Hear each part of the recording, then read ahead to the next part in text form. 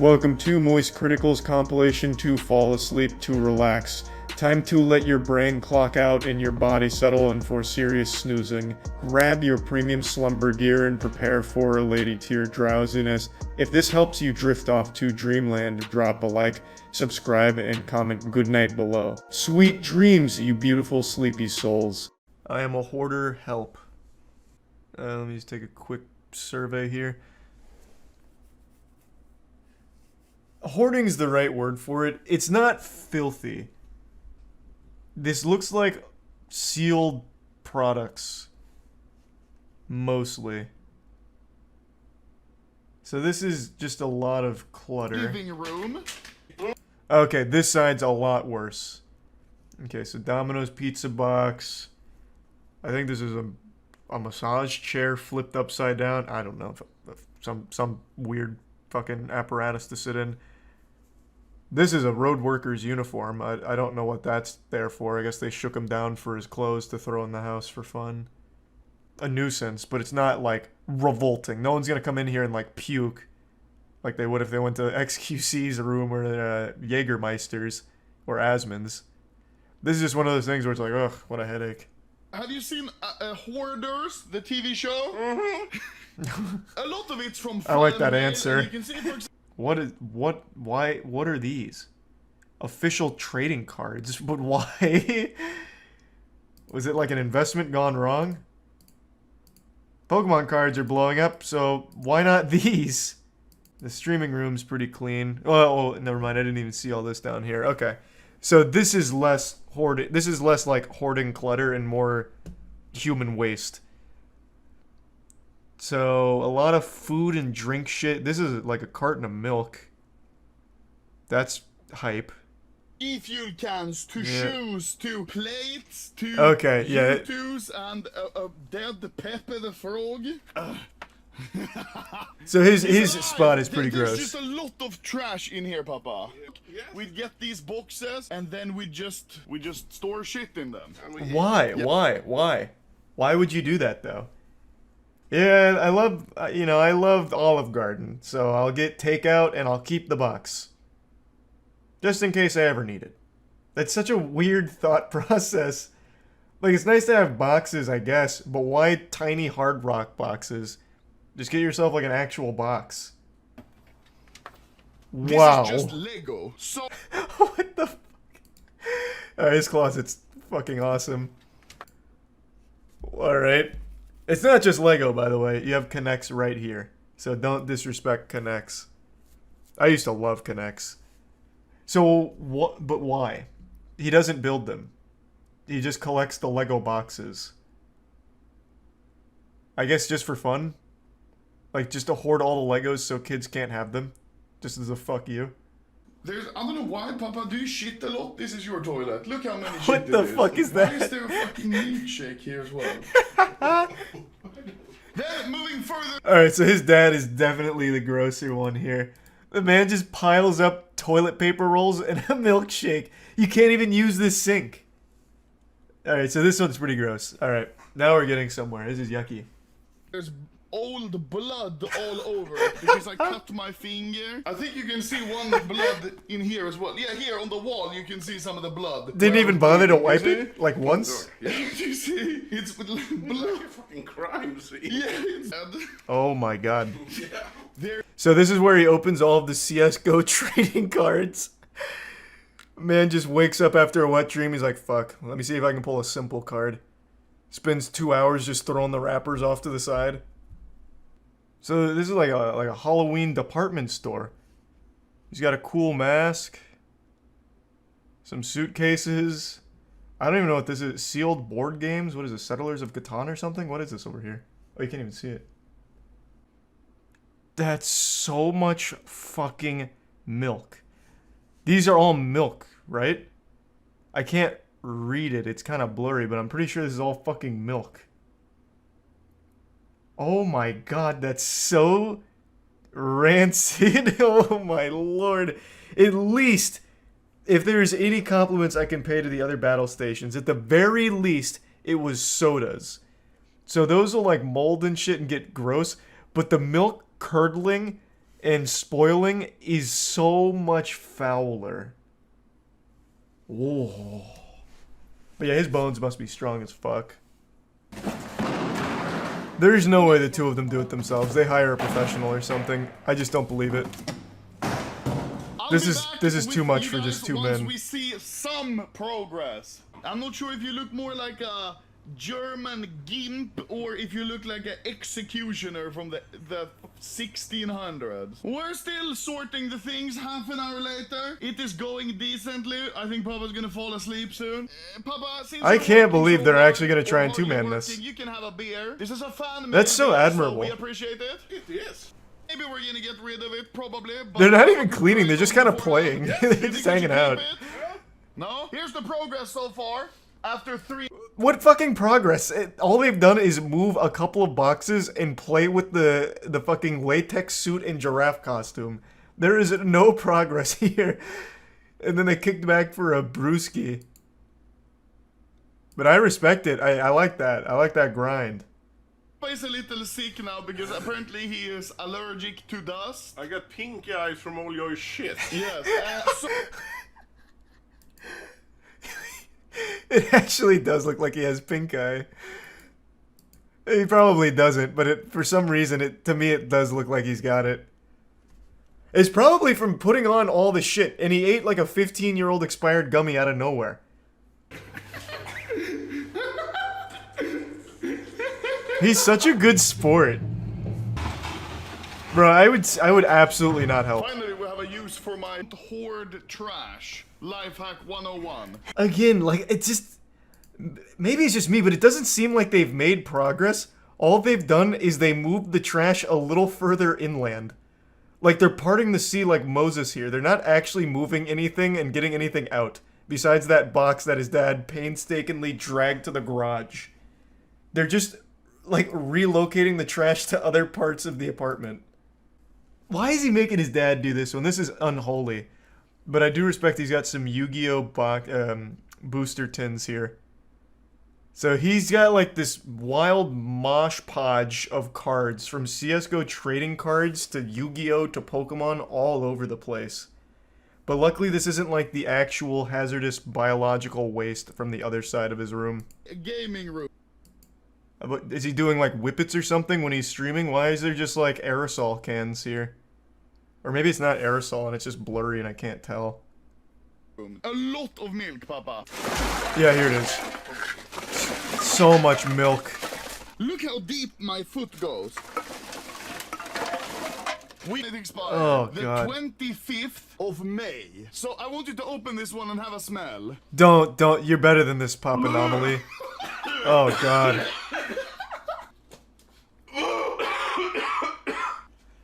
Bro, he just does anything his son asks him to.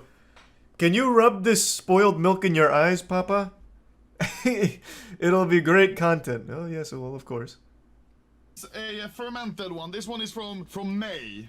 Finely aged milk, then.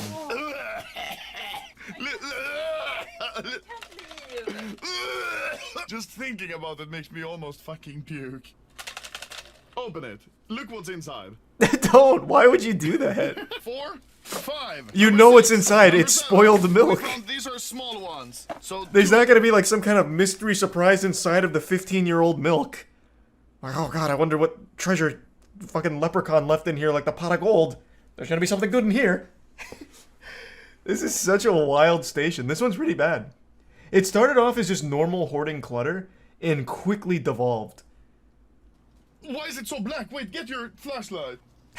What the fuck is that, bro? What do you mean? What is that? It's mold. That's mold. It's not like the portal to the upside down or anything. It's just mold. You know, like that's just kind of how things will go. Linda, what the fuck?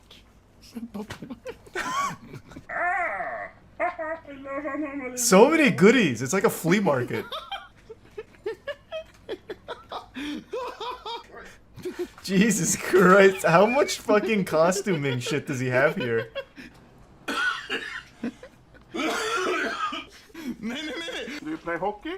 Oh, I want to see like an overview of the room real quick while we're still here. Like again, can't see the whole room, but just going off of this, they're not really getting rid of anything except for his desk with like the old milk and shit. But all the other shit, they're just moving elsewhere. It's like that SpongeBob episode with the dirty diapers. Like they're just hiding it. Like they're just hiding the filth in the apartment still. Like it doesn't seem like anything's actually leaving. You can actually see the floor now. Yeah, in some places, but now this side, which wasn't that bad when we came in. These tables were pretty empty when we came in. Now they're full of shit. Just trash. They just pushed it all over here. They picked up Bikini Bottom and moved it over there. Mask. I think it is. Oh, and here's a bicycle pump. I can have that. I don't think that's a bicycle pump. Ladies and gentlemen. Jesus Christ. Oh my god, it's like a Slipknot concert.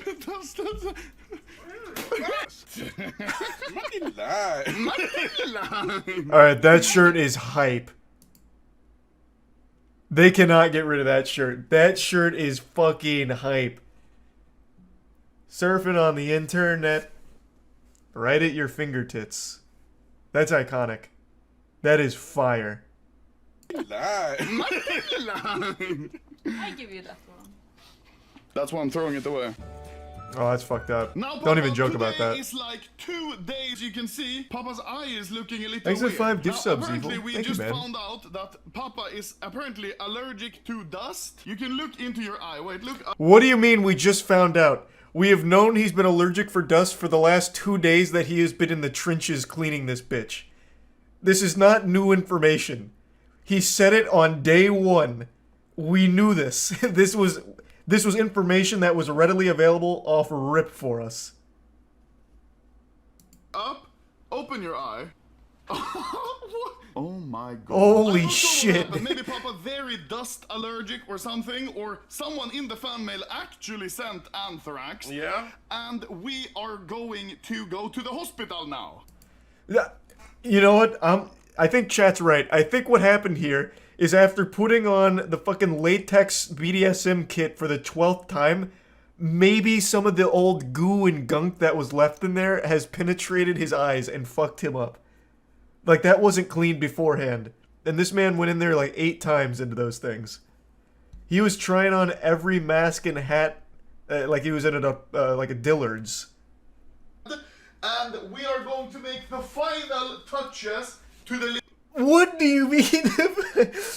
This is exactly what I'm saying. Look at this fucking living room. All of the mess that was there when we started is still there. It is just in a different corner. The fucking treadmill is still erected in the middle of this room for no reason. There's still boxes of fucking trash everywhere. The only thing is, instead of being on the left side, it is now all on the right side. Yeah! You can already see that there's a living room that's supposed to be here. And this just took like 5 days. So now we just need Hey, to only the carpet. 500 more and the apartment might be fully clean. Huge carpet! Yes? After literally like 3 weeks, I think we are finally Oh, done. that's... So go on, follow along. They hired a When I did the professional. house tour when I Yeah, first I moved knew here. they This would. shit looks amazing. Yeah, I Papa. knew that. Look at how clean everything is. I think it's smart. There was no way they were doing it themselves. Oh, Papa, fridge, you can see. I had G Fuel in my Yeah, fridge. absolutely So, had let's a go to the professional. bedroom, Papa. Let's do But it. they did a great job. Didn't really focus on the floor that much, which was the actual major problem spot. They just kind of like We blasted by it. actually have a floor which we can But yeah, they clearly cleaned it up. There's no cans or milk left here. stand on. Jesus, that's a 6 monitor setup. What in tarnation? What could you possibly be doing that requires 6 monitors? Is he like the architect from The Matrix? Good lord. Opening 6 cases at once. True. Does Anomaly still do those massive case openings? I haven't seen him do it in a while. Different room in here. Like, Wow. Wow. Yeah, it is a whole different room in here. look here. Insane. Not a single piece of trash. It's You want to know what the dead giveaway is that a pro did this? It's not even like the actual degree of cleanliness that they were able to accomplish here. It's the bed. The bed is what tells me a pro did this. Because when we came in here initially, he was sleeping on bare mattress with the cover not even on it, right? But now this has what looks to be like a comforter as well. They absolutely had a pro come in here. They set it up with like a good bed and everything. So yeah, this is straight up paid actor shit, but they were never going to clean this place by themselves. It's also the cleaning equipment in the room. Oh, was there cleaning equipment? I didn't even see it. Of cleaning, a great job. We did. The funny thing is, we didn't actually do much of the cleaning at all. It's only Linda that did all the cleaning. Oh, okay, We that take makes even all more the sense credit then. for it. Yes, because we're men. Yes. Okay, that makes so much sense. I thought a professional, but it makes even more sense that he wouldn't have even bothered spending the money on the professional. That money spent on a professional is better spent on the CSGO cases, I guess. I feel so bad for Linda. That's so rough. That was what a massive undertaking. Holy shit. I have no doubt that probably did take 3 fucking weeks. God, that was actually a wild adventure. I did not expect that to be that dirty. Because it started off kind of innocent with just clutter, and then it quickly devolved into absolute sin. But they got it together. Linda saved the day. I'm pretty sure his shit is messy again. So yeah, that seems to be a common theme. What was the quote? You can clean the room, but you can't clean the habit? Or something? I don't know. Some stupid, profound statement like that. So it seems like most people who end up with like a room that filthy, when it's clean, will just go right back to it. This week, a creator on TikTok began selling their own special homemade dipping sauce, and it got extremely popular, not only on TikTok, but across the entire internet. It's called pink sauce, and it became a sensation because it's so concerning. Even just its appearance is alarming. It looks like runny Pepto-Bismol. It looks like Majin Buu donated blood and it got turned into dipping sauce. It looks like the paint they use at glow-in-the-dark mini-golf courses. It just doesn't look fit for human consumption. And it turns out it's not exactly safe to eat. So let's get into it because this is a wild rabbit hole. So TikTok creators started making these posts promoting the pink sauce, and then it eventually went up for sale for people to buy.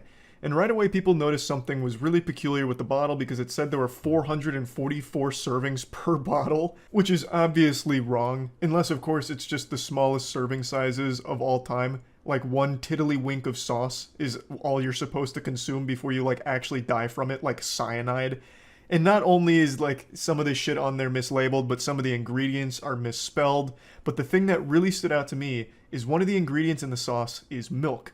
And this is shipped over state lines, and it's packaged in just these baggies, like these small bags. There's no like ice or anything to freeze it, no dry ice to keep it cool. So you're just getting shipped hot milk. Also, there's no preservatives in it, so it has nothing to keep it stable. There's no way it survives the shipping process intact. It just becomes unedible.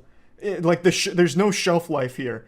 The second this thing leaves a refrigerator, it's on a tight clock. You have maybe like 1 good hour with the pink sauce before it just turns to nuclear waste. It's just a disaster.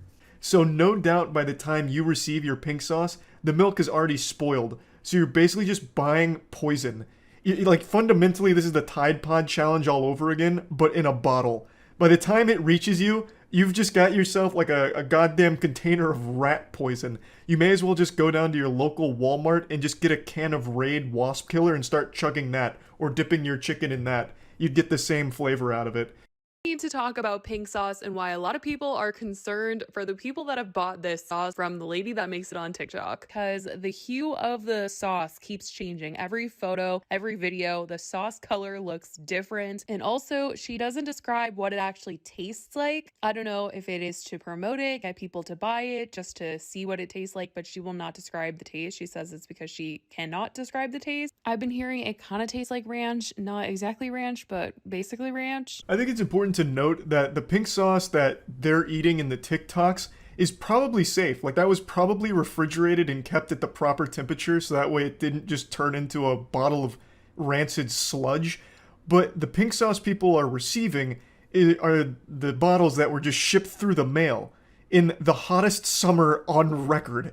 So I think they're getting a very different sauce here. So they're probably fine in the videos you're seeing, but if you're one of those poor souls that ordered this, I mean, Godspeed to you. You're gonna really be training your immune system, have that shit working overtime, because this is a recipe for disaster. Like, this shit seems like it would give you botulism and COVID at the same time. Also, fun fact, I decided to look into this a little bit more, and a food safety expert weighed in on it and actually confirmed what I was just joking about, that you can actually get botulism from this product. Imagine paying $20 just to get murdered by some viral sauce you saw on TikTok. This shit is just basically paying $20 for an assassin in a bottle. Now that people have purchased it and received it, they're noticing that there's a lot of stuff that's really sketchy with the bottle. The nutrition facts seem to be off. It says there's 444 servings. Some of the ingredients are spelled wrong. The website also just seems so poorly put together. Like, what is this? Why does it say this? It's literally like $20 for a bottle, and a lot of people are now worried that this creator is going to be facing a lawsuit. Yeah, if people keep reporting that they're getting violently ill from the pink sauce, I think there probably is grounds for a lawsuit. But I also think it's entirely their own fault for being stupid enough to buy sauce from a complete stranger on TikTok. The sauce was also arriving in the mail in these bags. They were not like boxed up with bubble wrap, and we're talking about liquid sauce here. So obviously some people were receiving them literally exploded. It's honestly so sad. I'm really rooting for small businesses, but when it comes to food, you need to be careful with what you're buying and the safety and everything. I see a lot of people putting the focus on the wrong thing here with the shipping, talking about how it would always spill and all of that. And while it's true, since it was packaged so inefficiently, the spilling should be like the least of your concerns. That's a blessing. If all of your pink sauce spilled into the box, that means you can't consume it, which means you won't die from it. The most important problem is that they shipped it without any like refrigeration to keep it cool. And if the ingredients are accurate, there's no way that that can get as hot as it would during transit to get to you. Like, by the time you get it, it is no longer safe to consume. So, yes, it is true that it was packaged so poorly that all of them spilt. Like, here, I'll show you a couple more videos. Pay attention to, like, the color, too, and also look at how they always, like, arrived spoiled in most of the videos.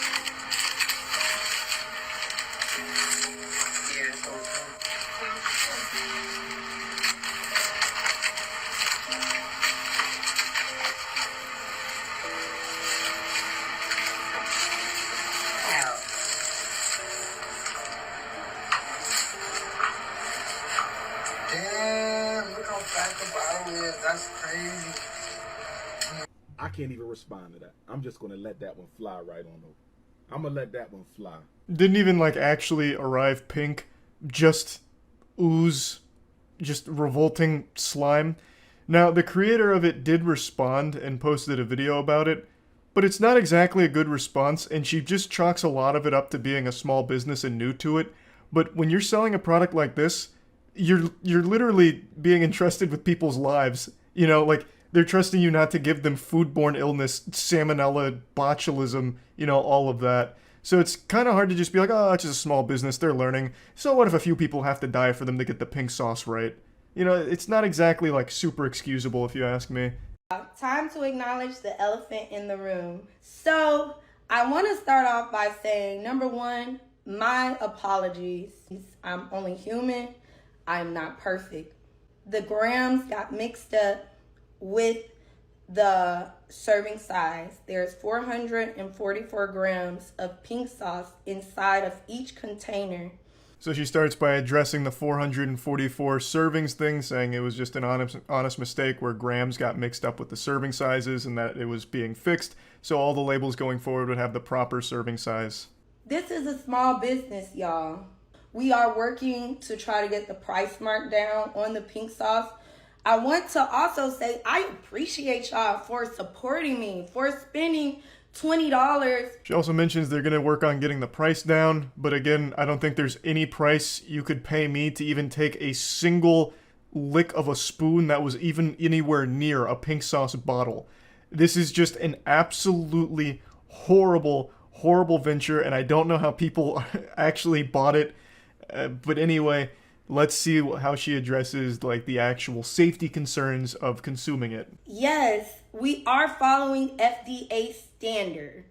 However, we are currently in lab testing. We are in lab testing So once we go through lab testing, we will be able to pitch to stores to put the pink sauce in stores, and we're so excited about that. Good news, they're still in the lab testing, and you all are the guinea pigs. So they'll be able to see what the fatality rate here is on the pink sauce and be able to fine-tune it to be an even deadlier weapon in the future, I guess. They don't address the actual safety concerns of it, obviously, but I would have at least liked some insight on refrigeration instructions, like why does it get to you discolored and fucking hot? Like, it gets to you like molten lava when there's ingredients in there that shouldn't get to that temperature. So yeah, that's where the pink sauce rabbit hole wraps up. I hope no one's gotten extremely sick or have died from it. If they did, it would actually genuinely be their own fault. They'd have no one to blame but themselves. This is an entirely avoidable illness here. You don't have to be exposed to the pink sauce epidemic when it's very clearly not up to FDA protocols, it's not regulated, and it's not been done responsibly. So yeah, I just wanted to talk about it because this was a pretty wild one. That's about it. See ya. Alright, lights off, pants unshitted. Let's go ahead and change that. I bet this will be real scary. And they also tried to release NFTs at one point, so anything's possible. Let's go. Plastic, you can stretch, pull, and twist Whoa. objects in the craziest ways. She loves watching you play. Don't go to the playground at 3 a.m. Wake up. Holy shit, it's Poppy!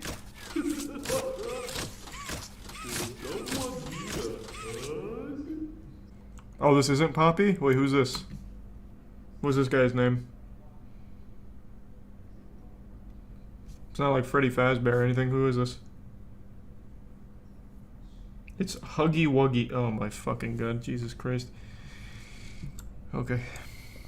You're right, I actually do remember it being Huggy Wuggy because of all of those YouTubers don't summon Huggy Wuggy with a Ouija board at 3 a.m. and shit like that. God, I hate the names. Oh my god. They're toys. There's so many toys that have cool names that aren't fucking Huggy Wuggy or Squirmy Bingus. Like, it could have been like cool names like Beef Cleaver or like Officer Danger and the Danger Bros or something cool. Oh my god, it's a Huggy Wuggy! Oh, sorry. I didn't mean to scare you. I was just Oh hey! trying to get the power back on. Here. Oh yeah, how does this work again? Like this, I think.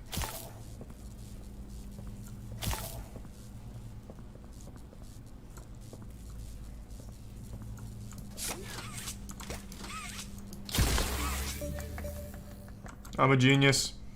Actual fucking galaxy brain. I wanted to thank you for. Do I just go back the way I came, or like This is how I got here. I don't think I just go back, do I? I thought I was supposed to like join. Okay, I'll just go back.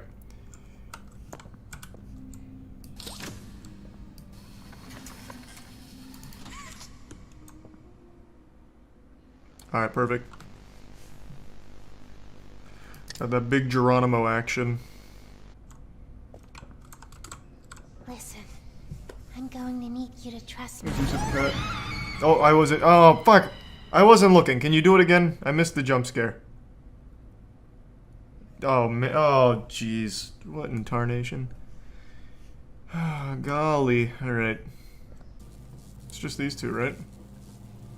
Oh, I can. Oh, wait. I can go around this one. I didn't even realize that wasn't against the wall. It is what it is. Which way does this touch? There we go. Easy.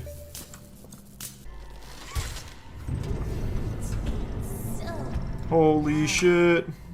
isn't this exciting, Poppy? Very exciting, Mommy. Instead, why don't we make a game out of it? I love games. Let's go, Still working. noodle It will be just lady. like old times. Sides, while you're still alive. Oh my god. I'm so fucking scared. I'm gonna need mommy to pop a titty out for me.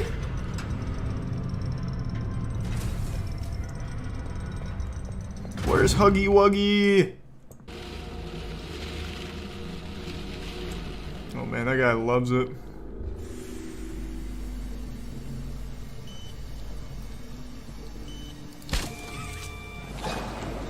Oh boy. Howie. This bad girl squirting. I know when your birthday is. June 28th. No, that was wrong. Dude sucks. Terrible fortune teller. Whew. It would have been really cool if they used like some kind of API in order to look at the birthday of each player that was here and had them just say whatever birthday the player put for their Steam profile. Musical memory. Would have been cool. With longer patterns in quicker succession. That's all. Good luck. Hey, thanks. Let's ride. Oh, isn't it amazing? Hey, Bunzo. I've seen the place up and running in years. Let's go. Where are the colors at? Yellow. Oh, there it is. Yellow. I'm nuts. Yellow. Blue. Green. Holy shit, I'm such a gamer. Blue. Green. Red. Activating Sharingan. Yellow. Blue. Green. Red. Yellow.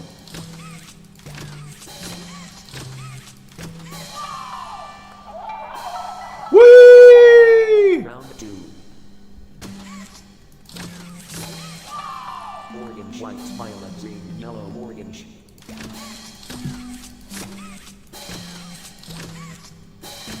Woo! Let's go! Blue. Oh, we're still going. What the fuck? Blue, J. Oh, I see it. Blue, J. Y. Oh, they changed the position.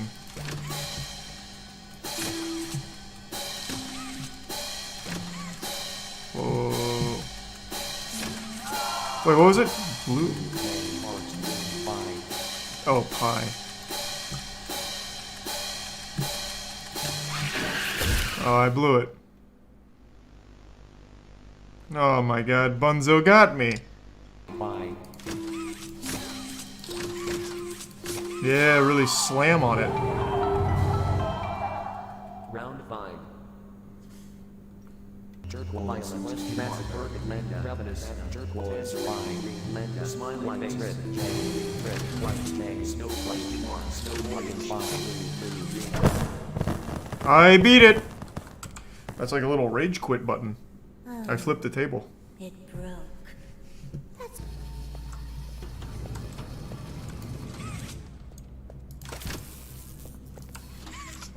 Your time is up. You're going straight to hell. Can I break it and stay up there? Let me see.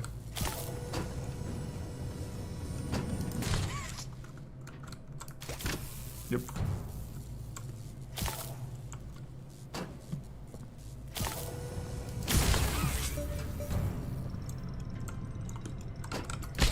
Oh my god, this game's too fucking easy. I don't even know why they try, or I don't even know why they're selling NFTs. This game is clearly for 6-year-olds. I am at least twice as smart as a 6-year-old. Hey, whack-a-wuggy. Woo. Whack-a-wuggy. Whoopee. Here I fucking come. Where's that wacky little wuggy? I'm about to get him. A little wiener time with the wuggy. Whack-a-wuggy. Oh, there's one. Gotcha. I see you. Gotcha. Oh, there's a lot of wuggies.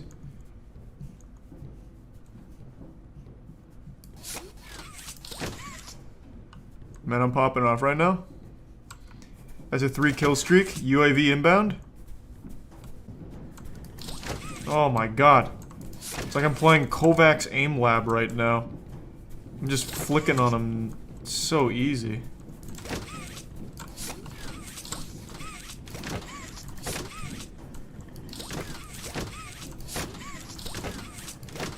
Ooh! What a pop-off. Oh wait. Damn, I just heard one leave. Unlucky.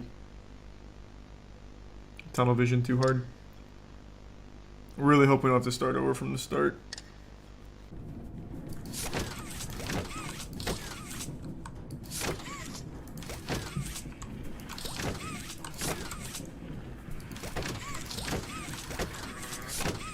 Jesus, there's so many.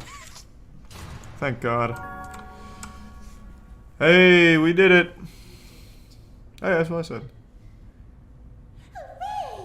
Mommy is so proud of you. Push the button to feed me candy. Thanks to resub Soto and Maddie. Nom nom. Give me more. Here's some more. Nom nom nom. More candy. Hope you've got room, you gluttonous little bastard. Oh, boogie. Okay, no more candy. Oh, that's too bad. Nom nom nom. I said no more. No, there's more. Here comes the airplane. Ooh, this one's for a Wuggy. Nom nom. Stop. Nope. Nom nom nom. Nope, there's still room in that little tummy. Push the button to feed me Oh, candy. Jesus Christ.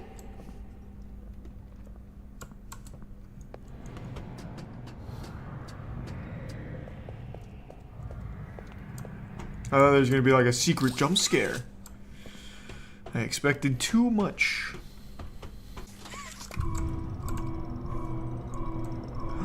No! It's Wuggy! I think.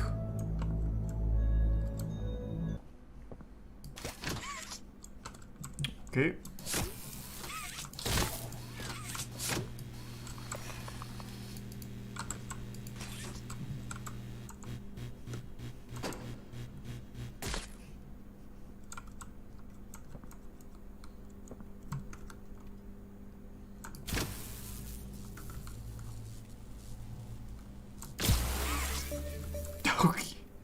Is that the solution? That doesn't feel like it was supposed to be the solution. Do you want to play with PJ?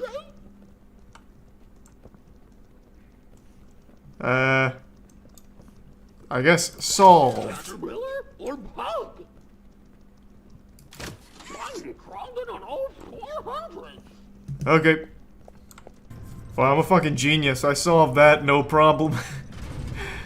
Cool. That'll be the Charles Tech right there for the speed run. Don't forget it. That was all me, baby. To statue. You may move again once the I saw this in Crab Game. The lovable PJ Pugapillar will follow Oh, you. PJ! Oh! Raggy? Is over. Eee! Oh, I can't do the Scooby laugh.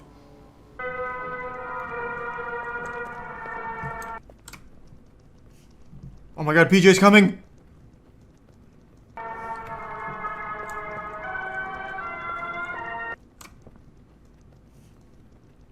Oh, he's really fucking zooming.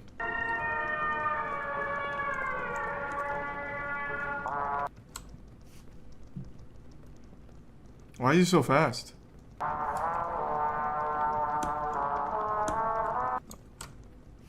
Well, I'm probably fucked here. I keep getting stuck on these blocks.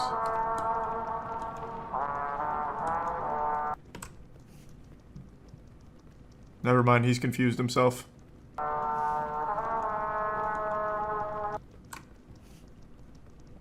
Okay, never mind. He's a genius. He took a shortcut.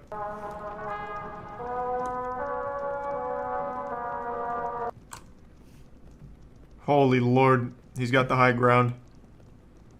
I'm going to hard. Because I'm not a bitch. Can I feel like I could probably move in here with the lights on. but I'm not gonna risk it. We'll play by the rules. PJ's a real stickler for the rules.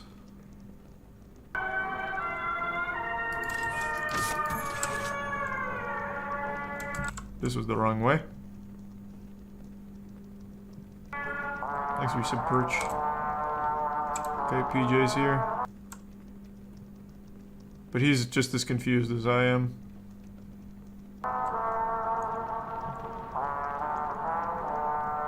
Is this right? Is this the way I came from?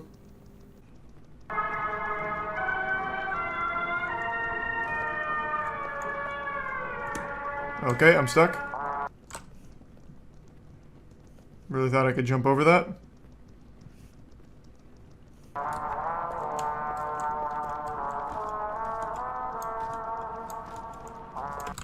Where am I supposed to go?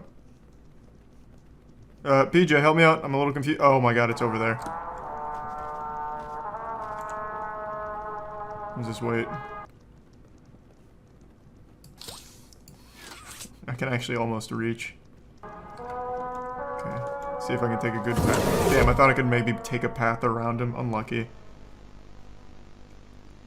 I thought I was supposed to keep going straight. I thought there was going to be like blocks to climb. That's unlucky. Thanks, Resub Karmic, and the bits gas. I really hope I don't have to start the whole run over. Oh my god. Damn you, PJ.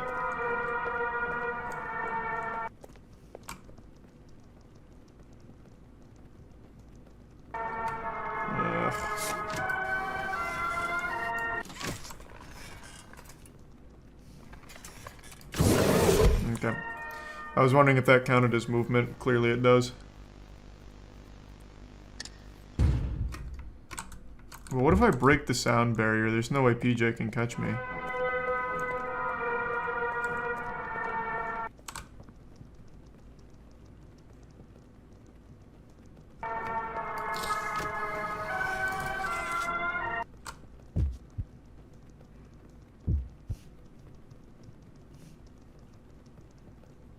We're good.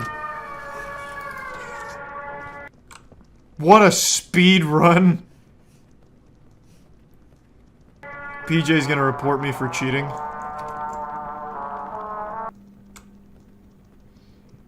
Thanks, resub. Totska?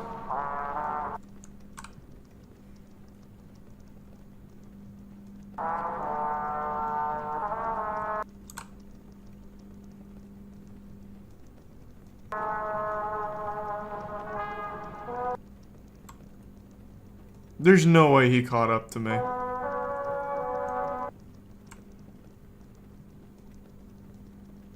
Thanks, gift subs, Uppy. Oh, wrong way. Man, I can hear the little pitter patter. How did he catch up? Dude's cheating.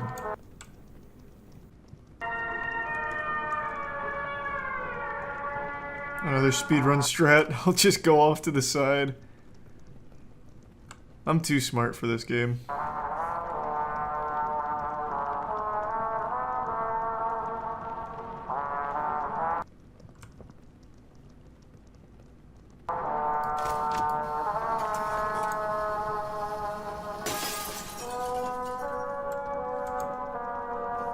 Here I come.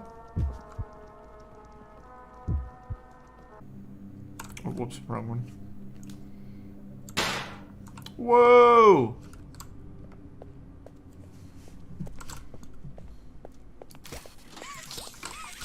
I'm fucking trapped! Holy shit! I asked you to play fair, and you cheated! Mom, no! Honk on her titties! Ah! Just fucking slap her! 9, 7, 6, 5, 4. I gotta get the fuck out. Mom's been drinking. Thanks, the resub. Weedy gone. Oh no! Somebody help! Am I supposed to run? This is as far as I can go. Ah!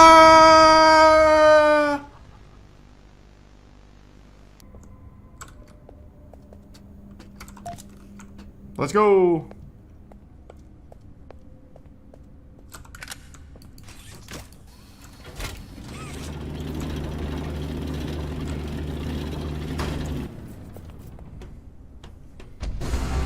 Holy shit! She's everywhere at once! Thanks for resub Shinji. In Shelbster. In Showerhead. Oh. Sleep well, Ethan. If you can sleep with this kind of scariness.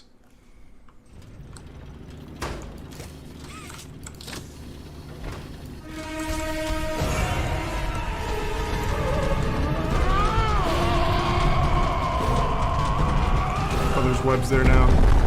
Oh god, everything's falling apart! Yeah! Oh, I missed. Maybe she'll forget about me? No fucking way, what? Wait, no way. So if I don't look at her, she can't spook me? Man, get outplayed, I'm nuts. I'm such a fucking genius.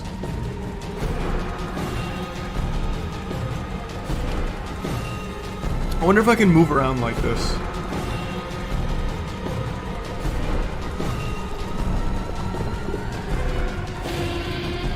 Well, it's working.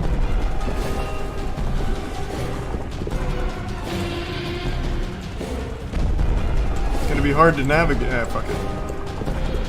Oh, wait, she vanished now.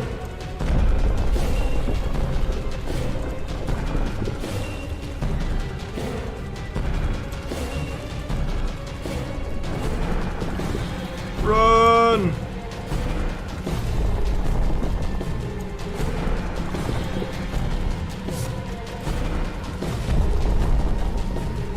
I'm out.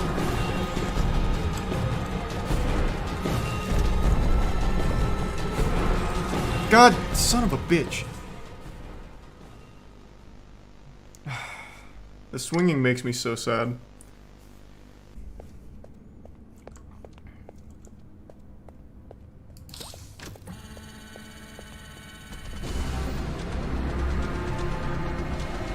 Hurry up!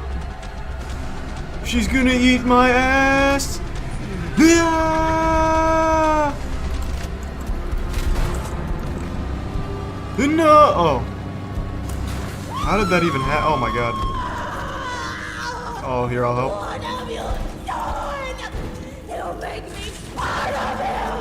No! I really actually didn't want this to happen. That's fucked up. I'm sorry. Unlucky. Now she's like chewed bubblegum. No, I'm sorry about that. I don't even know how that happened.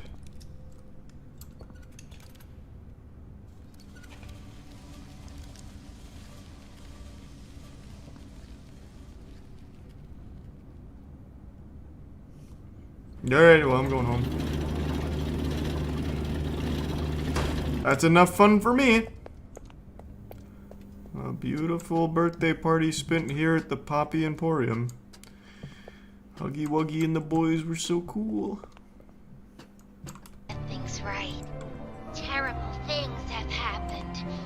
But I know that whatever I need you to do, you're capable. We will. Goddamn right. What?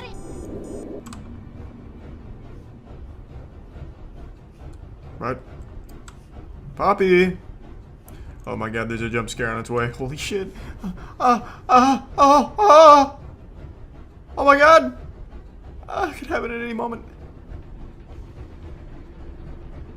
Oh my god! The train's going straight to hell.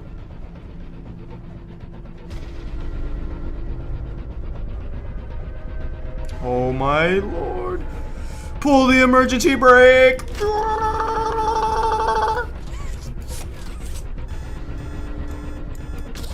I'm trying, Captain! Ah! Oh, I'm cranking! No!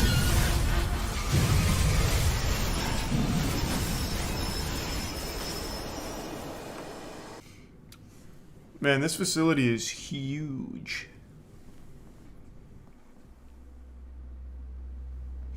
That was fun. He's a prime Fwed.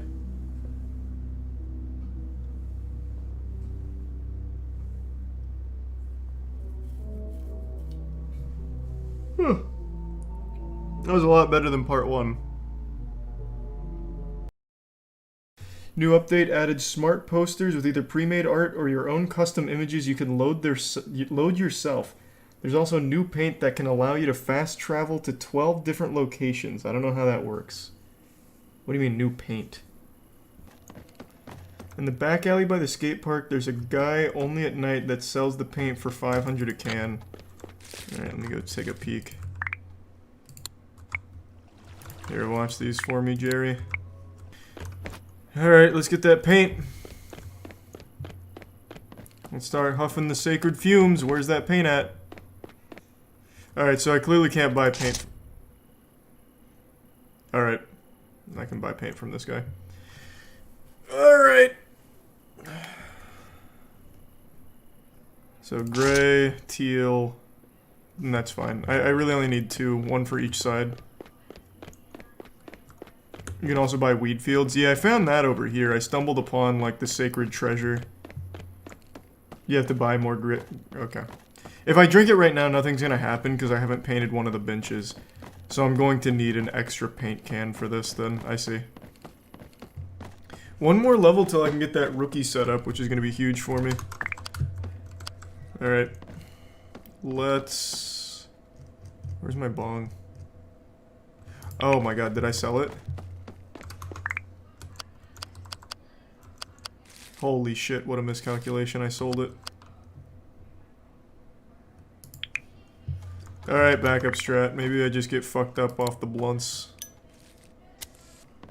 Once I complete this mission, I'm gonna go into the B roller and start rolling up.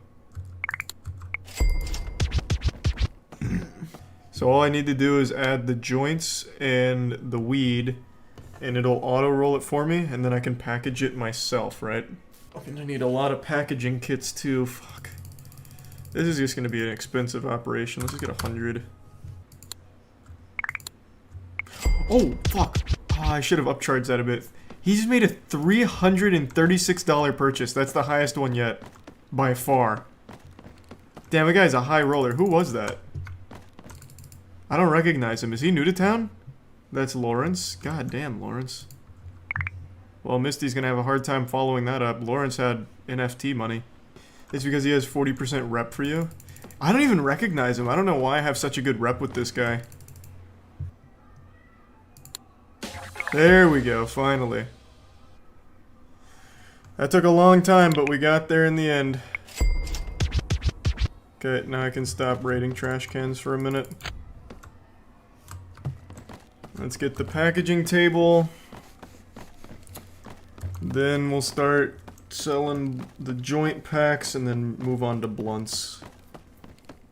How long does it take to finish the game? Well, I'm like 28 hours in and I'm not even at mid-game. Well, I think I am at mid-game now. I think we just hit mid-game once we got to the medium shop. So there's a lot. It would be faster if I used Twitcher, because with Twitcher, that means chat can come in and you guys buy like 50 grams or something fucking crazy.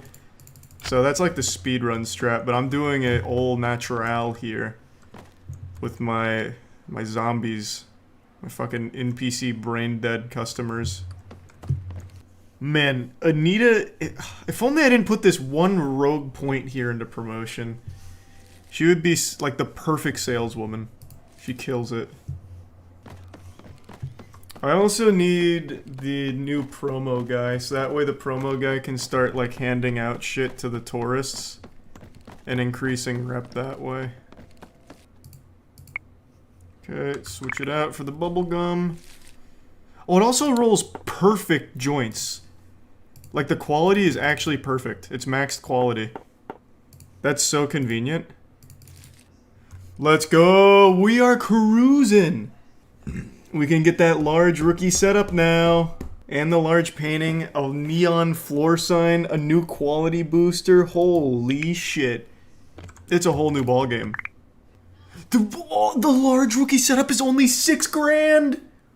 Woo-wee! Oh, it's about to get crazy in here. Damn, that's so cheap for that. That gives me 8 slots. Oh, wait, I forgot. Oh my god, I forgot the components. That's... What a what a rookie mistake. Yikes. Oh, that's unlucky. Okay, that's fine. Hey, we're still learning. This is my first time in the big leagues here. I didn't know what I was getting into. No, I don't need a better weapon right now. I'm sure down the line I'll need a weapon, but right now I don't. What I need is a promoter to increase the rep. If I could get a promoter, that'd be really fucking helpful. No, I'm not moving the computer. I like the computer here. There's a good spot for it. I just need to figure out what to do with these joints now. I guess I can... I guess I can make the joints, and once I get a promoter that can actually sell to Taurus, I can give him the joints. Buy from the sit-up guy? I can't. He's gone. That's what I wanted to do, but he left. I don't know what happened. I guess he got kicked out or went to rehab or something. I'm really not sure, but the guy who used to sell me like the cheap poop weed doobies is gone. Is it not possible to put the blunts directly into the box? No, but there is something called an F-Packer, which will auto-pack this shit for me. But I don't think that's going to be worth. I think what would be more worth is if I just got another B-roller and would be constantly printing blunts. Because packaging them's pretty quick. It'd probably just be better if I did 2 B-rollers. Wouldn't it be more efficient if you manually rolled blunts while the machine rolls? What do I look like, a fucking caveman? You think I'm gonna do it analog? I live in the 21st century, man. Robots do my work. You gonna buy one, Aaron? That's my fucking boy. Oh, back to back? Come on. Yeah, yeah, yeah! Let's go. I'll be honest, I can't even tell if I'm making money on these or losing money. I imagine I have to be making money, right? So I sold for $3.68, and how much does it cost me per pack? So the blunt packaging material is $85. And blunts are 5 grams worth. I don't know. I don't feel like doing the math, but I have to be making money off it. We're making money a lot faster, that's for sure. I think these blunt packaging kits have really been worth. It seems like it's really popping off. What should I get next? Is there any new decorations that'll help? A pimp ceiling fan, which is good for targeting influencers. Oh, that's new. Wait, this is new. This is new to the game. This was not here last time we played. A neon sign is huge for locals. I'll definitely get that. Is there anything I need, though? I guess I could upgrade my entire grow setup. The exterior walls? Oh. Wait, this is also new. Paintable brick wall. I can get this in a second. Yeah, I'm almost there already. I'll get that. Damn, they got a lot of new shit already. They update this game so much. And by they, I think it's one guy, so he updates this game so much. See, like, look at Lawrence. 43%, and I barely know this guy. Buying 17 grams from me. If I went max out on this, I could maybe squeeze him for $14 on a single sale. That's wild. And I can't do that with, like, any of my Taurus or Burnouts. Even though I've been selling to them longer. Oh, that looks so fucking good. Yes, sir. So when you're buying your blunt packs, you can also look at God Slap. Oh, that feels nice. That's so fucking cool. Roger, go check that out. You'd love that. Yeah, the aspect ratio is a bit fucked, but that's alright. It is, yeah, I see it. Red bong, green bong, our little squid game, let's ride.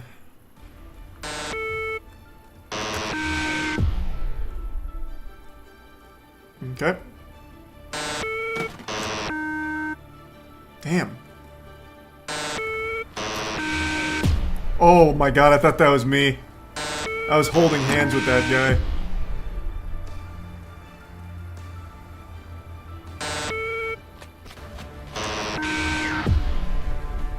Come on. I have so much time. What?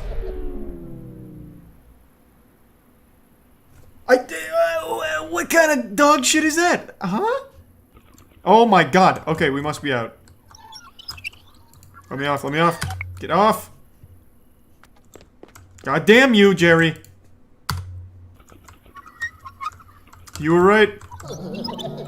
Now let's see if you were also right about being able to cheese it with the chair. Let's find out. I'm ready.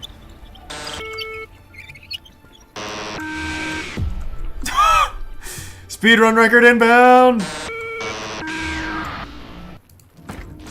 Let's go! Easy level up and easy 20 grand in record time. And a new strain. Woo!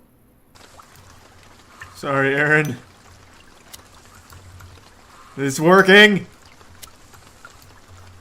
Aaron's really loving it! I have got to do this to Roger. He's gonna be so happy. And what does this do for me when I get their addiction up? A fucking weed addiction? They buy more grams? Oh my god, this is gonna be so big for us. Aaron's gonna go in there and drop 5 grand on 2 grams of sour diesel in 10 minutes. Ooh, actually I do have an idea. If I buy a bunch of weight spots in my store, and just have all the weight spots right next to each other, that might work. Because then they'll just gather up on the weight spots. Or at least around them, and I can blow smoke in their face. That might work. Emergency. Alright, let's try it. Nice. What a strat. This is fucking genius. Can I let more in? Roger! Welcome to the pile. Let me take a better angle. Oh, yeah! Roger, why are you doing this? Don't betray me. What are you doing? Weed AoE attack. Yeah. Whoa, whoa, whoa, whoa. Who just cleared up the congestion? What the oh god. Was that you, Smakeel? 83%. Oh yeah, that's my boy. Yeah, that's fine. I don't want to keep doing that. That's tedious. And the whole time I'm doing that, I'm not making money. 100% addicted. Let's see if he actually ever buys 20 fucking grams from me. He certainly can't afford it. If I saw Roger trying to buy 100 grams from me, I would slap the wallet out of his hand. He can't afford that. He's a prime flawed. The one that I really want is Lawrence. Lawrence buys like 15 grams from me every time.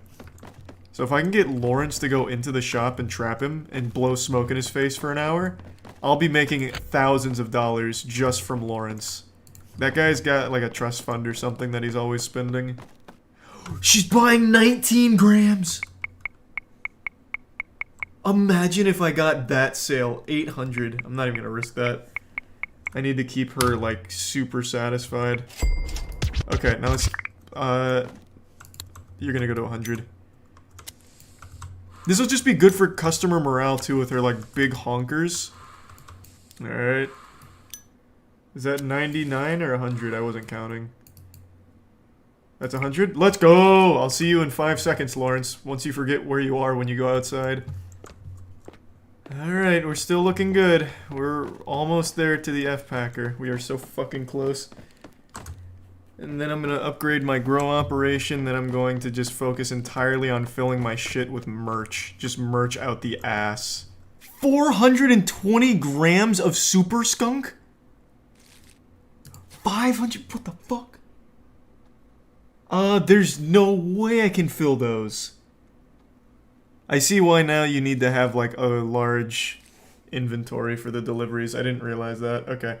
So there's no way I can pull this off in time. But I'm gonna... hold on, let me see. How quickly can I grow Super Skunk? I can Weed X a lot of Super Skunk. I have a ton of grow room. Let's see. I really think we're gonna pull this off. I engaged in a very high-risk operation here for my first delivery, but I think we got it. Okay, did it auto-put what I need in there? It did? Okay. Alright, I got this. Out of my way, pussies. Oh god, I should get out of the road. Oh lord, you see those maneuvers? That was nasty. It's like a scene out of Stuart Little right now. No! Okay, tactical kickflip. I'm getting shot at. Oh my god. How do they even know that I'm transporting weed in this thing?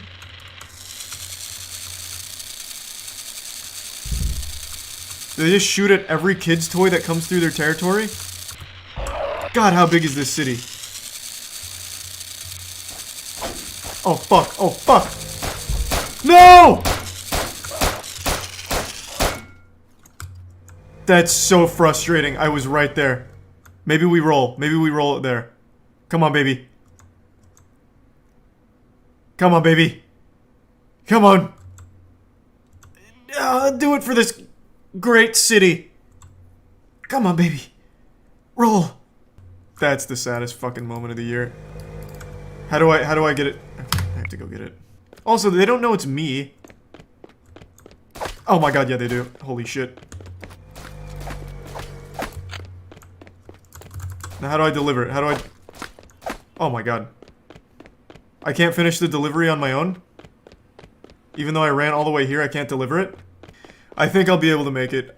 Now that I know where it is, I actually think I'll be able to squeak it out. As long as I can get back to the shop and get the car going, I might be able to just barely make it. I think I can do it. I really do. Taking the same route. Because I really think this is the right route. This is maybe the safest one for me. What?!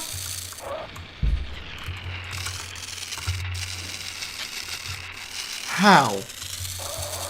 I can't believe that just fucked me up that hard.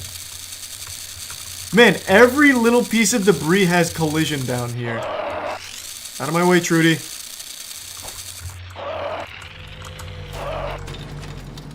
Let's go! Let's fucking go! Oh my god. That was tight. That was a tight one. We did it though. The Empire's been going great. Here's Roger, of course, making his... what? Bi-minutely stop into my shop. That's 100% addiction right there, baby. Let's double check. Yes, sir. Yes, sir. Here, you know what? I'll sell to you on the street, bro. I got you. Only 6 grams? Whatever, man. $402. These are big sales. Yes. We are really cooking. Oh my god, our operation is so good right now. And it looks so cool with my B-roller and F-Packer hovering above this shit. Oh my lord. What a wonderful setup. God, if I can do this minigame again, this would be just so fucking big for us. Another 20 grand in the pipe. And a ton of XP. I really feel like that was a one-time thing minigame though, but let's see. Oh my lord. So big, so big. Speedrun strat. See ya, pussies.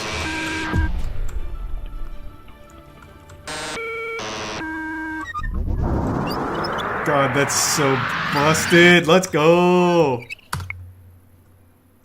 I have to write like a WikiHow guide on this game. This is gonna be such a close call. I'm on the clock for a delivery and I'm doing a minigame. This is pretty fucking extreme. You're right, I can do this every 10 minutes. Holy shit. Free 20k coming up. Yeah, yeah, yeah. Every 10 minutes at night I can do that, I guess. And my shit's not even done growing. So much XP too, Jesus Christ. We made a ton of progress tonight on the shop, like holy shit. Today I got recommended a YouTube dating show, and I thought to myself, well, doesn't that just sound jolly? I used to love watching goofy dating shows back in the day, and it's been a while since I've indulged, so why not give it a whirl? How bad could it be? Why not watch two people fall in love and have a happily ever after? How naive I was. Turns out I'm just a big stupid fool, because this isn't really a dating show, it's more like a combat sport, but with words instead of fists. It feels like I'm watching a bunch of people get into a Twitter argument, or like a bunch of Redditors fighting over karma passive-aggressively. It is so hard to watch. I think this is probably the worst dating show I've seen. Welcome to The Button, a speed dating show. When the button lights up red, either player may press it and swap out their date for a new person. Get out of here. If two people can last on a date for 10 minutes, they win an all-expenses-paid second date. This comes from Cut, who puts out a lot of wacky content. And the concept of the game I don't even think's bad. It lends itself to be really silly right away because you're just right to their face saying, I don't like you, get out of my face, I want someone else here ASAP. Just like a fucking ejector seat out of Johnny English, just kicks them right out.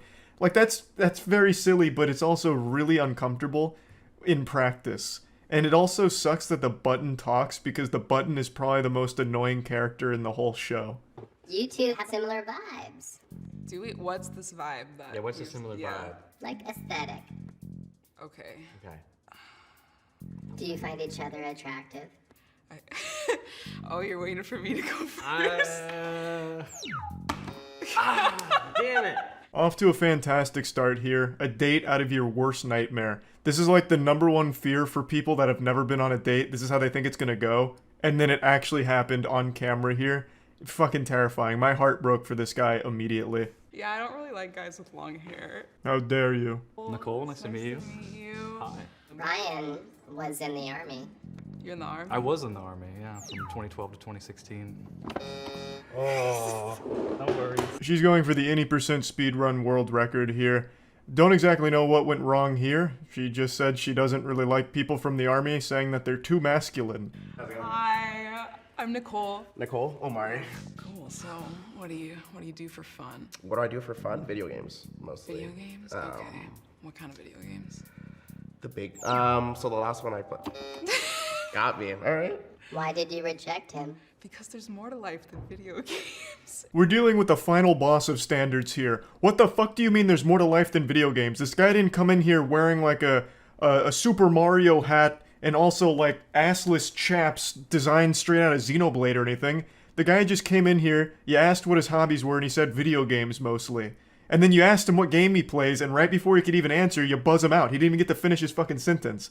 And then you have the audacity to say there's more to life than video games? What the fuck do you mean? He's not saying that video games are the only thing in the world that matter. It's not like he's brought in his waifu body pillow or anything. You asked his hobby, and he told you his hobby, and then you buzzed him for it. It would have been fine if you just said, like, you don't like gamers. Just be like, I buzzed him because gamers are yucky cringe, and then spit on the floor. I'd have more respect for that than saying that there's more to life than video games. Would you have said that for every hobby? If he answered by saying, I like to skateboard while smoking cigarettes and eating pussy, would you have then buzzed him and said there's more to life than being extremely fucking cool? Or was this just a trick question from the start where he's not supposed to have any hobbies at all? Is it your mission to get me out? Is everyone like angry? I don't know about that. I've heard about you though. Jesus. What have they said? Oh! Yeah, like I said, this isn't even really dating. It's just straight up war. Though I do think by instantly buzzing her, he saved himself about 15 seconds before she could ask him a question and immediately buzz him while answering it. Good. How are you? I'm doing all right. I'm not really a morning person. By this time, I usually have had like 2 Red Bulls or something like that. Oh, okay. What do you do? I tried to get a. Okay. Sorry. Why did you press me? Because he's not my type. Next date, please. I mean, fair enough, I suppose. She came in here, locked and loaded, just get him the fuck out of here instantly.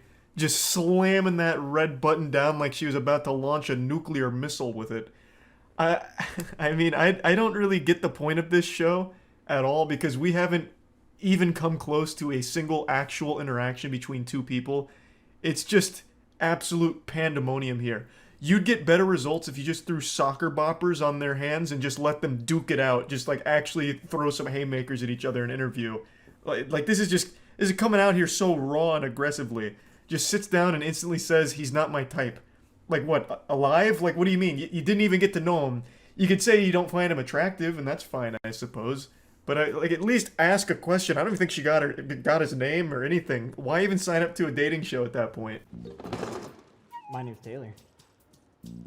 Nice to meet you. I didn't get the memo about are we dressing up or Yeah. what's going on? Yeah, so I'm what do you call a furry, and I just dress up and I put smiles on people's faces. So Do you have like multiple or is it? I only have one. I did it first. Careful, careful. Oh, yeah. I mean, you know, she wasn't feeling that. She slammed that button like she was trying to answer in a question on Jeopardy. It's just one of those things, you know? Yeah. Patty, are you a virgin? A virgin? No, I'm not. Are you a virgin? Yes, I am. Oh, okay. Do you usually have to tell people that first off the bat on a date? Or do you usually just casually ease into it? I just keep it at the end of it and have a conversation. This button is the worst wingman of all time. If this was a friend of mine, I would have beaten their ass. Oh, hey, I see you're talking to Charles. Are you a virgin? No? Oh, I mean, he is. Did you know that?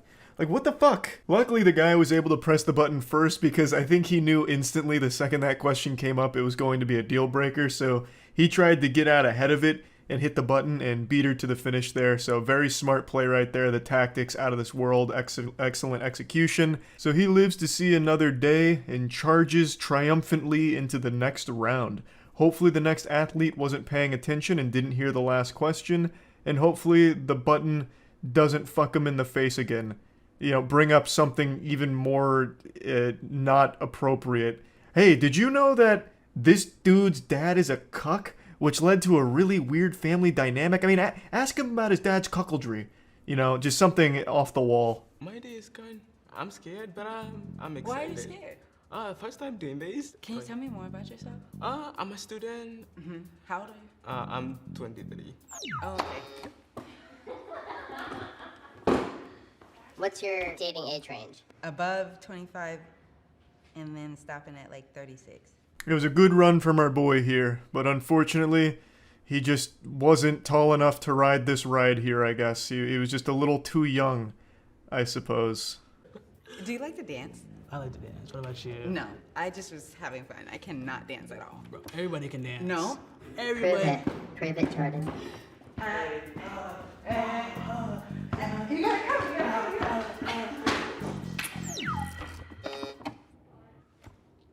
Oh, this is fun. I appreciate you. You were fun though. We could be friends. Where did it all go wrong? Why has the Lord forsaken us? I thought for sure this one had a chance of lasting longer than 30 seconds. They even stood up and danced together. Fucking throwing their ass in a circle, going crazy, you know, getting wild on the dance floor. And then the second they sit down, she buzzes him. Doesn't even say why, and then just friend zones him. In front of the whole fucking world here. Like, how did this happen? Nice to meet you. You too. Oh, sorry. Oh, it didn't turn red yet. No, I'm so sorry. I'm so sorry. Yeah, this is just fucking cruel at this point. This is just mean. This isn't dating. This is just how to make someone feel like shit as quickly as possible on video. Yeah, Are you nervous? Yeah, like my hands were like freezing earlier. Just like so like ice cold because I was just nervous, but Sorry. Okay. I won't make you suffer through any more of this. It is so awful. At the very end, two people do have like a normal conversation that lasts for longer than like 5 sentences, and they deem them the winners. They might or might not go on another date. Probably not. It's like they just gathered like the most awful AI together and then had them fight each other. Like, you know how when you need to confirm you're not a robot on those websites and you have to verify, like, click all the pictures of a boat? This is that, but in human form. Click all the pictures of an insult, and then do it right to their face on video for us. It's so wild to me. Like, none of these conversations even remotely seemed like either party wanted to even try. They just wanted to, like, shit on each other. But yeah, anyway, I had to watch this, so figured, why not you too? And that's about it. See ya. I'm sure all of us have been lonely and desperate at some point in our lives. It helps build character. But very few of us will ever have the same level of courage as this man I'm about to show you, to step up and do something about it. He said, "Dag nabbit, I'm tired of being alone, and I'm ready for a girlfriend." So, he used his 6th grade choir experience as well as finding an acoustic royalty-free song off Facebook, and then created his masterpiece, a song that dwarfs every other song that's ever come before it, and he sent it to a random girl off Twitter, hoping that she'd marry him, I guess. I don't really know. Let me go ahead and show you. Hi. So, today on Twitter.com, a man sent me a very long DM about how he found my account and decided to write a song about me. And they say romance is dead. Who doesn't want some greasy stranger somewhere in the world writing a song about you? I think that's beyond chivalrous. Also, this is something I've talked about briefly, but it's wild. If you're just a woman on Twitter just existing, dudes will DM you sometimes and just give you money for the sake of existing. It's called pay piggies. It's fucking crazy. It's such a wild atmosphere. But unfortunately for her, he wasn't giving her money. He was giving her, like, the opposite of money. Something that, like, drains her just having listened to it, which is an awful song. Like this terrible ballad you're about to hear. This man decided to continue the message by saying that he's never written a song about anyone, not even his wife, and that he had to ask his wife's permission in order to finish the song. Sorry, just one more quick segue before getting into the song here I need to talk about. This man doesn't have a wife. There's a 0% chance of that. This man's probably never even held a woman's hand before. That was absolutely a play to make it sound like he's getting pussy and, like, you know, desirable. Like, hey, look, women love me. I even have a wife, if you can believe that. And I even had to ask her permission to write this song. So, you know, everything's all good. You know, I'm not going behind her back or anything. I'm a good guy and women like me. It's just a weird lie this guy's telling 100%. Whoa, Lauren, you're in your own league. Watched your videos on Twitter just to hear you speak. And yeah, you do sound as cute as you look. Congrats, I suppose. Gets worse. She's not wrong, but there's already so much to digest in just the intro here. So this is very Hey There Delilah-esque, if that was written by a psychopath. You can also kind of just feel the desperation oozing from the lyrics here. You have to be in a pretty weird state of mind to think that this is a good idea under any circumstance, just writing a song about a stranger and then sending it to them as your first contact with that person. That's pretty wild. But let's look at the lyrics, you know. Hey there, Lauren, I watched your videos just to hear you speak. And yeah, you sound as cute as you look. Congrats, I suppose. You know, wow, I'm fucking sweating over here. Very smooth, what a silver tongue. The lyrics are inspired, to say the least, but it almost sounds insulting at the end there with the congrats, I suppose. It doesn't even rhyme with anything there. He just like threw that in as if he's like salty about it, like, yeah, congrats, I guess, you fucking harpy. Lauren, only you know what you could do to my wife. My beautiful children and comfortable life with a push of your will. Move over, Johnny Cash. Hoo-wee! This one's about to bring a tear to my eye, to be honest. Let's go ahead and go over this one as well. A little pit stop again. Lauren, only you know what you could do to my wife, my beautiful children and comfortable life with the push of your will. I wasn't exactly an English major in school, nor did I really study literature or anything, so I've got to tell you, I'm a little confused on the meaning behind these bars here. But they are fire, of course. But what is exactly the meaning behind it? Only you know what you could do to my wife. What is that, like, does he think Lauren's gonna go over there and beat her ass or something, or replace her? I don't really get it. Like, with the push of her will, she could do something to his wife and his kids The comfortable life I get, like, he'd leave behind his life to be with Lauren. I understand that. I see what he's trying to say there. But then also, let's go back to, like, the beginning here where he said that he needed to ask his wife's permission to write the song. I could see why. It makes a lot of sense why he'd probably want to ask his wife's permission when he's writing a song all about leaving her for a different woman and throwing behind their kids and his life for a random woman on Twitter. I could see why he'd need the okay from his wife for this, assuming she exists, which she absolutely doesn't. But I'm suspending disbelief trying to understand what this all means, because I don't really get it. I think the whole message there is, I would throw my wife in the fucking sewer and leave my kids at school, tell them I'm going to get cigarettes, if you just gave me the word, Lauren. If it was your will, I would throw everything behind. I'm ready to risk it all for you. Hey Lauren, are we in common? Are you over-trusting? Are you analytical? Do you feel everything? It sounds like I'm listening to the background track of a shitty commercial with that xylophone hit, the ding, that little bell that keeps sounding with the generic acoustic guitar chords behind it. It just doesn't even seem like it's supposed to be a love song. There's nothing romantic about it at all. It just sounds like a cry for help. This guy should have let me ghostwrite it for him. I'll hit you with a timeless classic to really wiggle your finger to and get you laid. Hey darling, hey, let me love you. Let me kiss your pretty lips. I'm feeling kinda hungry. Let me eat those titty chips. I'll be honest, I'm all alone. But give me your hand and let me give you a home. Yeah. That's not bad. That's a chart topper, honestly. I'm gonna fucking write that down. And more, I guess you're like razors of steel, with grace and zeal and sex appeal, all dwarfed by your will be still be. So anyway, I blocked him. The nice guy loses again, god damn it. What is wrong with society when a banger like this ends up getting you blocked instead of getting you dick deep in some good high quality vagina? Blows my mind. It makes me sick, honestly. Just couldn't appreciate the fine wordplay and zeal and sex appeal. Oh. In a follow-up video, she showed the DMs here, and they're a lot worse than I expected them to be. So first of all, the amount of comma splices Alan's using here is insulting. So he begins with, "We never met and probably never will, but I had the pleasure of reading one of your articles, and as one does after reading an article, I looked up the writer, in this case you, first hit Twitter, and I had a nose around your Twitter, whatever you call it, feed page, I don't know, but anyway, I got inspired by those first 30 seconds or so because you're quite, well, impressive."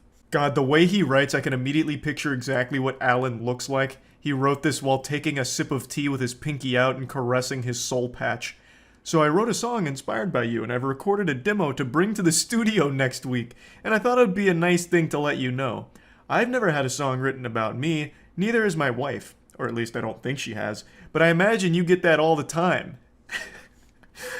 Yeah, I mean, I'm sure that's totally normal. What a flex. This is going to be turned into a big song. He's going to the studio to record it. I can't wait to hear it on the radio.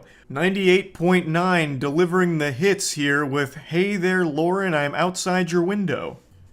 He then finishes it off by saying, "My mate/business associate and emailed you pretty much the same thing, but don't know if you actually got that or if I sent it to the right address for that matter. Yeah, red wine on an empty stomach equals messy me." Jesus Christ. One thing about the song, I actually needed to get permission from my beautiful wife to actually finish writing it. Can you imagine? No. No, I can't. I actually can't imagine. You didn't need permission from your beautiful wife to write it, nor did your business partner email it to you, because you even dropped that ruse in the next sentence by saying, "I don't know if I sent it to the right address." So you immediately forgot that you just told her it wasn't you that emailed it. I digress. What a ride. So, let's see how he responded to being blocked. My man said, "Oh, blocked, K. Should have said this is a fictional thing, not to be taken literally kind of thing. Ah, well." Listen, Lauren, you see, you misunderstood the song. It's a work of fiction, which means it's not weird. This is totally normal, and you fucked up by thinking it's supposed to be real. But if you so happen to choose, I would actually leave behind everything for you. That's not fiction. It's, you know, just one of those things. A little too desperate, I would say. I would say this was really swinging for the fences and it didn't work out, which is pretty predictable. The song was trash, and the idea behind it of just writing a random song about a stranger you've never met as a way of coming on to her and flirting with her is weird. Even if fucking Harry Styles did this, it would still be a weird thing to do. Like, it doesn't matter who you are, that whole idea just doesn't really track well. So, just wanted to talk about this a little bit. If you were thinking it's a good idea to write a song for a girl you have a crush on and the girl doesn't know you exist, it's not a good idea. Let this be a lesson. That's about it. See ya. You have been lied to. For your entire life, you've been fed a fib. You've been living in a dimension of dishonesty. And I'm here to be the schoolyard bully who drags you back into reality, kicking, screaming, and coming. Pickup lines don't work. It's like the tooth fairy. They're not real. They're not effective. They're just weird. I know, that's a tough pill to swallow, but I'm giving you the cold shower you need right now. Is confidence important? Absolutely. No one wants to date some sad sack of shit. But it's not the only thing that matters. Which leads me to what I'd like to show you today. On TikTok, a lot of people have conflated confidence with pickup lines, and there's one man in particular I'd like to show you that I think is the perfect case study for why this is a bad thing.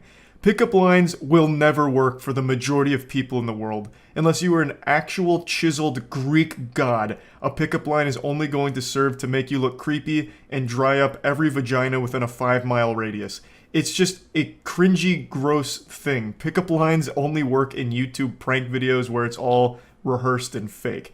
But a lot of people don't seem to know that, so a guy on TikTok has been using pickup lines pretty much every day for the last month on strangers out in public, hoping to get their numbers or go on dates, and he's been rejected at least like 100 times now on camera, it feels like, in only a month, so he's setting a real world record here. Hey, excuse me. Hi, I got you Pop-Tarts for looking so beautiful. What's your name? I have a boyfriend. You do? Yeah. What's your name though?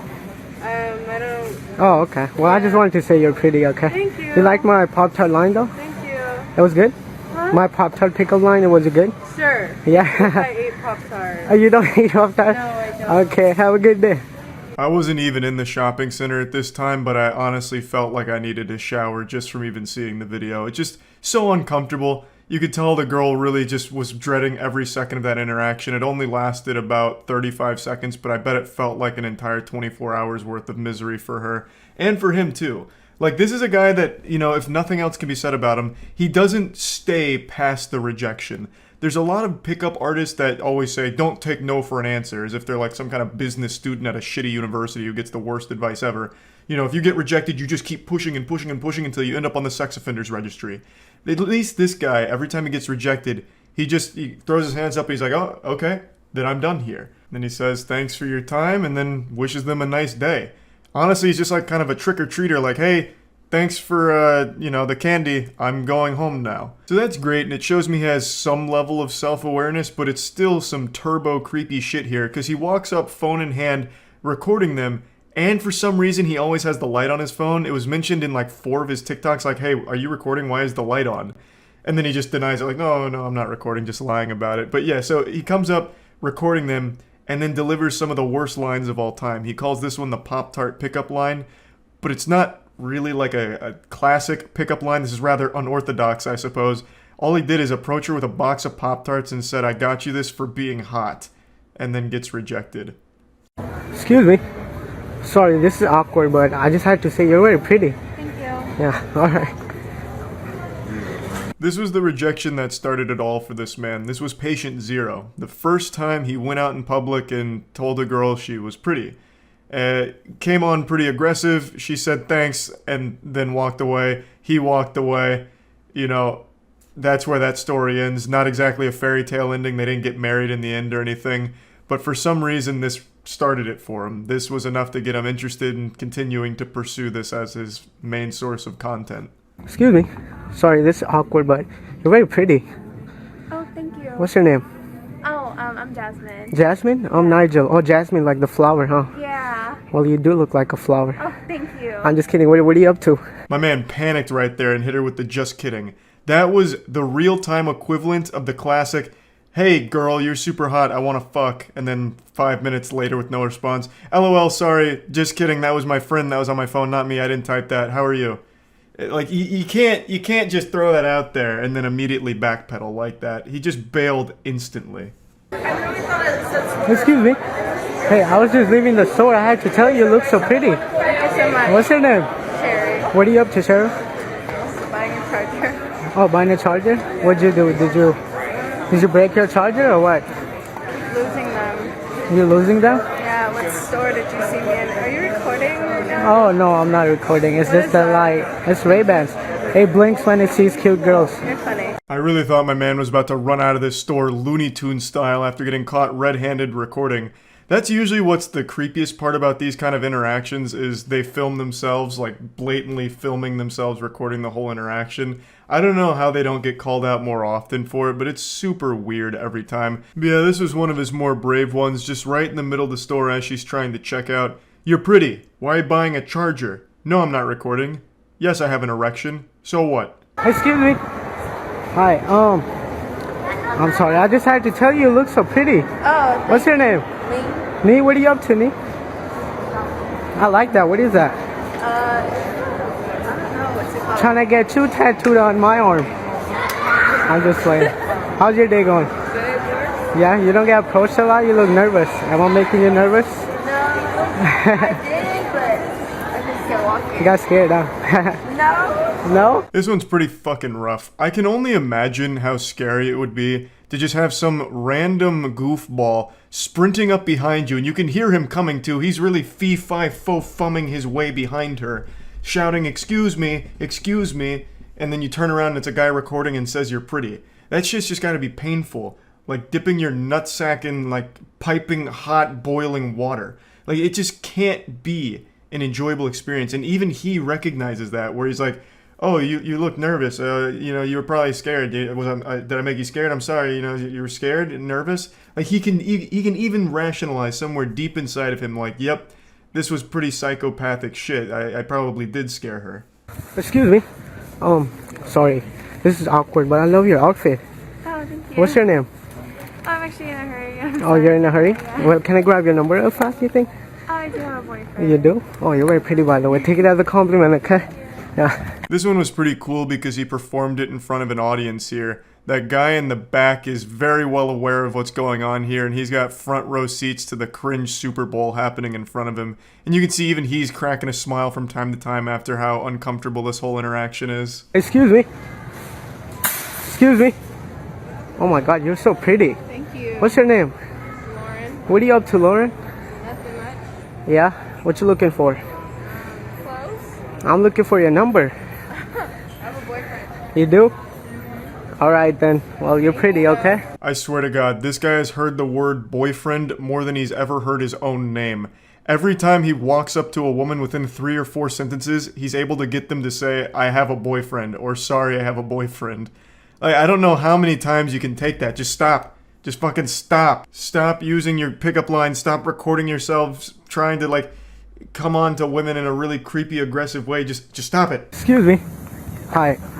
Do you know where the library is? Yeah, if you go all straight, you should see it. So just continue straight across the bridge. Oh my god. And it's to your right. The way you like pointed, you're definitely my type. I just played. What's your name? Jocelyn. Jocelyn, what are you up to, Jocelyn? I'm actually really late to class. Oh, you are? Yeah. What class you got? Nutrition. Nutrition. Oh, I love that class. Okay, have a good day. Okay, thank you. Well, I mean, you know, he tried. There was an attempt there. You know, the way you just pointed out the library makes you the girl of my dreams. You're definitely my type. Regular old Casanova. I have no doubt shortly after filming, the girl ran back and jumped into his arms. So, which was the library? Sorry, I'm new here. The library? Yeah. Just walk straight, like down. It's literally like, just walk straight and then it's like that big building right there. Okay, you go here, yeah? Yeah. Oh, okay. What's your name? Mine? Yeah. I'm probably gonna walk by the library right now. Oh, yeah? You wanna walk me? Yeah. Yeah. You're attractive. Thank you. What's your Unfortunately, in this one, he managed to run into an extremely nice person who was kind enough to invite him to follow her to the library because she thought he needed help getting there. And immediately upon receiving the invitation, he accepts it and gets super fucking weird about it. This will probably be the last time she offers to help a stranger find the library or anything of that nature. It goes on and on and on for like 30, 40 more videos maybe, I don't know, so many. And he's still going to this day. I think his most recent one was only like 4 or 5 days old as of right now, me making this video. So yeah, I just wanted to show this and let you know, pickup lines very rarely work, and going up to random women in public and being super creepy will never work. It's bad. That's about it. See ya. It's 7 a.m. and I just have an insatiable appetite for a healthy, balanced breakfast of shitting on the world's most prolific television scam artist, Dr. Oz. I'm sure you've heard of Dr. Oz, maybe even watched some clips and laughed at him, but you know who's not laughing? Your mom and your grandma, who's buying all the dog shit that he keeps peddling. This guy is like the television version of those tech support scammers that take advantage of old people. It's so fucking gross, but what's crazy is he's an actual real surgeon, and I guess a pretty well-respected one at that. But I guess when he's outside of a hospital setting, he just gets hit by like a stupid beam and just becomes like a mindless drone that promotes anything that pays him. His television show is nothing but bad advice, outright lies, and selling products that don't work. You're better off getting your health advice from your local crackhead. At least he'll be more honest than Dr. Oz. You can really find endless examples of Dr. Oz lying about shit on his show in order to promote some new fat buster or magic cure to something. The main thing he always targets is fat busters, metabolism boosters, and just general magic pills. He's always going on about pills. This man promotes more pills than a fucking pharmacy. And it's the most nonsensical garbage you've ever heard of. Ah, this is goat urine concentrate. It's wonderful and will instantly cure any muscle aches in the body as well as fighting that stubborn belly fat. And it's shameless. Let me go ahead and show you one of his fat bustin' gadgets that he promoted one time called the Fat Magnet. Difficult things to do, so to help you out, we've got some gadgets that are going to help you stiff off a little bit of that fat. The first is a gadget that actually helps you cut the fat quite literally. Let's see if it really works. What's this called? Well, the name says it all. This is the Fat Magnet. And what this actually does is it skims the fat off from stews and chilies and different types of gravies. What you do is you just freeze this in the freezer for 2.5 hours, and then you glide it on top. And what this does is it gets rid of all of that grease. Can you all see that? So it solidifies it, and then you can use a scraper to actually get rid of it. So it's... If I have to explain to you why this doesn't work, then you're already too far gone. This is one of the most blatantly obvious scams I've ever seen promoted on a show. A fat magnet. There is no basis in science or anything with this one. And the demonstration they give here is, oh, you just run it on top of the food here, and look at all the grease it picked up. And it's just some fucking grease sitting on top of there. No shit, you just put it inside of a fucking greasy stew. Like, you could get the same effect if you put a paper towel in there. But what gets me is the audience going, ooh, whoa. Like, if their mind just got blown, like they've never seen fucking grease on the surface of something. This doesn't suck up fat or anything. There's plenty of videos, including news agencies, that were just debunking Dr. Oz because it got so bad at one point, going over like how the fat magnet doesn't work even slightly. It is literally a fucking butt plug that can just touch grease and that's it. It's not some magic wizard grease wand that can somehow vaporize the fat and solidify it from the pan here. And it doesn't even try in their own demonstration. Dr. Oz doesn't challenge it or explain it or anything because it's not real. He was paid to shill it, and god damn it, he will. This man will literally sell anything. Now, from what I remember, most of it's not harmful to your health. I mean, I guess if you tried to take every single pill he's promoted, you'd probably explode, like something right out of The Boys. But, like, the actual individual stuff he peddles isn't, like, detrimental to your health. It's just useless and a waste of money. It'll just be some garbage like, every afternoon around 3 p.m., if you gargle pickled chicken foot juice, it'll be great for your tonsils. Or if you go on my website right now and buy this magic bean pill, it'll give you bigger muscles and tone up that stubborn arm fat. Just nonsense.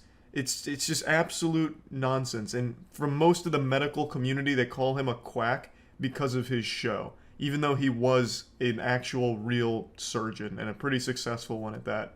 But this guy has become so corrupted, there is nothing he won't promote to his audience. I could probably pay him $50 and he would go on his show and claim that my pocket trumpet is actually a fat blasting apparatus, and then, start talking about how if you just listen to me playing the pocket trumpet for 15 minutes a day, your body fat will just start to melt right off your bones thanks to the frequencies of the notes I'm playing.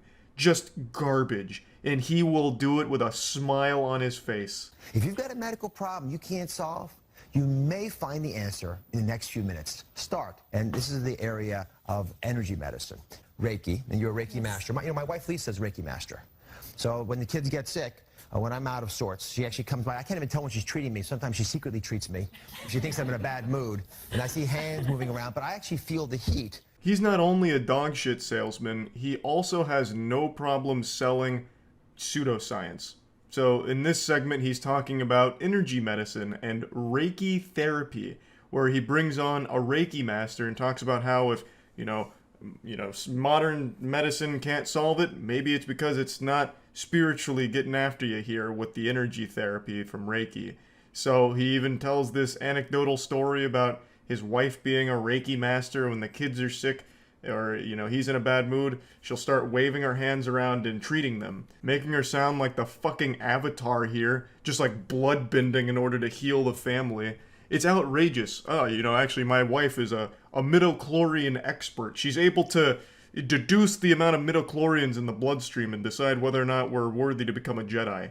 This is all a bunch of fucking nonsense, but he keeps using words like therapy, healing, treatment when talking about Reiki here, which obviously convinces the older viewers that it must be real because it's coming from a fucking doctor. That's so wrong. There is a reason why the medical community hates Dr. Oz so much, and it's for shit like this. Not just the selling of pills that don't work and all of that, but also the promotion of alternative medicine that isn't legitimate. This is supposed to be a medical show based in science, evidence, fucking facts, but instead we have an entire Reiki section here. Reiki is a balancing practice. And so rather than addressing the headache or whatever else is the problem, what it does is it influences the person's overall system toward balance. And then as her system becomes more balanced, symptoms tend to fall away. Then over time, for example, if you get headaches, you may find that you get them less frequently. Do you feel anything, Dalita? Oh, yes, my headache's going away. Your headache's going away? Yes. And do you feel any heat? Yes. Because those are usually what I feel. Oh my god, it's a miracle. She squeezed the headache right out of her skull there. She was able to touch the pain away. Fuck. Magnificent! I'll have to book a Reiki therapy session ASAP. It's so fucking stupid. I don't know what compelled me to talk about Dr. Oz today. I just started thinking about it and decided to jump down the rabbit hole again because it's been a little while since I checked in on Dr. Oz. I don't think he even has his show anymore. I'm not positive, and I don't feel like really looking into it so much at the moment. But this went on for years. He was able to convince older viewers for a long time on things that don't exist and aren't legitimately based in anything real. And I think that's pretty wrong. I think that's pretty sad. I do remember that Dr. Oz is trying to get into politics. I think he's actually running for Senate or something at the moment. Hopefully that doesn't pan out. That would be fucking awful and miserable. But anyway, I just wanted to talk about some of these scams here a little bit, and that's really about it. So yeah. Every child's worst nightmare just came true. This is more traumatizing for kids than if their parents divorce. Roblox just made a drastic change. They replaced the iconic oof sound And even if you've never played Roblox, I'm certain you're familiar with that sound because it's been used in everything, everywhere for like the last 6 or 7 years now. It's become more popular than the happy birthday song. This is a legitimate tragedy. It's been 3 days since Doomsday, and it doesn't seem like they're going to be overturning this decision.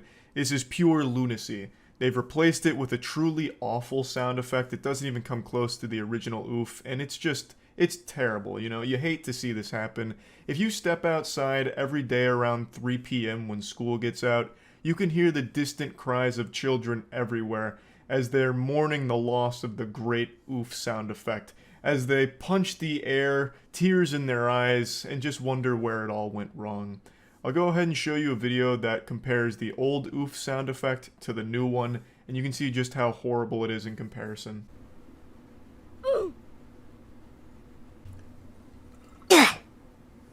It hurts my ears, honestly. It sounds like Eric Cartman getting punched in the stomach and being winded. It's just, they didn't even come close to capturing the same feel as the original oof sound. So now you're probably wondering, well, why did evil win today? Why did the Lord take oof from us? And Roblox has an official statement on it, which I'll show you now. This is their tweet regarding this stance. Related to sounds, due to a licensing issue, we have removed the oof sound from Roblox and have created a replacement default sound which launches today. We plan to expand our avatar shop with a whole range of both old and new sounds in the future. More to come on this. This is not cause for celebration. Just because you're adding like an avatar shop with new sounds, old and new, who gives a fuck? You got rid of what makes Roblox special. Now, I'm not really a Roblox player, I never was. The only Roblox gaming I've ever done is for the sake of streaming during Squid Game. Like, I just play Roblox Squid Game because that was pretty enjoyable, and that's where I met, like, the internet's most fearsome fiend, Jim Wool. And, I mean, it was a good time, like, I enjoyed it, but Roblox was never really for me. But even I had an appreciation for that oof sound. It's the only reason people played Roblox. Without it, the game is kind of dead. You know, there's not a whole lot to do now that you can't hear oof a million fucking times every couple of seconds. Of course, I'm exaggerating, but I mean, it was a big part of the game's identity. It's the main thing from Roblox that transcended the game. Like I said, it was used in everything from YouTube videos to other games and all kinds of different pieces of media. So it actually is kind of surprising that they let it go instead of fought for it.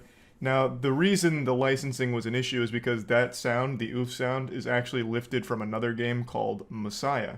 It's not a Roblox original, it was something they took from Messiah and put in their game, so they never really owned it in the first place. And actually, in 2020, Roblox started charging creators $1 just to include the oof sound effect in the games they create for Roblox.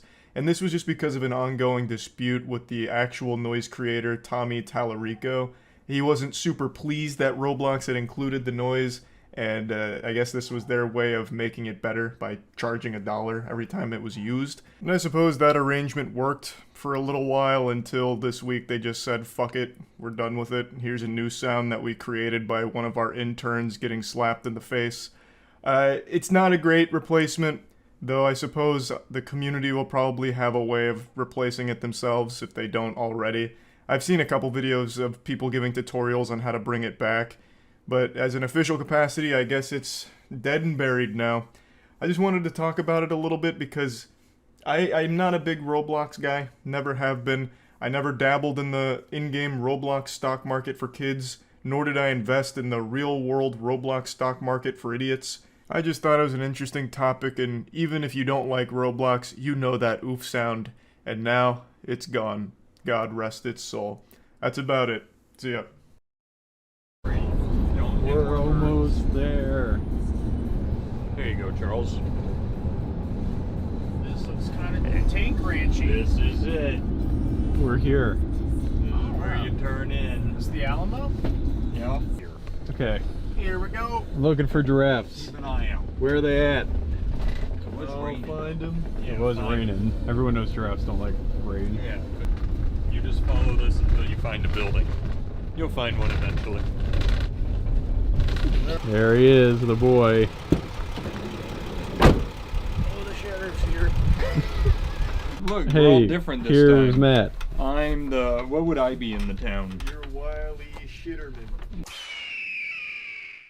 Wily shitterman. I'm a slippery shitterman. All right, so what are we doing today? I think we just tour in the safari, right? Then maybe play some one-on-one basketball over here. Is there a basketball court? Oh yeah, there actually is. Shit. There's our tour guide. Tour guide. Chelsea. Another Chelsea. It's Nurse Joy. Welcome to We do like a crib style tour. For 16.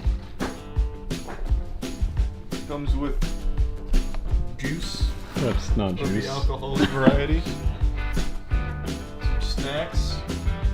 A shitter. And a fridge and microwave. Just like the old cowboys used to do it. Wow, what a tour that was, let me tell you.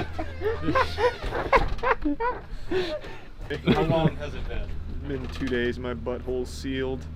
I'll tell you what. Maybe we should drink tonight. That way in the morning you'll have the pre-drinking shits. Listen, Yeah. You get some of that country fried whiskey in you, right? A little bit of that white gravy, and you also get some tobacco. You get that shit right out.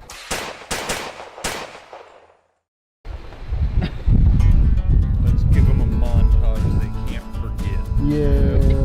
I'll look for rare breeds. Yeah, hold on to your hats.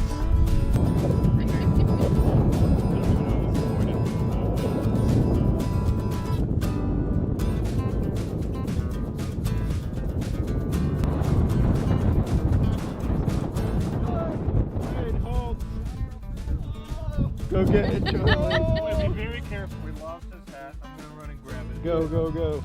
I can reverse. I'm pretty fast. Yeah, no, he's fast. Careful, he's a D1 athlete. There could be animals nearby. Man, there's a wildebeest on his tail. Matt's the prey now. Thanks, guys. It was like what, a 6'8"? Yeah, so something like that.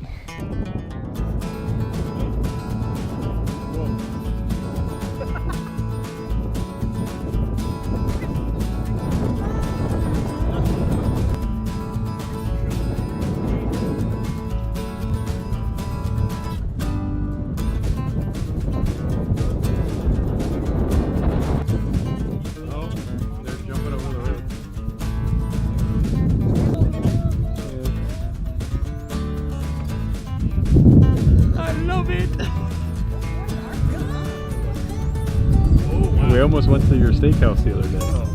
Now I get why they call them longhorns. Damn, this guy is mean mugging. What an astute observation from Pinhead Larry. The one to the left. These are going to mainly be Watusis and Watusi crosses. A Watusi is an African, yeah. So they're going to be your largest horn bull by circumference, not by length. That's how I measure mine too.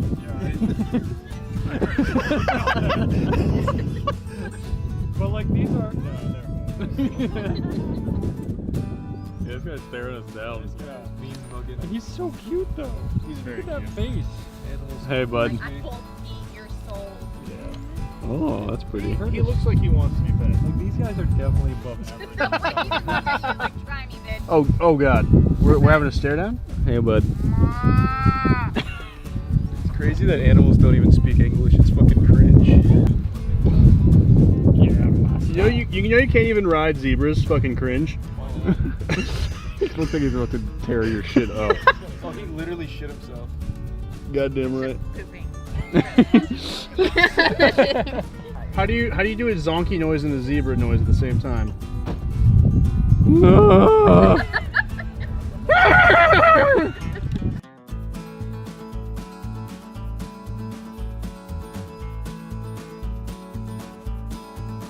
Can I chase him? Please, I'll drive up closer. You will get your shit rocked. They won a war against Australia. You have no chance. Not against Pinhead Larry. Yeah, if they had Pinhead, they would have been golden. All right, go get him, Caleb. Oh, he's got a head Oh, he's start, going. Caleb. Go, Caleb. Go, go, Go, go. Oh my god! He's going. Go get him. Run, Pinhead, run! He's actually going to turn and play it. You guys run exactly the same. Goddamn right. You showed him. Tactic. I was trying to get him to recognize me as one of his own. Did it work? No.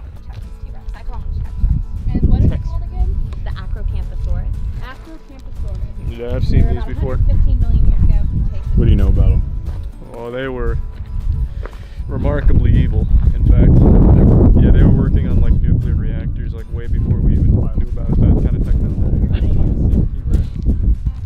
Yeah, they also didn't like recycle or anything. They polluted. Oh, that's just fucked up. Yeah. So they did nuclear and pollution.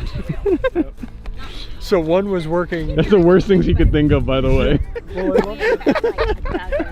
Nuclear energy. They changed lanes without putting on their blinker. Out here. Like pick blue bomb. You see how stiff that is? Is that dinosaur poop? You see how stiff that is? Yeah. It could be petrified. What does it mean? There's a very fibrous diet here. You should probably pick it up with your hand. Or your mouth. See that, Matt? Investigate it Matt, further. Matt, come here, look at this. No, I'm not getting Okay, wait, I'm coming here. What's up?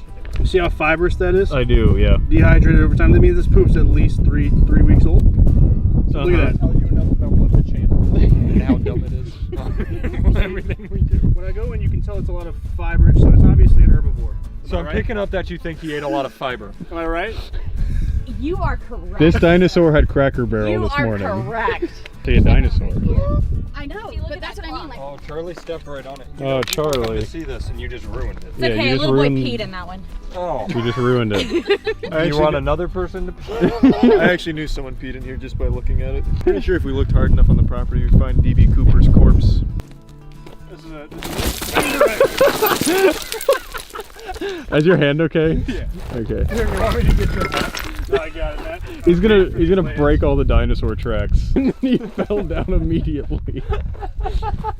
It's called Shungite. Oh, one of the rare Shungite showers. Classic. This is from the Younger Dryas period, 100%. Oh, yeah, no doubt. You can tell that from the cratering. Where can we find like some old artesian build computers? Yeah, from the prehistoric internet age. Oh, he's like smiling. Oh, he's so cozy. Hi, buddy. This is. Oh, that's Scar's girlfriend. That's not Scar. Dang Yeah, we don't like Yeah, we don't want you. it. She won't come up. She's nervous. What kind of mating sound do they make? They usually just I don't know. Sound. What are you feeling? It's like, hey, I'm approaching with romantic intent. We'd like to buck. Oh, look at him. Wow. It's gonna look so bad on camera as just trees. Yeah. Oh. Oh, wow. Shit. There's like 50 of them. That's cute how they all stay together on all this land. Let me see if they're going to be cooperative today. You better cooperate, giraffe eye. She just throws a saddle on it. Well, everyone just stopped when Melman moved. Hi. Hi, Melman. He doesn't even look real. He looks like CGI. He likes this. I think. Chelsea this year. I'm living with Let's see who she chooses. Well, you have longer arms. Alright, you win this time, Matt.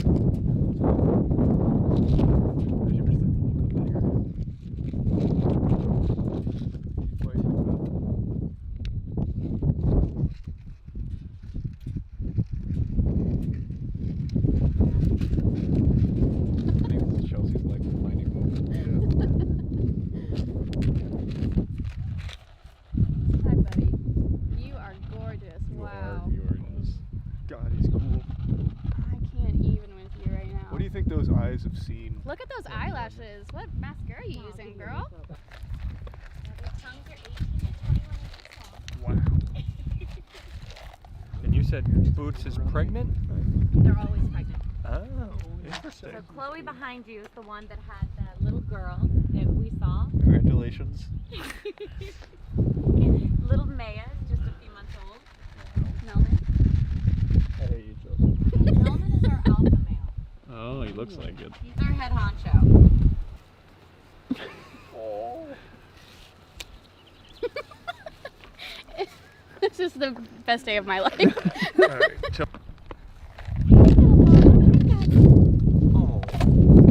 very small giraffe. Yeah. Yeah, what kind of species of giraffe is that? Look into my eyes. Come on! I feel that. Where's my baby? Come on, Sebastian. His ears are dip. Come on, quit eating. They have Shrek ears. Against and then just rolls. So we can pet him? Hell yeah. In fact, he really likes to be pet under his leg. Don't slap him, Chelsea. Touch him. He likes to be pet under Oh his my leg. god. What is he made of? Iron. And he's actually very like sensitive. So even just like barely petting him, he's like, oh, that feels so good. Yeah, it actually feels like they're So made that's out of past Sebastian, the one in front. He's the older brother by 6 months. Oh, they're gonna fight. They're half brothers. Killian is 3.5. Sebastian just turned 4. And they live to be about 50. These are white southern rhinos. So they'll get about as tall as this You want a fence. pet? Yeah. Go for it. You think you could feed him? Oh, wow. I feel about the same. Be careful. Fresh? Does it live up to the hype, Charlie? Yeah, it's awesome. That feels nothing like I imagined it would. I thought it was gonna feel like rubbing a car. You wanna brush the rhino? Yeah, I knew you did. Watch this technique. Oh, yeah.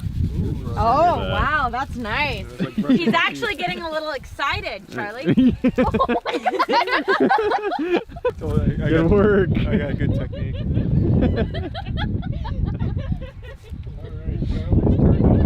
Let's go. Check that off the list. That was very kawaii.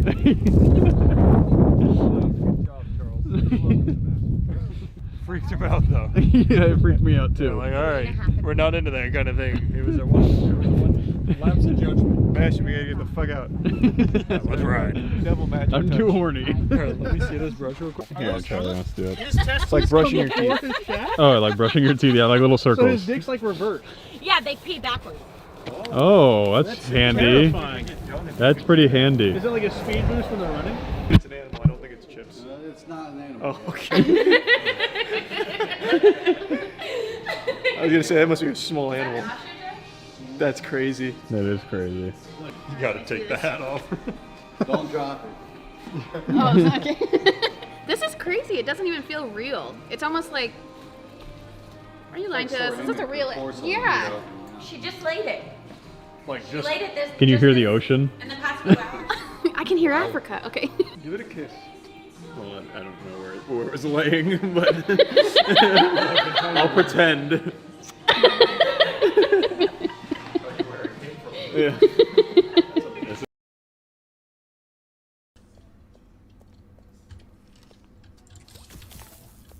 Whoa! God damn! They've been innovating. It's only been 2 days.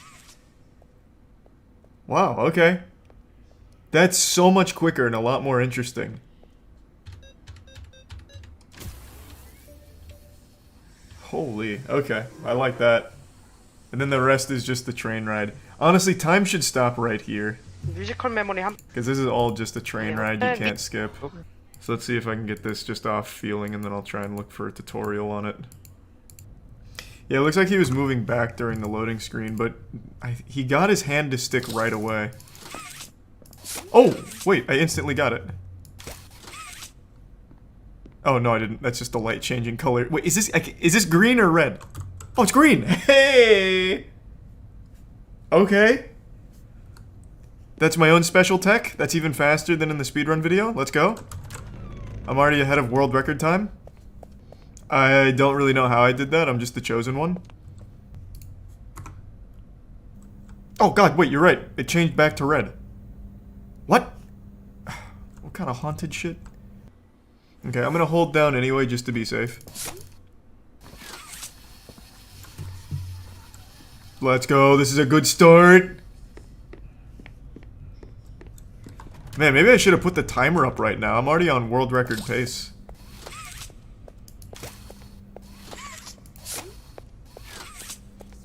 We're looking good, alright? Yup. I'm stuck.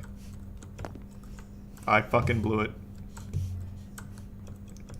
Reset. Hey, we're learning right now. Alright. Surely I don't make the same mistake 3 times in a row.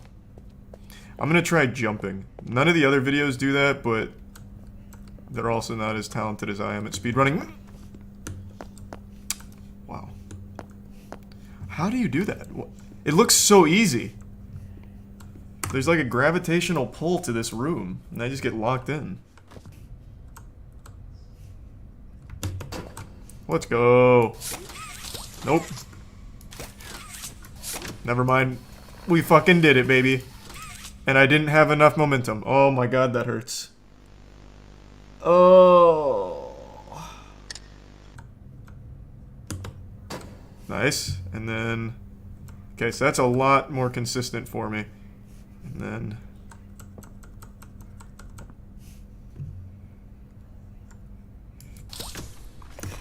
Why?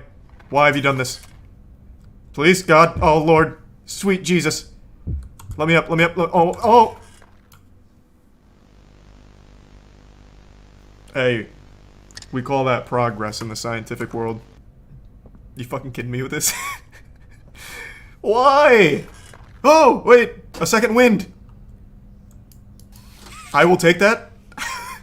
Let's go! Yes! Alright. Now we're cooking. So somehow he's able to get it where it doesn't break when the gate comes up. Even though he's not doing anything different. So there's a glitch here that I'm not getting. And I don't think it has to do with the doors, because the first guy didn't even touch the doors. First guy did it with, like, raw doors. Actually, never mind. He did touch that door on the way through. He just did it so fucking fast the human eye couldn't register it. Let me try that. So maybe close this on the way through. No, I just closed both doors.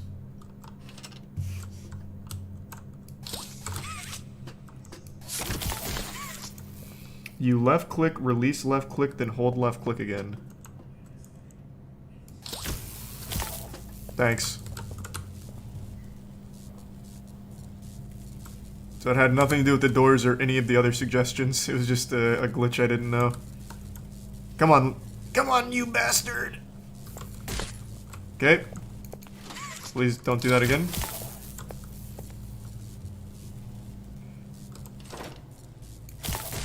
Did I make it? Alright, now we're really cooking. Oh no, this just doesn't work at all.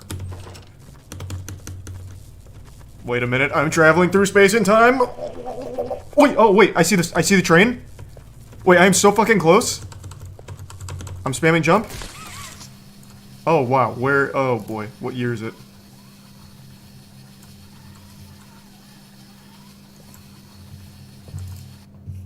Alright, I actually think I still might be able to get through. I just want to complete this one time. One time like this. Oh, I can no longer use the hands.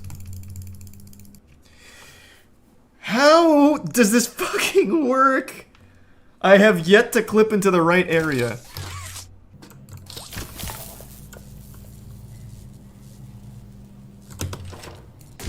Did I? Oh my god, wait, I might have made it. I just... Oh my lord, I shot very drastically out of the map. I can see the train as I fly by. Oh.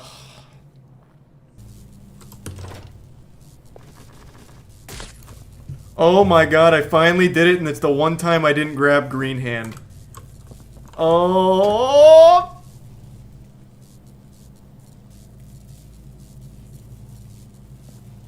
Hey, that's good though. Hey, we like that.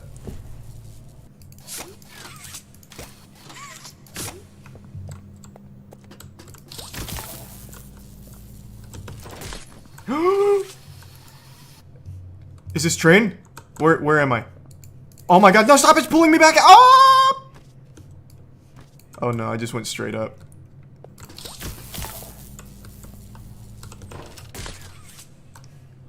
I'm getting so fucking close. I am right there. I am right there. Damn it, I'm so close. I can feel it. I might have to give up and just do the other route. This really might just be luck based. Like entirely. Like there's just I don't know what I haven't tried. I've tried all 4 of their routes, or all 4 of their angles, sorry. And I've gotten it one time without ever like doing anything different. I don't know what to do. Ah, it's so sad. This is the worst trick in speedrunning history. I hate it. At least with the Mr. Krabs overdoses on ketamine and dies, you get the boat launch every time. You can't really control where it goes, like super well, but you have some level of influence. This is just pure fucking random chance. Thanks for some Stewart and Barbarucci. This is never gonna work. I see that now. This is literally never going to work. I don't know how first, second, third, and fourth spent enough time on this to get an actual run with it. I have to wonder how many hours went into it. It had to be so many. This is pure fucking RNG.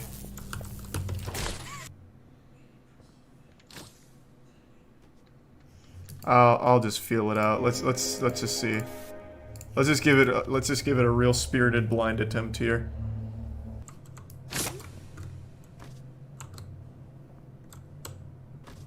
I see how it works. It launches the box. Well, this is also going to be pretty RNG reliant. Fuck yeah. Man, this speedrun sucks. Son of a bitch.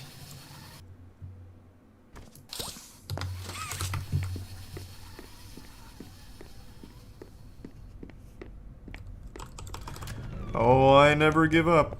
Unless it's that pure RNG trick I was trying for 3 hours. That can suck my dick.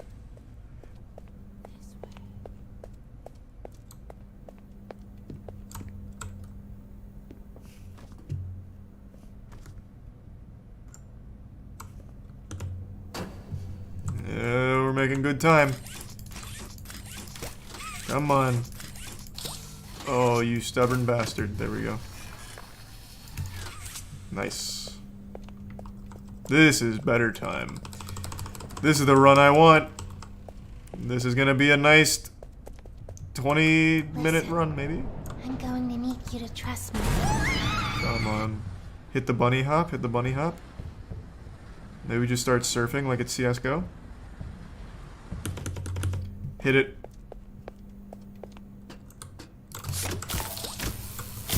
Queen. Thanks, resub cake.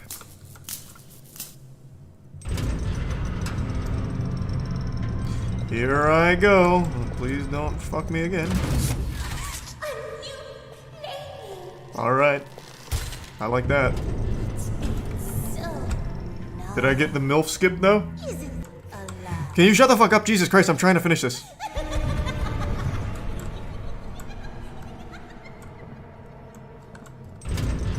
Here I go.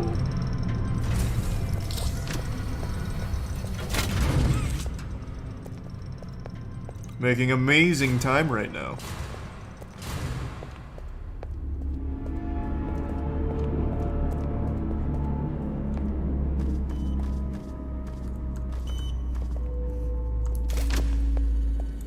Oh, this was slow. I thought that was instant. I'm in. Red, yellow, red, blue after 2 resets. Red. Nope, that's not the right button. Oh my god. Please. How do I... Okay. How does this part work? The fuck am I supposed to do here? I know the combo is random, but red, yellow, red, blue is what everyone did. Okay, that's all that.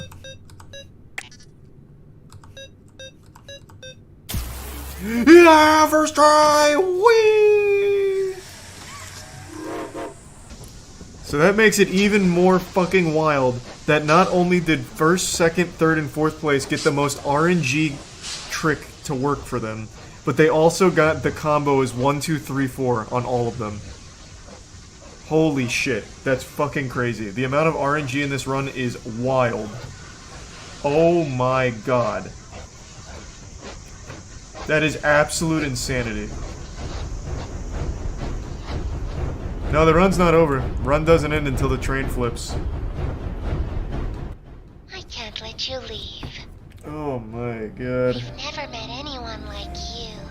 You can get the auto splitter on live split, then you can turn on having the code on live split. Well, Wait, what? too long. I had so much time to think and reflect. Time to figure Wait, out how is that exactly legal? what I would do when free. Last part isn't RNG. On your live split, if you enter the game, auto splitter should pop up, then you can get the code on your live split to make the last part no RNG. That's legal? What the fuck? So that's legal, but playing 240 FPS isn't? It's boring if you don't. Oh, I agree. I agree. But then why isn't 240 FPS legal? I think now time stops. I don't remember. It's somewhere here, time stops. Probably there. On the fade to black. Well, that was without a shadow of a doubt the worst speedrun I've ever done. Like, speedrun game. I love the beginning. I hate that the cool tricks are pure fucking RNG at the end. Oh my god, that makes me so sad. Man, well, it wasn't smooth, but we did put up a time. At the very least. Jesus Christ. You probably can't tell just by looking at me, but I spent over 10 hours outside yesterday. It sounds like a Mr. Beast video. It's almost unbelievable that someone like me could endure something like that, but it's true. Now let me go ahead and define outside. I don't just mean leaving my house, going from my house to like a movie theater or something like that. I mean actually in the thick of things, under the scorching sun, in the heat of Florida, drowning in the humid air, suffocating on my own saliva. I'm talking about me in nature. Just Charles and the great outdoors at Universal Studios Orlando. I swear to God, this isn't a sponsored video or anything. There is a reason I'm talking about this. I just need to set the stage first. Nobody believed in me. They said I couldn't do it. They said it couldn't be done. But you know what? To all the naysayers, I went out into the real world and proved you wrong. I braved the wilderness with ease. For over 10 hours, I slapped that shit around.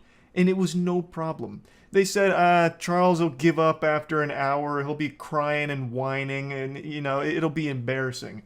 But you know what? I didn't give up after an hour. I may have held in a pee too long, waiting in line for the Amazing Spider-Man ride, and maybe let out a little urine preemptively, but even though my pants were wet, my eyes were dry. I didn't cry, I didn't complain, and I had a great time. So, why were we at Universal Studios, you're asking? Well, it's because the #1 Rocket League team in the world, Moist Esports, is in the United States right now. They came to Tampa to do a little boot camping before the RLCS World Championship, which is starting August 4th. And while they were boot camping, they wanted to experience the best this great country had to offer. So we took them to Universal Studios and showed them what we're all about. With the Jimmy Fallon ride, Fast and Furious, E.T., Men in Black, we spared no expense showing them what makes America so awesome, so fucking epic. Now, for those that don't know, our Rocket League team is EU-based. It's Rise, Joyo, Vatira, and Noah, and for some of them, this was their first time experiencing Universal, and we wanted to make sure that they got the best impression possible. So while boot camping, we took a day of just having fun, going out there and getting grimy at Universal in the 105-degree weather, with 98% humidity or some shit. Like, it was amazing, and I know they enjoyed it. I have no doubt the blessings of Jimmy Fallon and Vin Diesel will turbocharge them and prepare them to take first place at the RLCS World Championship this coming week, and I'm super excited. Of course, I'll be doing a watch party on Twitch, as I have been for all of the other tournaments, and I absolutely can't wait to watch them perform. But what I really want to focus on today is those rides. Jimmy Fallon raced through New York, Fast and Furious, I don't remember, Fast and Furious, Welcome to the Family, bitch, E.T., Save E.T., and the Men in Black attack ride. The reason I want to focus on these is because I believe this is the best humanity has to offer. When you think of amusement parks, you'll think of like Disney and shit, and when you think of like specific rides, like really good thrill rides, or just in general the best rides ever, you're probably thinking of things at like Six Flags, the big roller coasters and shit like that. But I'm here to make a very convincing argument on why you're wrong to have that opinion. So let's start with the obvious one, Jimmy Fallon's Race Through New York. I don't know if I can actually show any footage of the rides here because they're pretty explicit that they don't accept any photography, but I know there are plenty of videos on YouTube showcasing these rides in their entirety, but I'm just not going to roll the dice here. I'm just going to paint a picture with words. So this ride puts you head to head with late night's #1 guy, the superstar, Jimmy Laughs by the Gallon Fallon. And my god, he spares no expense here. He's bringing his A game. Not only is the ride great, but the jokes, whoo-wee! I mean, you're going to be having thrills and you're going to be having cramps in the side of your belly from how hard you'll be laughing. The whole experience here is something that cannot be understated. You go into the NBC studio, you're seeing all kinds of cool NBC lore, and then Jimmy Fallon calls you up. It's your time on the late night big stage, baby. You get to see some highlights from the Jimmy Fallon show, such as the time he smacked an egg on the top of his head. I mean, who could forget?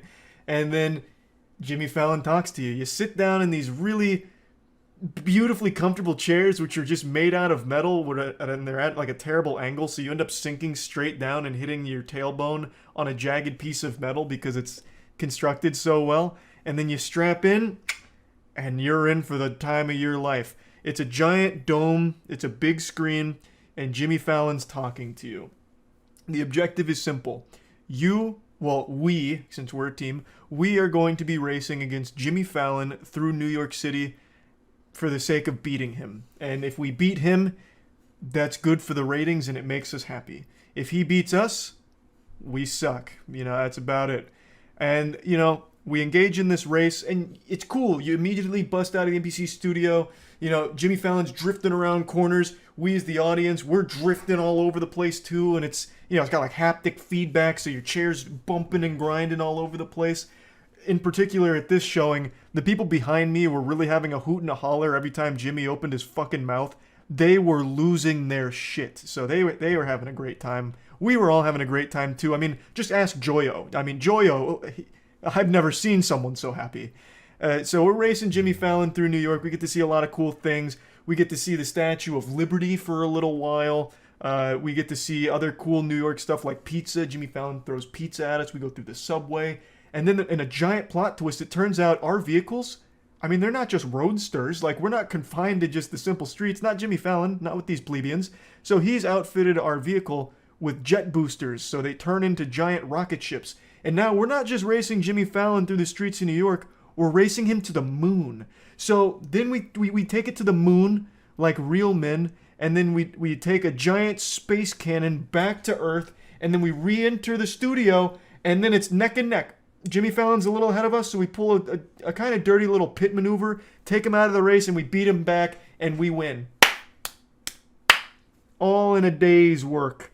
Jimmy Fallon's been defeated at his own game, and we leave with smiles on our face. It was a memorable experience, and it was a lot of fun. Now, compare the 35 seconds you spend racing Jimmy Fallon to the 45 to a minute you spend on a roller coaster. The answer should be obvious as to what's more fun. Like, in a roller coaster, you don't get a cool story. You're not even racing against anybody, and Jimmy Fallon's not even there. So I don't know why anyone would ever choose a roller coaster over racing Jimmy Fallon through New York like 5 times in a row. But let's move on. So Jimmy Fallon is, of course, a banger. The Race Through New York ride, amazing. One of humanity's finest works. But we're only just getting started because Universal also has the Fast and Furious ride, and my god, if you ever need to feel like a man, just go on there. By the time you get out, have a fucking full beard and a hairy chest. This is something special. So, again, not going to show any footage because I don't want to take a chance here. But the story is as follows. You've been invited to a super secret party. It's a big banger. So we get briefed by a live action human being who's talking with CGI Ludacris on a TV screen. So Ludacris has these pre-recorded lines where he's like, hey, welcome, you're about to go to like a super exclusive party, it's fucking awesome. And then the live action guy is just like, hey, listen to Ludacris. Ludacris is talking about a party. We're about to go to a party. Then they funnel you into another room, which is the same thing, where it's a live action person on a mic with a pre-recorded Ludacris going, this party's going to be nuts. But I hear the FBI is about to raid it. And then the live action person's like, damn, but I was looking forward to this party. Well, better get them on their way. So then they send you into this party bus, which is the ride vehicle. It's this giant party bus thing. And then they take us to the party. It's got it's a screen with a video that plays, and it's just a bunch of people like dancing. And then the FBI shows up. They say, hey, we're the FBI. We're shutting this party down. This party's too lit. Get out of here. Party's shutting down. Then Roman comes in. He's like, oh, what do you mean the party's shut down? The FBI pulls a gun on him. And then Vin Diesel and Letty rise from the ground on a semi-truck and say, hey, put that gun away. We got our family here, talking to us on the party bus. So then The Rock shows up and says, my gun's a lot bigger, and he's got a big gun. And then after that, FBI guy leaves. He's like, Owen Shaw's coming for this party bus, and we gotta save him. So Vin Diesel's like, coming for our family? No, sir. Get him out of here. So then the party bus starts moving. The Rock comes on the screen in the party bus, because the party bus has screens. And he says, one of you is a super secret agent that Owen Shaw wants to kill, and he's not going to stop at anything till you're dead, so we got to get you out of here. And then what follows is 15 seconds of pure chaos. It's only like a 15 to 25 second ride. It's, you know, not all, you know, the star that burns brightest burns out the fastest, as they say. It's it's the best 15 seconds of your fucking life. So you're in the party bus. Then all of a sudden on two sides, there's now two screens, and it's playing a video where Owen Shaw's got like a fucking wrecking machine that's drifting all around the interstate, that's chasing us. Vin Diesel grabs onto a fucking helicopter and throws it to the ground. Letty hits you with a grappling hook, and all the while it's playing the most over-the-top sound effects of all time. So like you crash through one of the cars, and it actually sounds like a bomb goes off in the vehicle because they put the speakers right next to your ears. So it just has like this absolutely apocalyptic boom sound that'll deafen you for a little while. And then eventually like oil spills, and then like a water tank blows up. And they have these water jets in the party bus, which are aimed directly at your eyeballs. So when the water goes off, it like shoots a bidet into your eyes, which blinds you.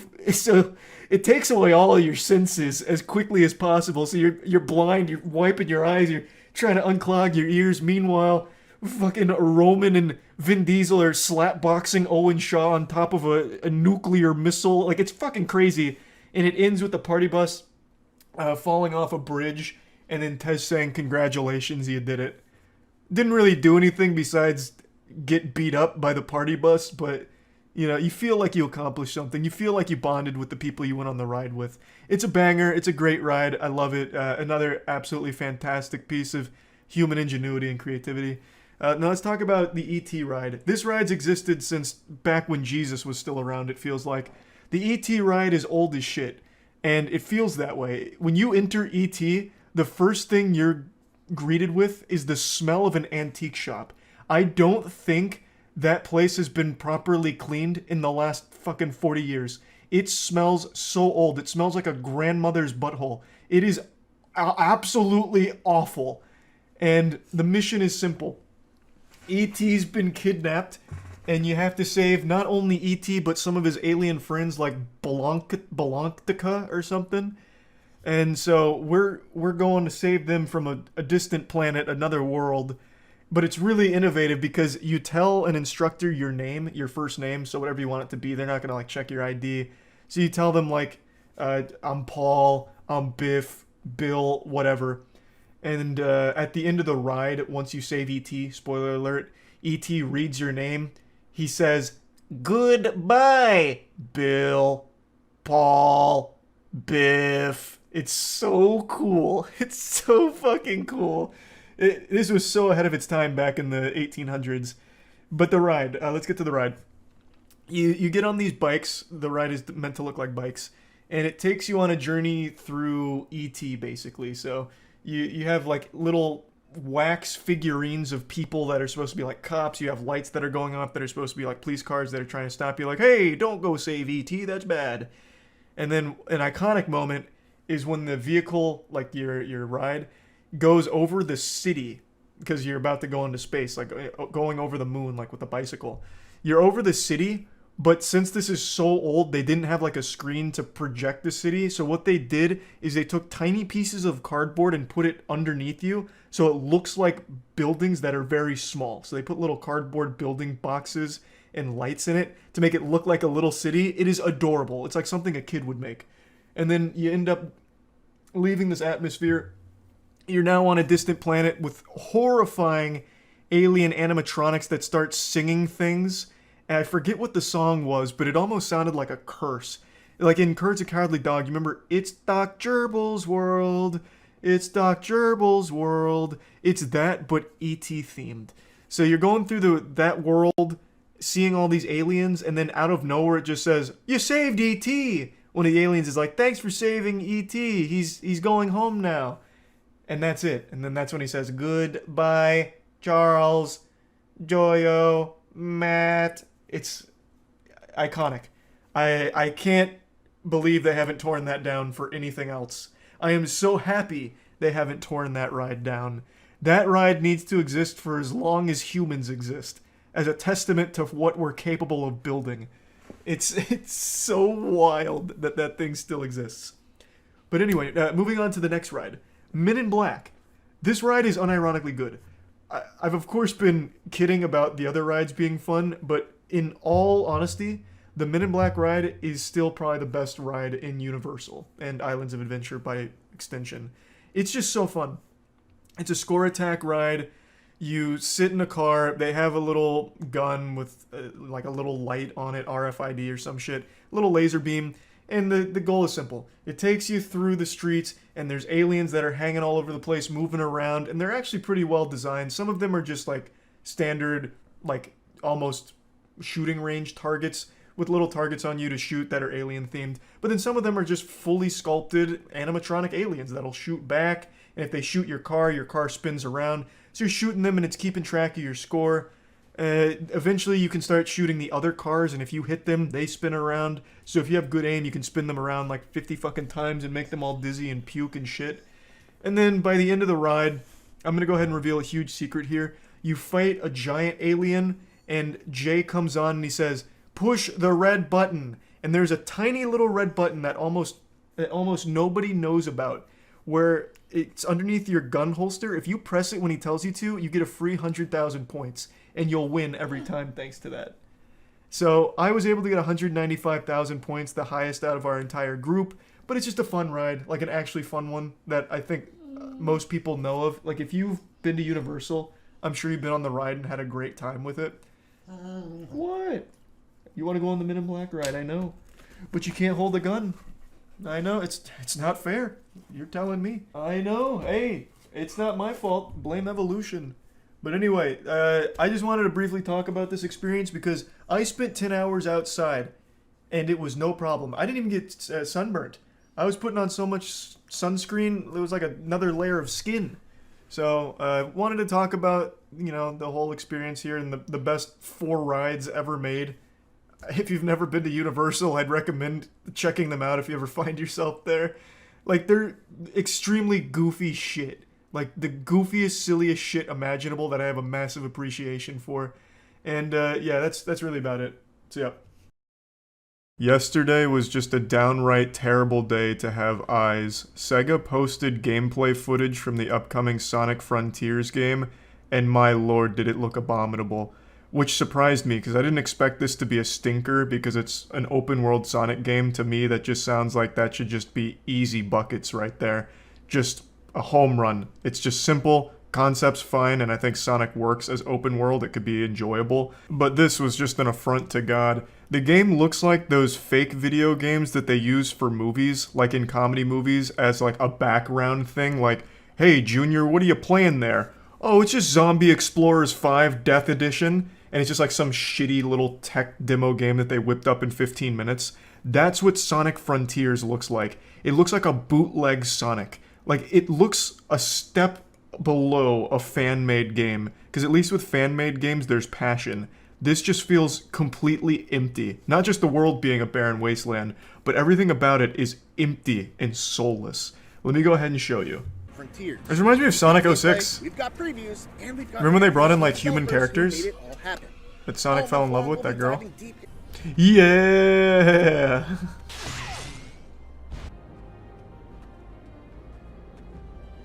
Man, this is so empty. Oh my god, this is so fucking slow. Right now, this is not way past cool. It's just like a random assortment of shit that you can go on for like a brief 10 seconds of like speed.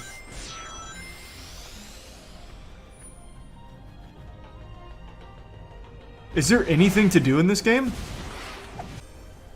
It seems more like a tech demo than a game. There's no reason Sonic Frontiers should look as shitty as this does. It is baffling how they could have fumbled this so hard. It's just open world Sonic, but it looks like they just dumped like a stock asset Sonic from like the Steam community store and put it into an Unreal asset flip. It's just random floating platforms with a couple of Sonic assets dumped in. I honestly can't believe how awful this looks. There's just nothing in it except blank generic terrain and just random stuff. It blows my mind. Then there's like little mini games that you can do, if you can even call it that. Where was the one we saw at the end? These little like pseudo puzzles for 4-year-olds out in the world, I guess. Then a little mouse wheel. I just don't know what they were thinking. And it's like not fast. They slowed Sonic down. He runs about as fast as I do. It's so stupid. There they are. I'm quite certain these are the exact coins from Super Mario Odyssey, just reused here. It's baffling. Just a bunch of like random fucking assets dumped into the world. That takes like 30 seconds to just go through. Moderately fast. It looks like your Twitch logo. Hey man, that's fucked up. It could improve over time. I just don't see how though. There is nothing. There's no enemies. There's nothing in the world. It is actually just random shit to grind or jump on. And then that's it. Then you just fall right back onto the grass. This is, without exaggeration, the exact type of shitty game we would find on a bad game night going through Steam new releases. Just like a fan-made project from itch.io. I just don't get it. I don't know how you fucked that up. Open world Sonic should have just been an easy layup. Like, passably fun. Probably not amazing, but there's no reason it should look that boring. Apparently the teaser's a little bit better, but obviously it's not going to show the gameplay we just saw, I guess. Hey! Okay, there's an enemy. Okay. Stuff to do. You fight eyeballs. If this genuinely manages to be good alongside the movies, we're officially in the Sonic Renaissance. The movies do slap. I feel bad, though, because that did not age well. 18 hours later, they posted this. I'm so sad the Sonic game looks like ass. Yeah, you and everyone else that's ever been on DeviantArt. Again, I don't know how you fuck up a Sonic open world concept. It's just an easy dunk. There's just no reason to make it shitty. Just make him go fast and give him a lot of things to go fast on. Bang. And then, of course, some enemies to fight, which I guess they completely forgot about. When does Sonic Frontiers come out? When's the, like, tentative release date? Because maybe it's, like, still 2 years in the future and we just watched, like, the previs. It comes out holiday 2022. Wow, so it comes out this year, huh? Jesus Christ. This won't come as a surprise because it's not a big secret. I'm not a huge fan of Sonic games. I think the two best Sonic games are Sonic Adventure and Sonic Adventure 2. But throughout like the 30-year history of the franchise, I do think they've had some bangers sprinkled in there throughout it. But for the most part, there's more misses than there are hits for Sonic games. And this is absolutely looking to be one of those misses. If this was a game that wasn't coming out till like 2024 or late 2023, I'd be like, okay, there's still a chance. I'm skeptical, but they could still salvage this.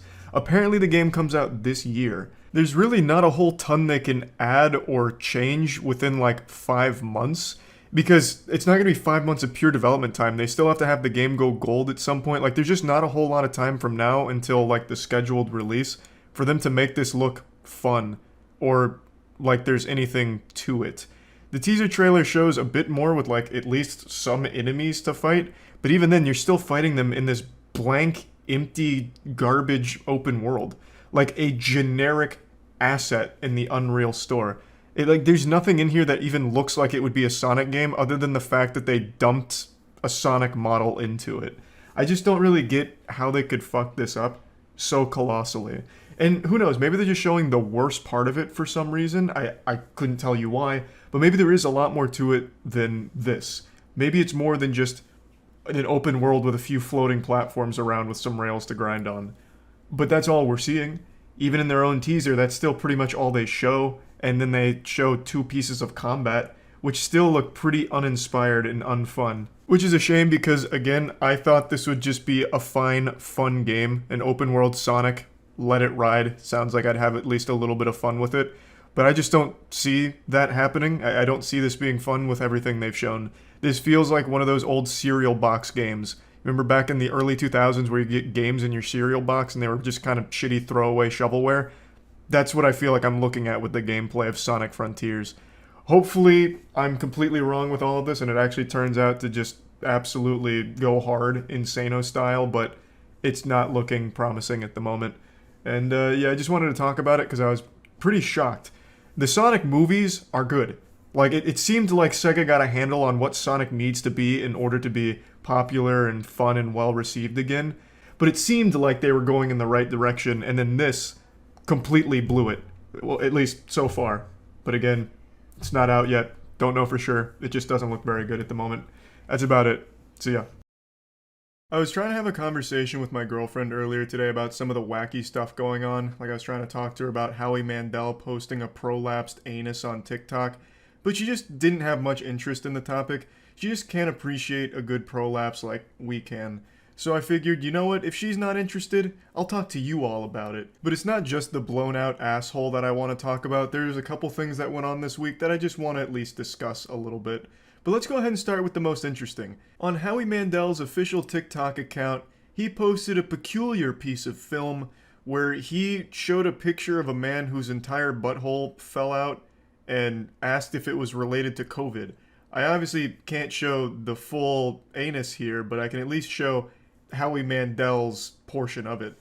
When my friend Neil bent over, this happened. Does somebody know, is this COVID related? And if it is, what do we do about it?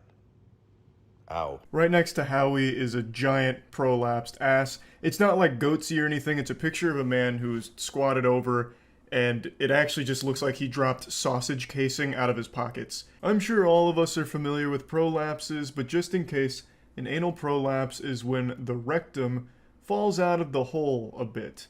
It tries to make a prison escape, and it pokes its playful little head out of the anus like a curious gopher. And in the picture Howie Mandel shows, it looks kind of alien. It looks like a zit that's being popped. It also looks kind of sharp, like it has a pointed edge on the prolapse. Like, that shit looks like it could cut bread.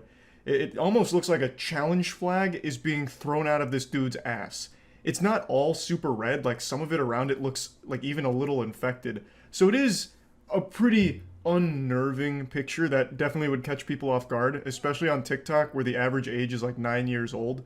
They would think this is the scariest thing in the world. Howie basically just posted the new blue waffle for Zoomers, and I actually thought this was a great piece of content from him. I only really know Howie Mandel from Deal or No Deal and America's Got Talent, so I had no idea Howie went this hard. Dude straight up went Insano style. But maybe this has like a direct tie-in to his other properties, like the actual prolapse anus victim here is the banker from Deal or No Deal. But Howie really did just hit us all with that golden buzzer. I didn't expect it, most people didn't expect it, but I actually thought it was pretty entertaining. He's clearly doing it as a joke. My friend Neil bent over and this happened. Is it COVID related? You know, like, it's clearly just meant to be a quick 15-second little joke. Bang, here's a shocking picture, and here's Howie right next to it. It's just a good piece of fun. People really blew it out of proportion. A couple news outlets picked it up saying that it was traumatizing to his audience and this and that, just a bunch of bullshit. But I want to commend Howie for being this brave. No one goes on TikTok expecting to see what Howie posted. So he really bamboozled us there. But apparently it's not the first time he went a little unhinged. There was actually a circulated rumor on TikTok that Howie Mandel was kidnapped and being forced to make TikToks. A wild story. I didn't really look much into it because the very first piece of evidence I saw is Howie Mandel holding up a bag that had shoe supplies on it or something. And when he was pointing to shoe supplies on the bag, he made a triangle with his finger on the S, O, and S. So people were saying that it was a cry for help or something. It was outrageous, but it was a moderately popular theory that Howie Mandel was kidnapped.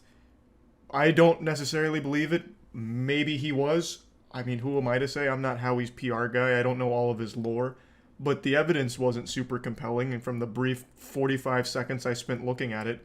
But again, this isn't the first time Howie Mandel's been in the spotlight for some weird shit. Now, another thing I wanted to briefly touch on, since I get asked about it a lot, is my opinion on Elon Musk backing out of the Twitter deal. For those that don't know, Elon Musk is trying to weasel his way out of buying Twitter now, saying that he's, no longer interested in Twitter, was in breach of the provisions, this and that, and now Twitter's trying to sue Elon to force him to close the deal and buy him out. It's a big mess. It's super muddy and stinky, and I don't get all the specifics. But I will say, Elon Musk is just like a human shitpost. There is never any telling when he's genuinely going to follow through on something. Dude's been promising self-driving cars every year for like the last 8 years, and his entire Twitter feed is nothing but memes. But I still believed he was actually following through on this purchase since he went through all of the effort, all of the legality and litigation or whatever to get it to this point. I didn't think you could go that far and then just conclude with it's just a prank. But the madman did just that, citing that Twitter was actually the one in breach of their agreed upon rules because they didn't accurately disclose how many bots there were on the platform, which does sound like a legitimate concern if Twitter isn't providing like actual information on how many of its users are bots. But to me, this just seems like Elon finally sobered up from his 2-month-long bender, realized he made a stupid decision that no sane, rational person would do with trying to purchase this dog shit cesspool of a website, and then looked for any way out of it. And this seemed like one that was a good target. I don't know if it'll work. Probably will, but I guess we'll see. I just wanted to at least mention that, yes, I know Elon is no longer buying Twitter, but I am curious to see how this concludes. Twitter lawyers are probably also coming in there with, like, big muscles because Twitter, they're not going to just take that shit lying down. Their stock is already dropping from this. So I'm curious to see that clash of the titans and how that unfolds, but yeah, I at least wanted to bring it up since I get asked about it a lot. My opinion's always been if Elon buys Twitter, great. I don't think anything changes. If Elon doesn't buy Twitter, great. Obviously nothing changes. It's still shitty both ways. You can't really fix it. The problem with Twitter isn't like a problem specific to the platform.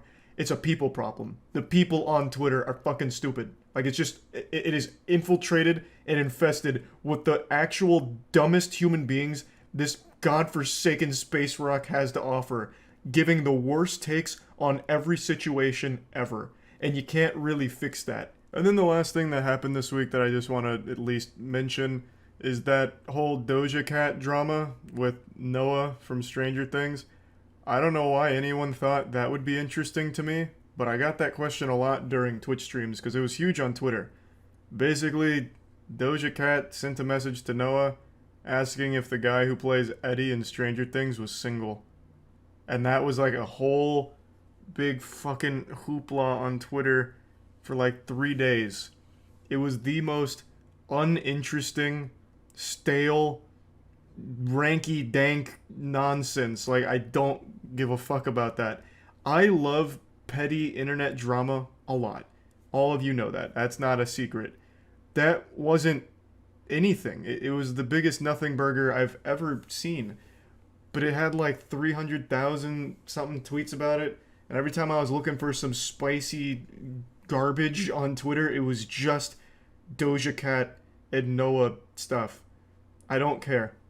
I don't want to get asked about it anymore. I just want to make it clear. I don't care. That is the most meaningless shit ever to me. A celebrity asked another celebrity about another celebrity's status on whether they're single or not. Woo! I mean, that's just so fucking boring. So yeah, I just wanted to clear that up. That's not my kind of internet beef that I care about. That's just not super interesting to me. I like the more wacky and wild stuff. So anyway, just wanted to mainly talk about the Howie Mandel shit, but also at least briefly mention these other two things since I got asked about them so much. That's really about it. So yeah. Hey guys, it's Sienna May Gomez, and I'm going to be telling you what goes on behind my most viral TikToks. This situation is absolutely insane, with accusations flying from both sides. I wanted to share what I went through. All I can say is that I was in love with him. These are the facts, and I'm a witness. And why is all of your evidence posted and quickly deleted? His friends are painting him as the victim, and he is the victim, but not of me. Ooh, a bombshell. Damn, the editing here is super intense. I feel like I'm about to watch an episode of Euphoria. I'm young, and obviously I will not always get it right the first time. Who doesn't love a good YouTube apology? I love YouTube apologies. I'm so sorry for anyone that's been hurt. Continuous lapse in my judgment. It's hard to overlook the irony of David Dobrik turning off comments on a video titled Let's Talk. While some apologies may lead to an accidental admission of guilt, others don't even contain the word sorry at all. Some are scripted, while others are very much not. You're high. You're snorting a line of off a bad my. You know what I mean? I never saw his apology video. I didn't know he had one. Online, you get used to a pretty wide range of public statements, varying from sincere and tactful to, oh my god, what are the words coming out of your mouth right now? Actually, that just reminded me. Jenna Marbles, she made an apology video and then quit YouTube, or said she was. Did she actually do that? It's been like 2 years now. I guess so. Damn, she said, alright, I'm out then. Issues new apology to staff as producers are fired. Oh, she also just quit her show, right? So that's pretty fucking awesome, I guess. I stay grateful and I try to stay humble, and I think that I pay attention to what is important and what is real. In recent months, her character has been called into question. Yeah, none of us like Ellen, I get it. Where's her apology? I'll say nothing to them, really. We'll focus on level producer. Ninja made you, Ellen. Don't forget it. I gotta keep moving forward and learning and growing.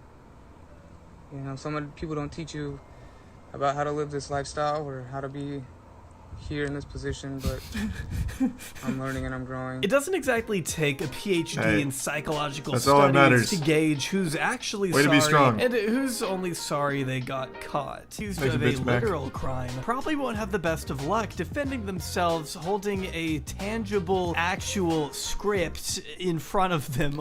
To be fair, it's less of a script and more of like a summer reading essay.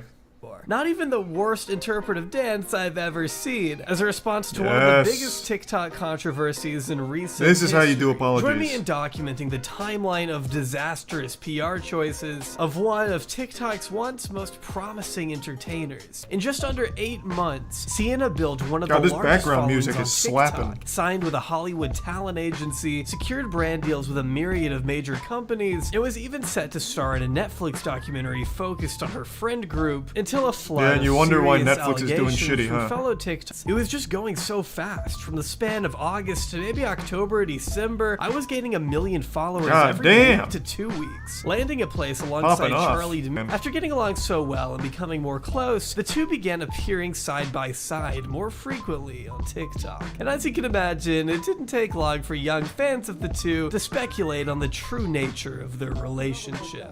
3 things I love about Josh: his smile, his optimism, and his way of being kind to me, no matter if I mean to him or not. How sweet. Our first kiss? We haven't had it yet. You haven't had it yet. You haven't had first kiss yet? The vlog say something else. What weird questions to ask. Jesus Christ. Ugh. Not unlike YouTube and Oh Twitch, my god. TikTok. How is the paparazzi like a real profession that still exists in the current century? Jesus Christ. That shit is so weird.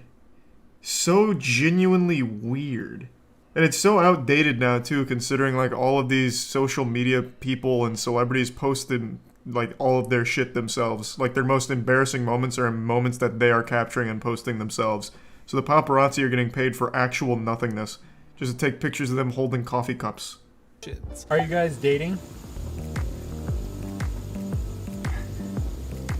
They would very openly show PDA, but never outright clarified Jesus whether they were Christ. dating. So with this These are some PR shrimp. win, I have to assume Sienna must have felt a new air of confidence. After all, it was around this time that Netflix was filming for a Hype House documentary. Centering all the chaos surrounding the biggest Hold teen on, I'm stars. curious. How many TikToker shows does Netflix have? Let me see, I'm curious. Let's see.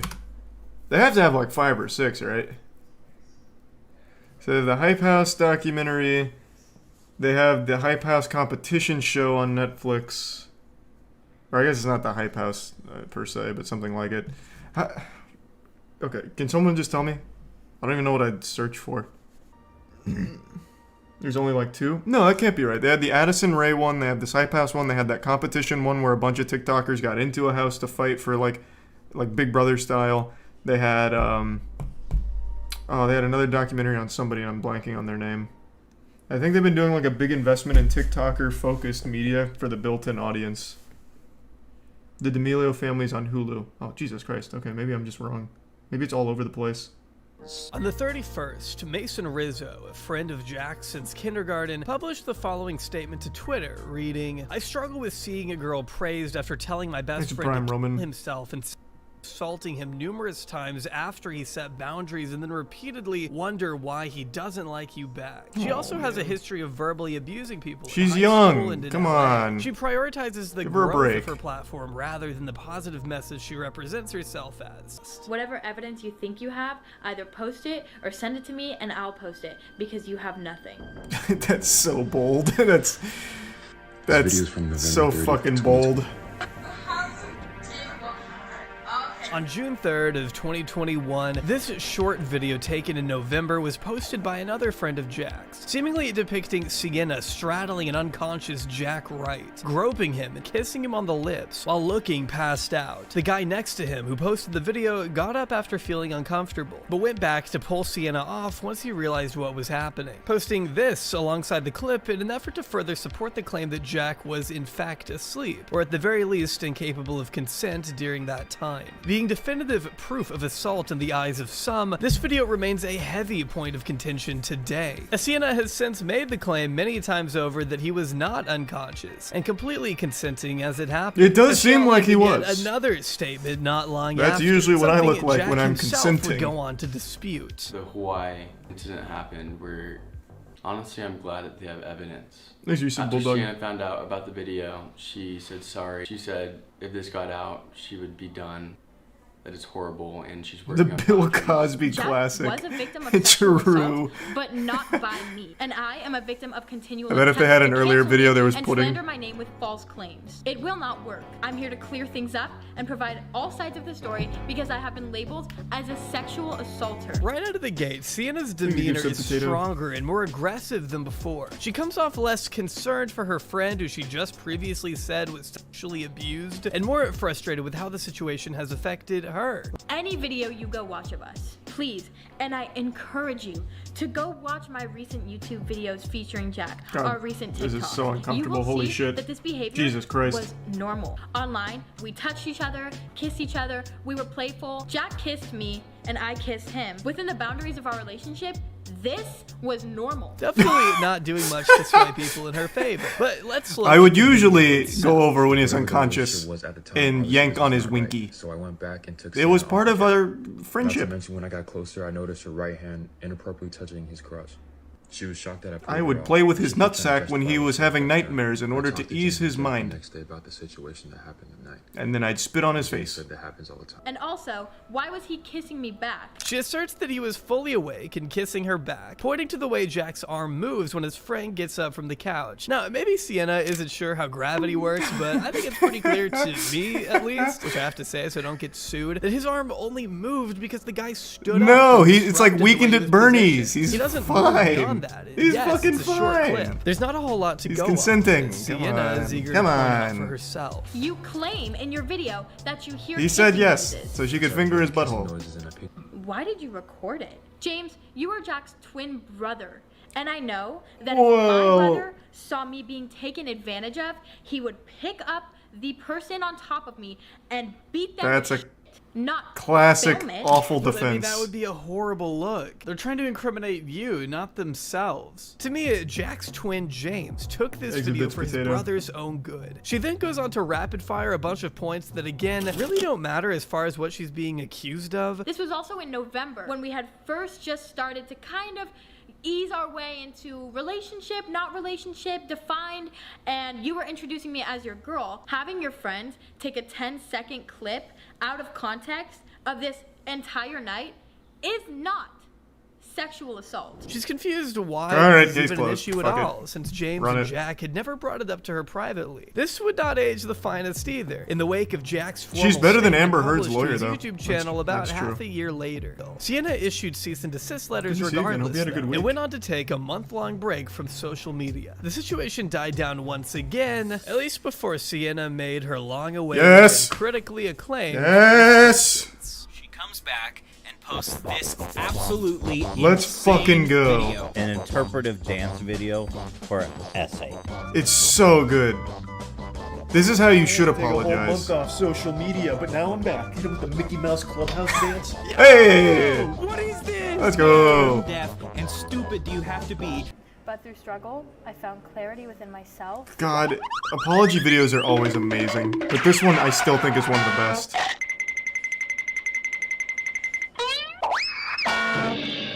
I don't have anything to add. This Fucking is literally the epic. worst response to any controversy I have ever seen. So good. Somehow, Sienna May's PR team figured that Exit shooting Prime, a highly Angstis. stylized interpretive dance to a song which contains the lyrics, "I did nothing wrong, I'm young," would be an appropriate response to SA allegations. God, And it I'd love to was. be a fly on a wall during that meeting. It's like getting up in the middle of your trial and doing the Squidward dance. I mean, if you go to Google Tone God, Deaf I right wish. now, a link to her video pops up. For God's sake, she starts off with a close-up shot of her push to start. Even if I can only inspire one person, I will have done what I was put on this earth to do. It's Very Sia-esque. before launching into the worst dance moves a human being is capable of. Needless to say, this video convinced everyone she was. Didn't Amber Turd just fire her whole PR team? Maybe there's a chance we see in trial her break out the interpretive dance like as a last-ditch Hail Mary. I don't want this to be the last one. It can't die here. I really think there's a lot of potential with the apology interpretive dances. So, fingers crossed. I really think we got a good chance there. The Hawaii incident happened. Jack can confirm that he was in fact passed out, unconscious, almost. Oh, I can't believe and that. Sienna That had looks like a taken fully advantage of conscious him in man his to most me. vulnerable state. Two friends escorted her out of the party since she had also been causing additional problems that night, but resorted to jumping and rolling out of a moving vehicle to get back. Oh, to I forgot Jack, about that who was part. hiding from Sienna in the house. According to him, her parents had to. That was like come in. full-blown like Two Jason friends Statham wanted to take her stunts. home, and I don't know, it was just like normal for me that I didn't think there was such like a problem at all. Like part of me wants to blame myself for being nice and sticking around after so many times, but now I realize that I was stuck in this like manipulative cycle of her acting like she extremely cared about Yeah, she's me, like a and then fucking supervillain that night of she would do stuff to wanting me, and it was to fuck just Jack. so normal for me. I got used to it. Painting a horrific picture of waking up in the middle of How the does night. all this happen before you raise a red flag, though? You've clearly not been around a ton of people. People you think are a friend, you'll ignore a ton of flags for. Happens all the time, even if it's not romantic. I am holding in a pee-pee really badly, though, so I'm gonna go tinkle real quick, and I'll be right back. On February 23rd, 2022, Sienna May returned to the public eye with an appearance on the BFFs podcast hosted by Dave Portnoy, the CEO of Barstool Sports, who you may remember as a proud investor of the infamous crypto coin SafeMoon, which turned out to be a worthless pyramid scheme. Hey, SafeMooners! To fire and sue his employees on the spot for wanting to unionize. Or you may know his abundant legal history. Whatever the case may be, Dave Portnoy, alongside his co-hosts who are half his age, brought Sienna back on the program after having her on just a year prior. Right. I actually saw Dave Portnoy in real world once when we went to that god-awful fucking Logan Paul Floyd Mayweather fight. Dave Portnoy was there, and he was leaving the stadium, and one person asked for a picture with him, so he turned around and asked if anyone else wanted a picture with him, and nobody said anything. That's the only experience I've had with Dave Portnoy. It was fucking awesome. I like his pizza reviews, though. I don't know too much about the guy, but that situation was pretty awesome. Shit was great. I want to talk about my emotional state, and like I feel like what I want to touch on is like how I'm doing and like the emotional questions that I know you guys are gonna ask. But as for like the legal and like the so what's going on questions, that's for them to answer, because like I don't want to. I'm trying to. I don't want to butcher anything. This is all like now it's serious, you know, like. What a blunder. Okay, yeah. So why would you go to an interview on something like this and bring lawyers? That just makes it look significantly worse. Hey, Charlie, you did something bad. Do you want to talk about it? Yeah. And I'm bringing an entire legal team, too. Okay. You guys and whoever's going to see this now, that there's nothing being done. Like, I just why does that kind of like, what? All right, I'm going to let my team, like, just talk about this one and kind of, like... She has the worst PR team of all time. That told you to do the interpretive dance, Holy shit. I'm thinking you should probably be worried. When the two had never even gotten to the point of dating, he made it clear he did not want to be with her, and she still persisted, according to what's been claimed. I, like, really, really loved him, and I was like, I'm going to get married to this guy, like, this is the one, like, I was so stoked on him. He... Man, that is such weird behavior. Bro, if this was a guy saying this... It would be much differently received. This is like actual incel shit. They were never even dating or anything. At all. Talking about like marriage and shit. This is the one. He's a prime. Kismo, Thebe, and Dermot. Yeah, that is like real stalkerish behavior right there. Sienna likes to emphasize that the two had never had sex, as if this was ever something Jack claimed, and I'm surprised Sienna keeps harping on it, even with her lawyer sitting right next to her. She absolutely cannot, for some reason, answer Dave's question of, well, did you know he wasn't into it, and you're still pursuing it? Instead, all of her answers are keeping the best interests of Sienna in mind, and how Wait, does she have two lawyers all here? Of her answers are Wait, is this one of the normal hosts on Portnoy's show? This doesn't seem like the company Dave Portnoy would keep. She brought two lawyers? What the fuck? Hey, can I get Saul Goodman over here and then, I don't know, someone else, please? I really need to make an impression. Are keeping the best interests of Sienna. Oh my god, you're right. Wait, they are in the same room, all of them. And you're still pursuing it? Instead, all of her answers are... Yeah, you're right. It's the same plants. I knew she was here because she reached out and patted her on the shoulder or whatever, slapped her in the face. God only knows. But yeah, I didn't realize this guy's in the same place too, unless he has just been like deep faked in here. The National Center for Audio and Video Forensics was retained to perform an analysis on a cell phone video posted to social media. I was asked if the video could be used as credible evidence of the accusations against Ms. Gomez. In short, no. The posted video is not credible evidence of these accusations. The video is not original. The video has been heavily altered. The video based on what? No context to the events. Wait, how did... The video is not credible. Well, I think we need to clarify in these first two statements. This would be huge if you can prove the video has been heavily altered. You're telling me someone actually did CGI this shit in here? You're gonna need to, like, clarify here. That would blow this whole thing wide open. The video doesn't exist. Yeah. Point 5. The video is not real. In fact, nothing's real. What is solipsism? Of the accusations against Ms. Gomez. I feel like that was a bad CSI video. I mean, my instinct is people are going to be like, that's a guilty video. It felt like a bad movie.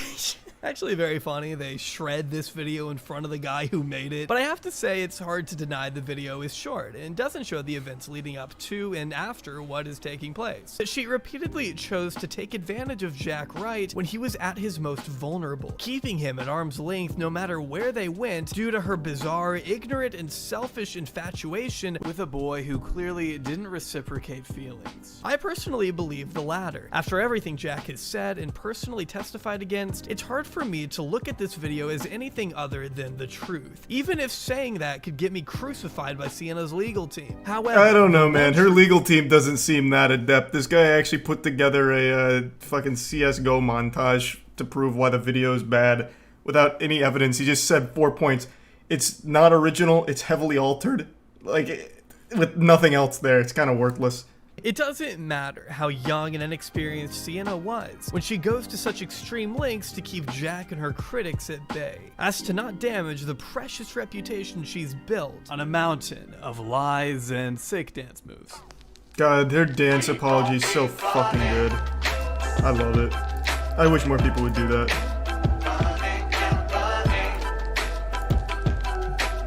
That was interesting. The person who edited that dance was my hero. Oh, you talking about like the Banjo-Kazooie sound effects? Yeah, that was pretty cool. Do you think clout prolongs relationship? Oh, do you think clout prolonged their relationship? I mean, yeah, it was a business. They were both profiting off pretending to be together or whatever. So, of course.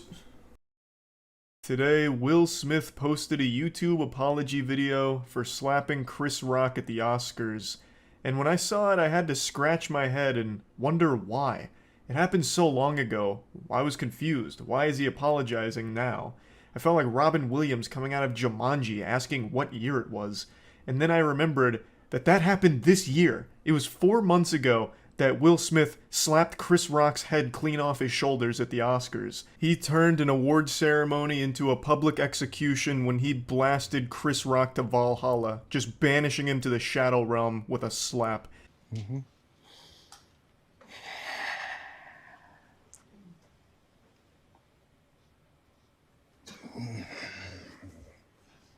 Oh baby, that's right. He starts this with the most generic YouTuber apology intro imaginable.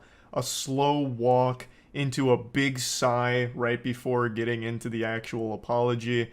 Textbook. He's clearly been trained by some of the YouTuber apology greats like Logan Paul, Laura Lee, Tati. I mean, this is perfection here. Every box of YouTuber apology cliche gets ticked immediately except for one.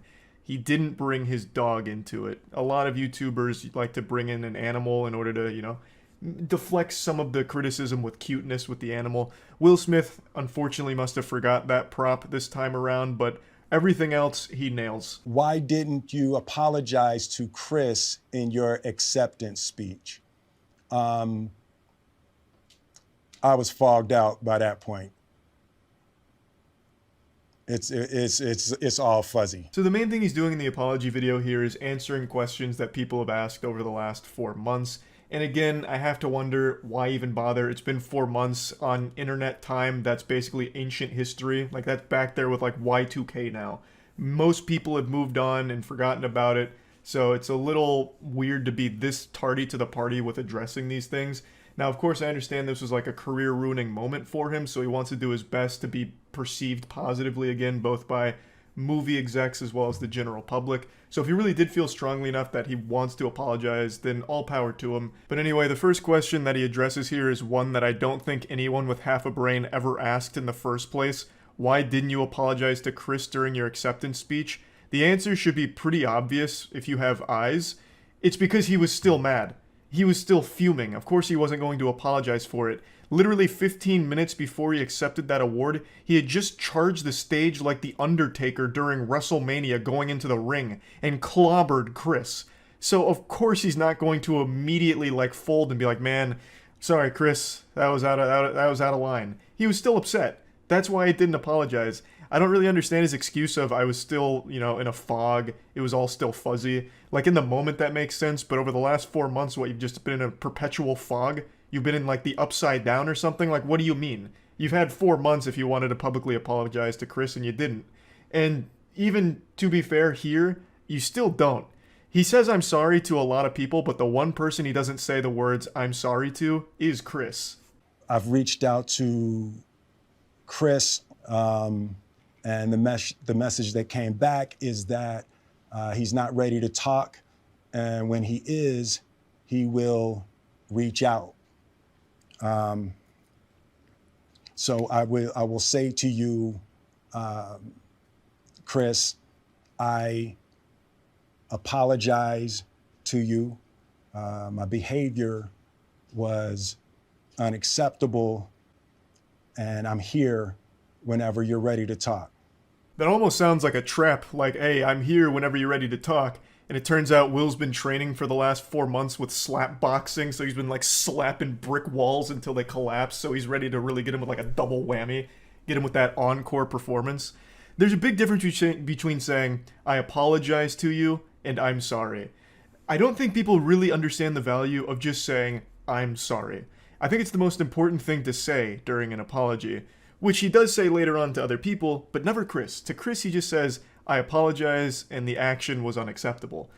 Which is, you know, that's good, that's definitely a start, but I really think you needed that cherry on top here of an I'm sorry. This is also just one of those things that should have been handled privately. I'm sure there were plenty of ways in the pipeline to let Chris know that you were genuinely remorseful for what happened, but I understand why he thought this was a good idea.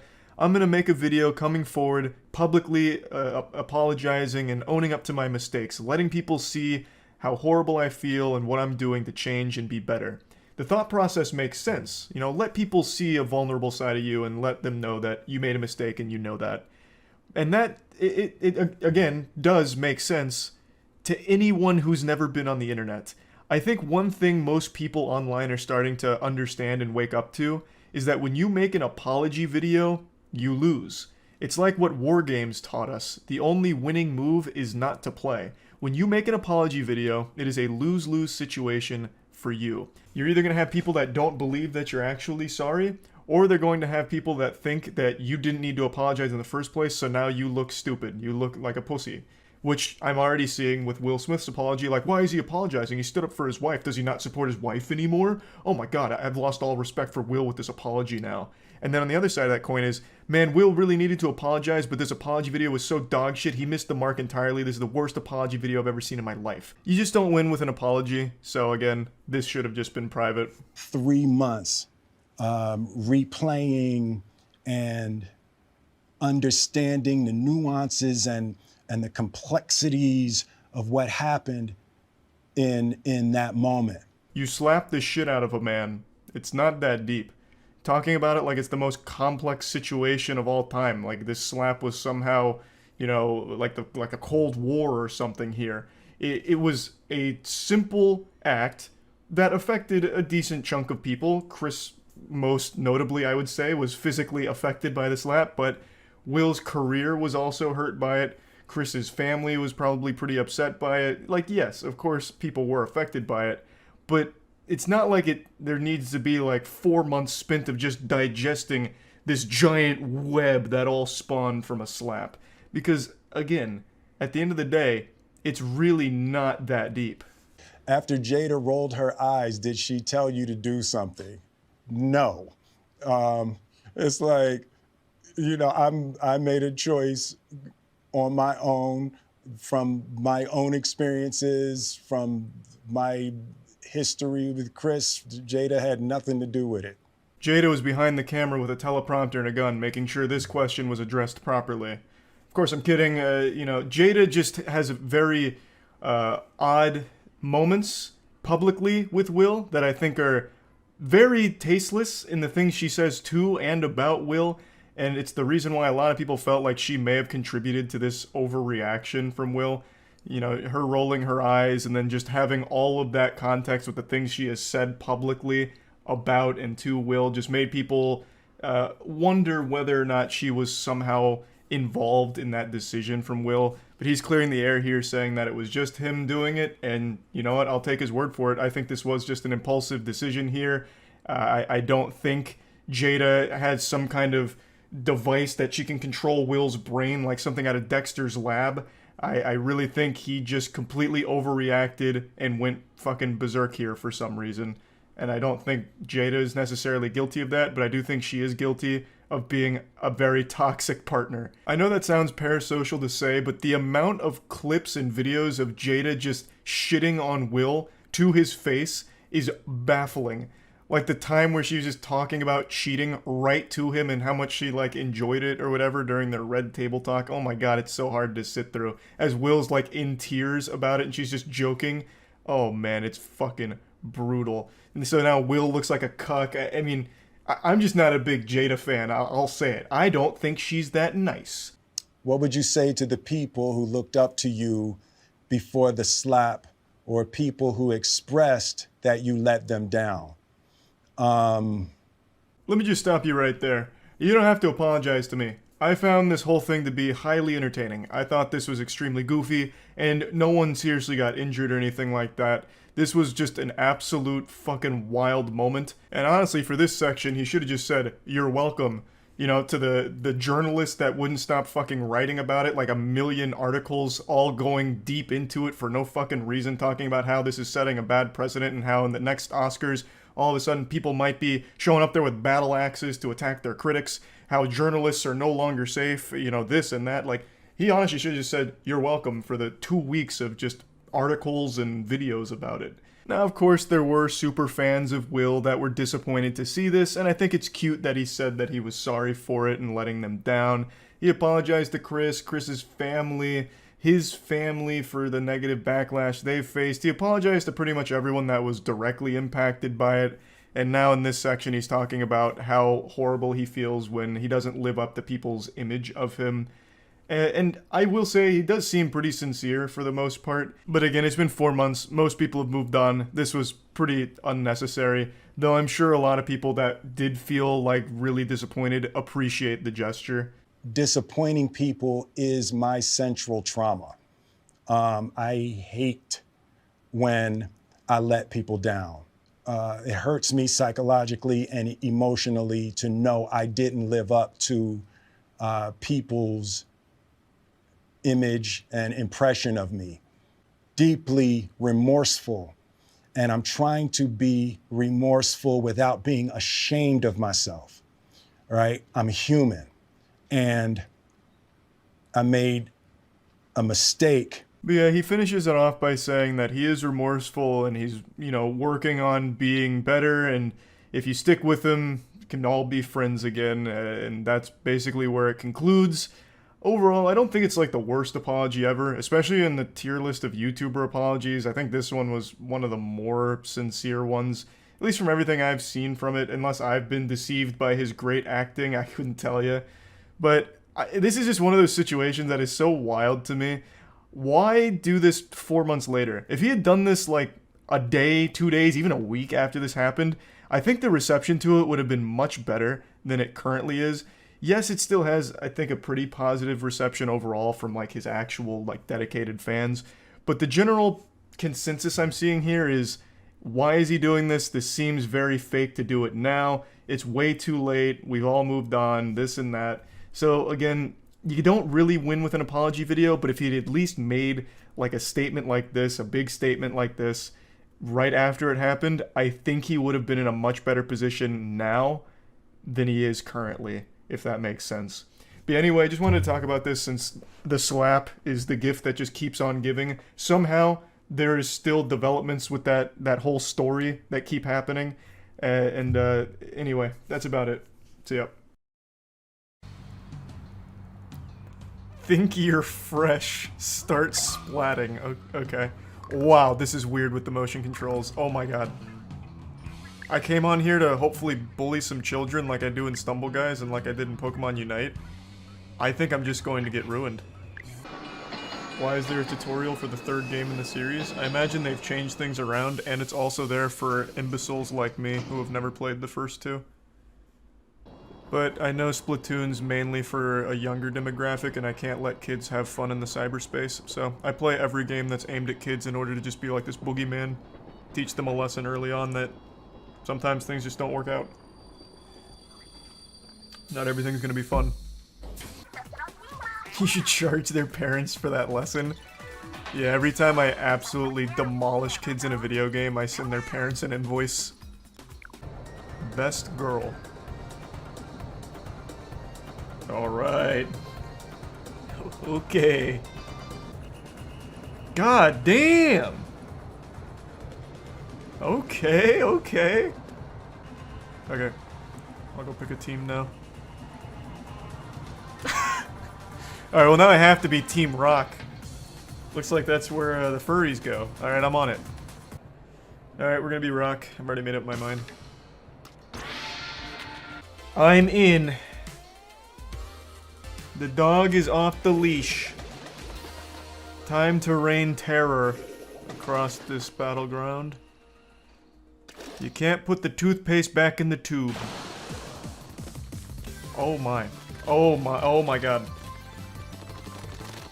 Alright, now I'm ready. The only thing I've ever even seen from this game... Man, what the fuck? The only thing I've ever seen from this game is that one guy who raged every time he lost. I think his name was like Pulls12 or something. So that's what battles are like, huh? Yeah, that was a lot. That's a lot to take in. Whoo-wee! I didn't see a single opponent, actually, if you can believe that. Yeah, I just don't think motion controls are for me, man. Oh, I actually led the teams. Okay. Man, my team must have blew ass. I was not doing much of anything during that. Motion controls are a must. I feel like that's just brainwashing. Like, I'm sure it's fine without... We'll see. Like, it's not like I was making any big plays with the motion controls in particular. I was still top fragging.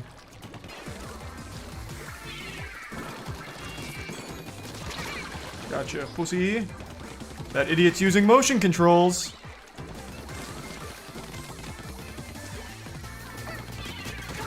Outplayed.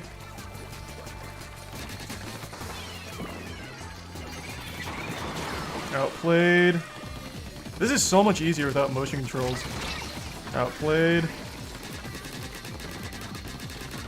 Oh, it's a force field. Outplayed. These poor kids. I'm ruining their field trip.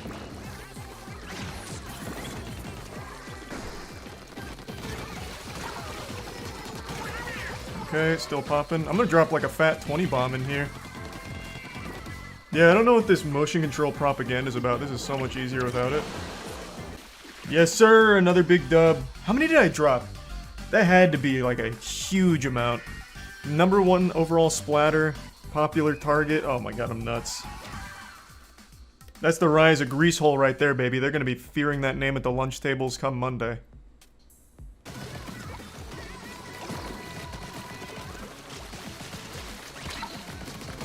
Not today. Outplayed. Look at that distance. You see that? Oh, and I'm still going. My spacing was nasty on the roller guy. Came in like a jump scare. Now I have alt and boost. Let's go. I'm back. Hold on. This is gonna be rough for this. Never mind, not that rough and popping off.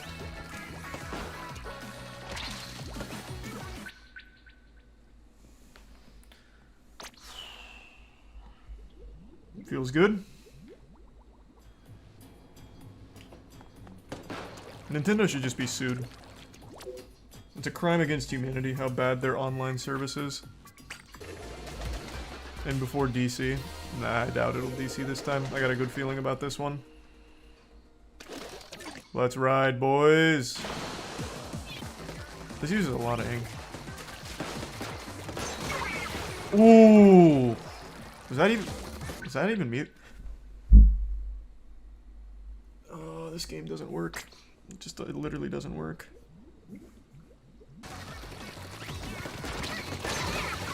Alright, I'll take the trade. I'll take the trade. Fuck it, that's fine. We're 30 seconds in, no one's DC'd. Love to see that. This could be the one.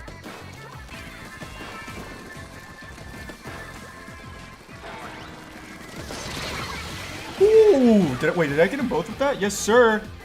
That's huge for us. Now force the issue. Push up. Come on, boys. My Boy Scout troop isn't doing anything.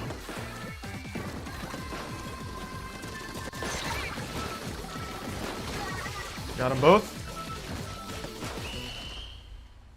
Did we clutch? Did I do it? It's gonna be a tight squeeze. Unlucky. That fucking idiot! You buffoon! Where are they?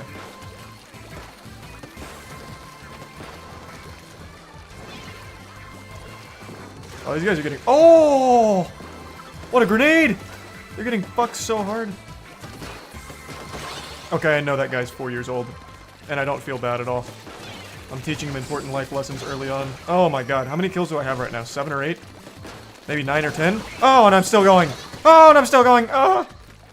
Just stop spawning! It's for your own good, don't play. Turn it off. Just leave! Ah! Just get the fuck out!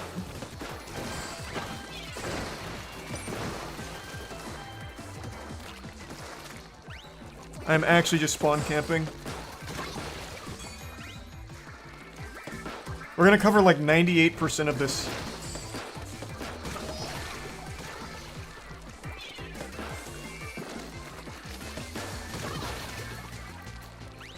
Don't jump in. Don't jump in. I see you up there. Don't do it. Oh, God, why? Oh, I fell. Nope. I'm shutting that shit down. Not on my watch. What a slaughter. I'm pretty sure I dropped 50 kills. An easy 15.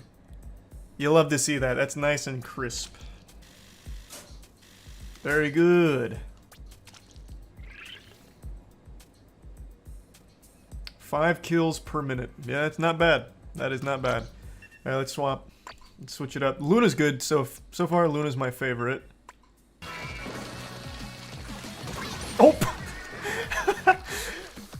I like the roller a lot. The fact that it just one-shots is goofy. What's my ult do? I'm trying to push us through. Gotcha. Gotcha. Oh! Fuck, just ran the train right through them. I wonder, does this combo? No, it doesn't. I was wondering if I could do like the squid roll immediately after doing that, but it doesn't seem like it. Oh, actually you can. I've got the forbidden tech already, baby.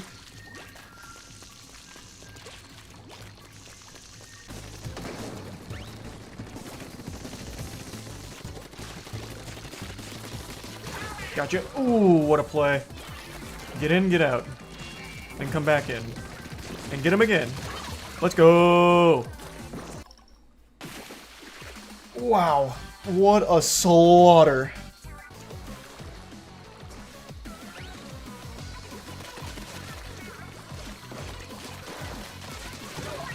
Gotcha. Gotcha.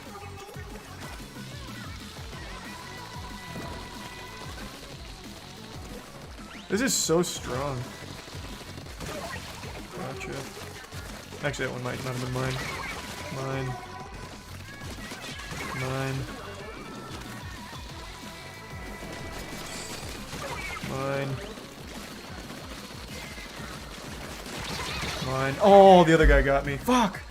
I was eating, though. I was straight eating the ass off of him.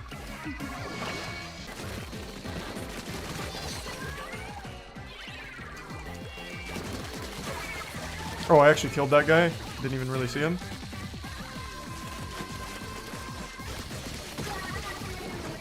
I actually might have dropped an easy 20 on this one. But I think we still lost. Oh, we definitely didn't lose. Never mind. I thought that one guy was wreaking far more havoc than he was. Thanks, Resub Golfing. Not 20. We'll see. My highest so far is 15. And I felt like I got even more that time, but maybe not. I wasn't spawn camp 15. Damn. Alright, let's see how my sniping is. I'll play this like just an op, I guess. Gotcha. He's trying to snipe as well. Cringe.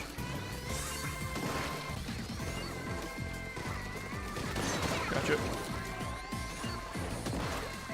So this just doesn't have a lot of range is what I'm getting here.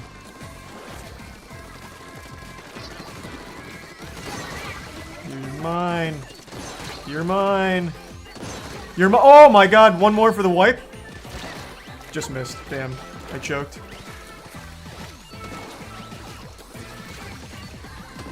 Fucking shame. Still huge though. Our sniper's good. When I'm using them. Not when anyone else is though. Everyone else sucks shit at the snipers. Except me. See, like, I'm nasty. I'm getting a phone call right now, but I'm busy. Can't they see I'm playing Splatoon? And absolutely wrecking ass? Get off of the point! Right. Hey.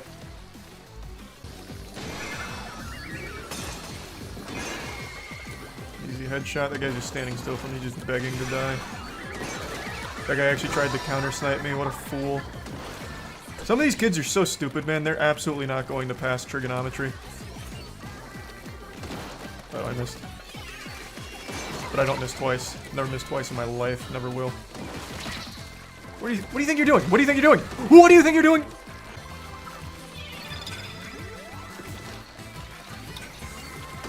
What are you doing? Standing still, knowing that I'm sniping? Are you insane? He's a little out of range. You're not. Oh, wait, I just... collateral! Somehow. Okay. Highlight reel, pussies. Welcome to Nintendo Online. Alright, these guys are absolute trash. Love to see that.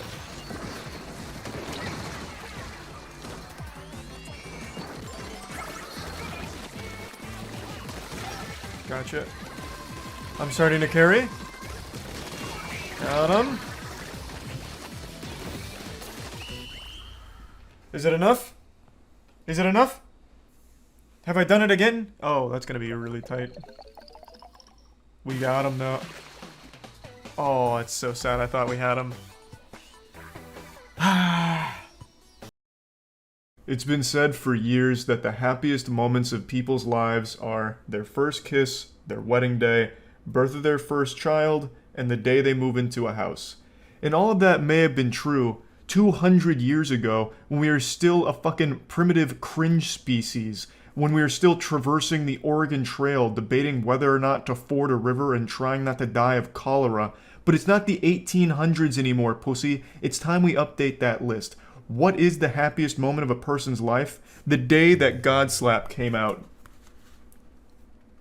Which is today. For about 2.5 years now, we've been hard in the lab like Professor Utonium trying to create the perfect comic book series.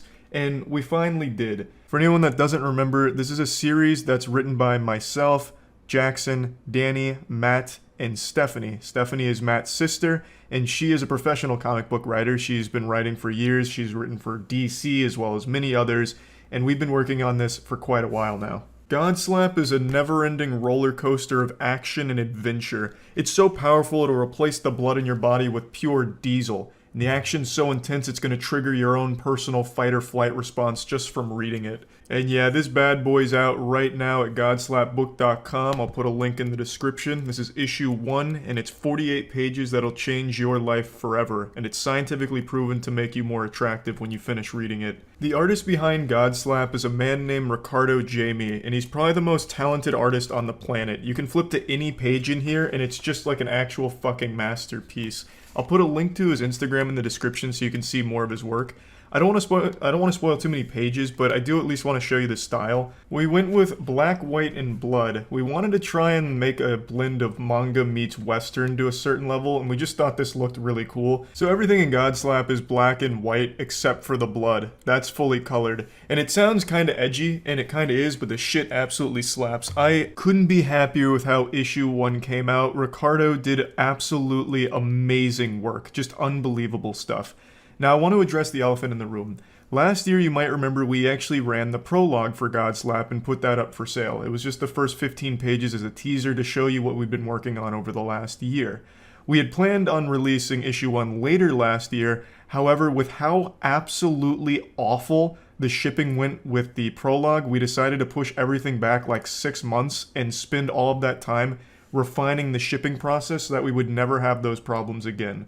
So we learned a lot from the prologue run, and I can't apologize profusely enough. Some people didn't get their comics for 3 months. Some didn't get them at all because of how badly the shipping was handled with the fulfillment center we initially used, as well as just the process we went about it. So we changed everything, top to bottom. We spent many, many months making sure that shipping would go off without any problems whatsoever, and I think I can confidently say we will not have issues like that with issue 1 now. It's all been fixed, and we are also offering free shipping domestically. So if you get a Godslap comic in America, the shipping is free.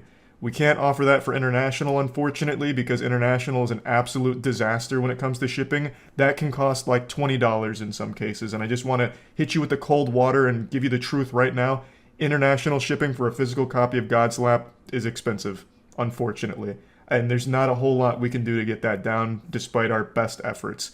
However, we are offering a digital edition of Godslap, where it's not a physical copy, you just download it digitally, and that's $5. It goes right to your account, and you can read it on your computer. And that's probably the best option for anyone that's interested in Godslap internationally. You save a lot of money, and you still get to achieve enlightenment through reading Godslap. Now, we're not fucking troglodytes. We know that offering a digital edition of Godslap is going to lead to piracy. We're not the dumbest assholes on the planet. We obviously know that's going to happen with offering a digital download, and that's fine, you know? If you're interested in Godslap and can't afford it, well, you know, sometimes you gotta do what you gotta do. And who knows? Maybe there's some people that helped work on Godslap that may or may not have dabbled in piracy at some point in their life. Not pointing any fingers, not confessing anything, but, you know, maybe there was someone there that used to download some Adobe products sometimes. It's possible, not saying it happened, but, you know, maybe. What I'm saying is, we know that's going to happen, but we think it's still important to offer the digital download as a really cheap alternative and a really convenient one where you don't have to wait for shipping, or if you're international, you don't have to pay like a crazy price for the shipping. Another thing I'd like to mention is we're not making the same mistake we made with the prologue, where it was pre-ordering and then printing it. We have all of it in stock, so when you place an order, it will start the shipping process because we have inventory. So Godslap issue 1 comes in 3 different covers. This is the standard cover. This is from Ricardo Jamie. This cover will always be restocked. It's unlimited. You can get as many of these as you want. And then it has 2 variant covers. So the first one right here comes from an artist named Vampire Tranel. I'll put a link to his work in the description. This is the first variant cover, and then this comes from Vincenzo Riccardi, another extremely talented artist that I'll put a link to in the description. These are the 2 variant covers for issue 1, and each of these will only ever have 6,000 copies ever. So there's 6,000 of this, 6,000 of this, and that's all there'll ever be. So those are also up for sale as well. We also thought it'd be fun to offer posters for your favorite covers. So if you really like the standard cover from Ricardo, you can get a poster of it. Or if you really like the limited edition variants, like the Vincenzo Riccardi one, there's a poster. Or the extremely talented Vampire Tranel cover, there's a poster for that as well. So there's just a lot that we're offering, so it's Big Godslap Day, and I want to make another huge announcement about Godslap. I talked about having an animation done for it, and that's completed. I'm going to be posting that animation tonight at 7 p.m. EST, so 5 hours after this video goes up. It's the first 15-ish pages of Godslap adapted into an anime-style animation. And it's done by the same studio behind the Skynut music video from a couple years ago. We commissioned them again to do this because we thought it would be extremely fun, and the animation is amazing, and I can't wait to share that with all of you. So that's going up tonight at 7 p.m. Eastern. This whole project has been about 2.5 years in the making, and I couldn't be happier with what we've produced here. Now, since we spent so much time ironing out the shipping and making sure it's perfect, we had a lot of time to keep working on Godslap, which means issue 2 is also done. It's just we're going to wait a little while for issue 2. We'll put that out in a couple of months. Let everyone have time to digest issue 1 here. But issue 2 is also on the horizon very shortly as well. So, big Godslap news. I'm super excited to finally get all of this out to you, and I hope you all enjoy it. We worked really hard on it, so yeah, I hope you enjoy Godslap. That's about it. See ya.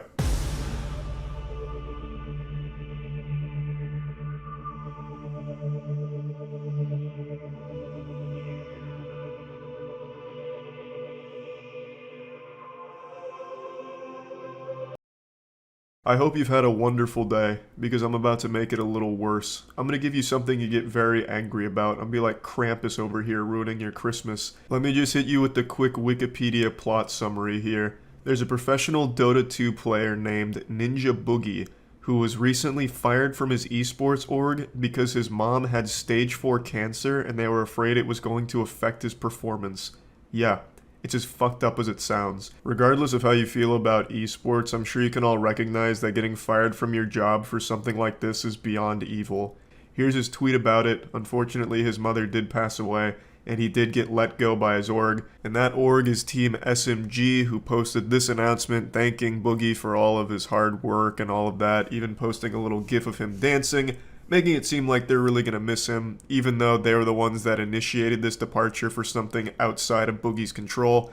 Boogie commented asking them to tell the real reason for the kick, and they've gone radio silent ever since.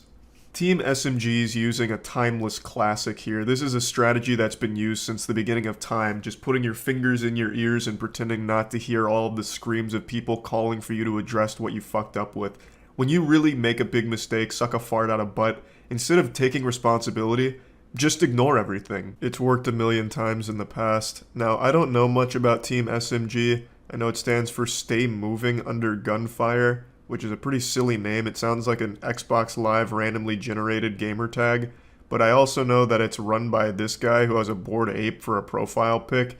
And this is some real bored ape behavior here, firing someone because their mom has cancer. So I didn't know anything about Team SMG before all of this, and now the only thing I know them for is being complete scumbags, and I think they're grosser than shit stains in a gas station urinal. Ninja Boogie went into a little bit more detail on how all of this happened.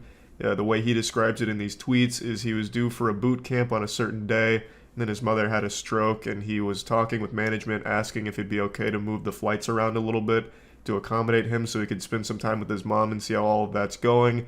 And he'd still be there in time for the boot camp with, plenty of time to spare. But after telling them what his decision was, hoping that the flights could be arranged a little bit so he could see his mom, they kicked him. What an absolute Sigma grind set. Oh, your family's dying? That's no excuse, pussy. Get the fuck off the squad if you can't focus on dubskis. Family is temporary. The blockchain is forever. Bored apes for life. Yeah, NFTs. Yeehaw. Now, for what it's worth, I don't actually think the Bored Ape guy was the one who made the decision to kick Boogie from the team. I'm pretty sure he's just a very hands-off, passive owner who pumps money into this in the hopes that he can sell it for more in a couple of years and doesn't really make any decisions with the org. But I still do like to joke about Bored Ape enthusiasts. There were just so many ways of handling this situation with even just an iota of sympathy and care.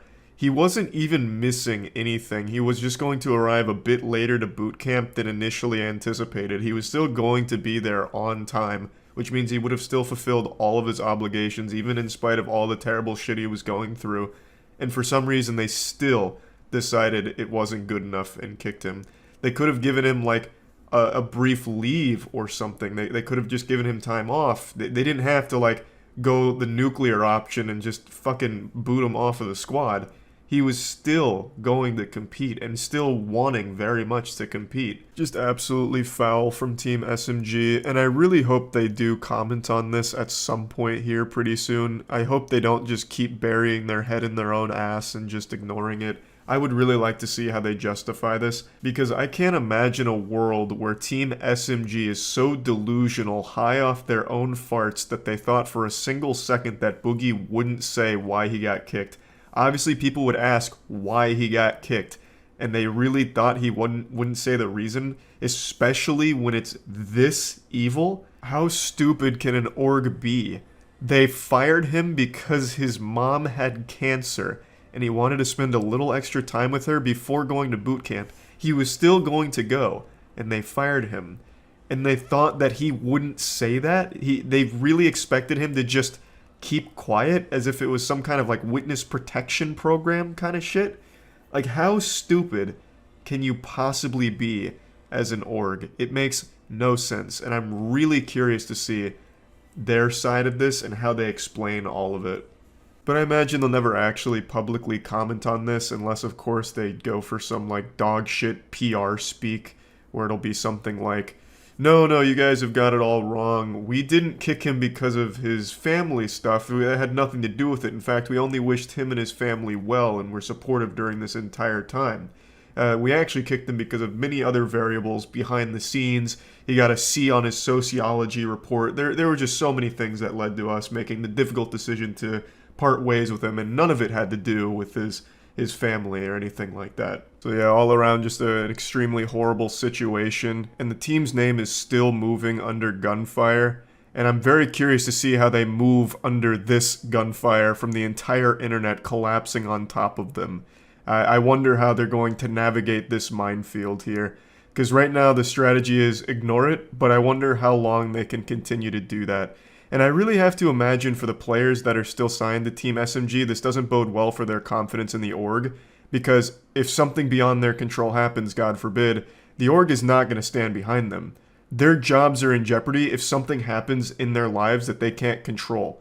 Because clearly SMG has no problem cutting people for those kind of reasons. So it has to shake their confidence in their org, which is bad for the health of the entire org altogether, I would imagine. Team SMG showed that they're not afraid to fuck you in the ass. So for players that are currently signed, that's gotta be a red flag that their jobs can be in jeopardy in the drop of a hat.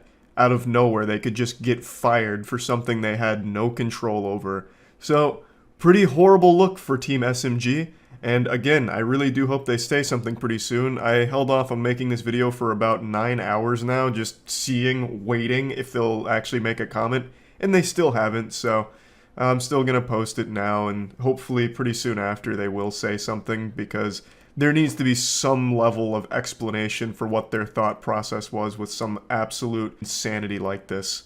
So yeah, that's about it. See ya. I've stayed silent on this topic for too long because I didn't want to hurt anyone's feelings, but you know what? Maybe a little tough love is what you need. Maybe a nice firm spank on the bottom is exactly what you're missing right now, and you know what? I'm here to give you that fiery kick in the keister. I'm sure you've all heard of the Mandela effect. It's very well known now. The Mandela effect, for those that aren't aware, is the phenomenon where a large group of people all share the same false memory. The biggest example of this is actually where the name comes from, Nelson Mandela. Well, I mean, Nelson Mandela is real. It's not like the false memory was his existence. Nelson Mandela was very real, but it's named after the time where a large group of people thought that Nelson Mandela died in prison, when in reality he didn't. But there was such a massive number of people who all swore that they remembered hearing or reading that Nelson Mandela died while in prison. But that just didn't happen. So the Mandela effect refers to this phenomenon where a large number of people all collectively share the same false memory.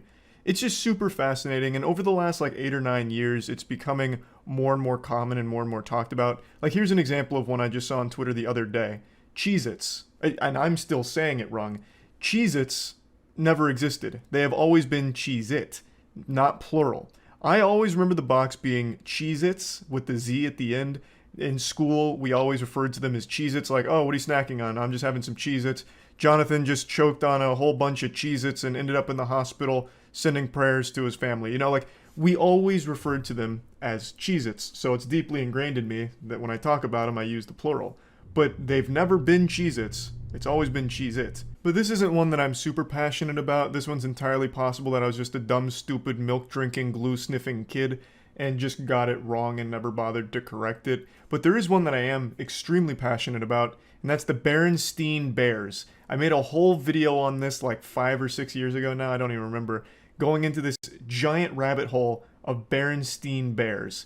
But that never existed, apparently. It's always been Berenstain, which I still, to this day, refuse to believe. There is some tomfoolery in the quantum realm going on right now, because I very, very distinctly remember writing book reports on the Berenstain Bears, and I was corrected when I used stain, because as a kid, the word stain was a word I knew. You know, I'd fucking shit stain my britches, my parents would talk about stains, I knew the word stain. So Berenstain Bears is what made more sense to me at the time as opposed to steen. So on my reports, I remember I wrote stain and was corrected to writing steen.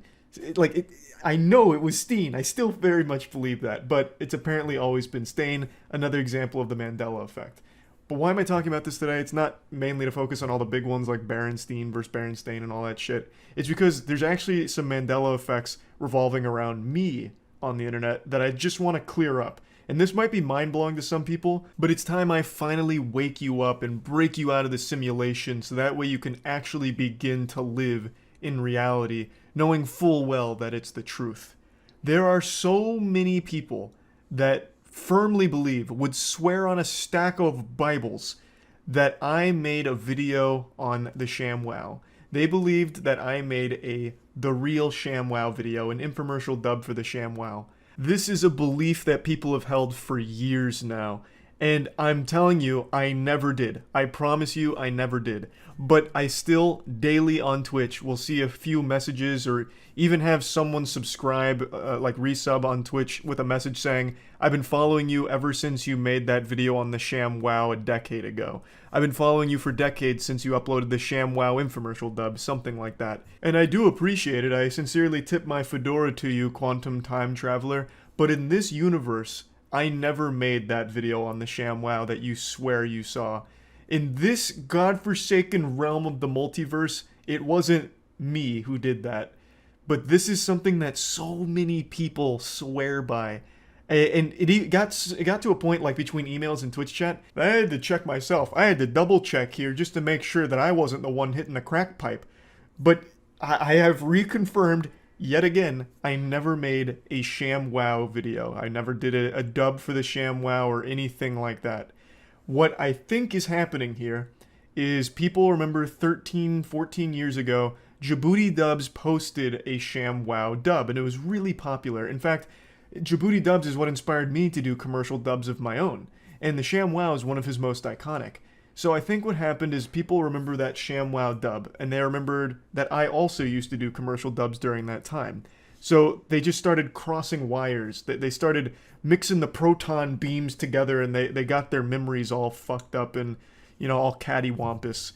But I also did do a video kind of similar to the ShamWow, which was the Real Mighty Thirsty video, which is an infomercial dub for a product that's similar to the ShamWow.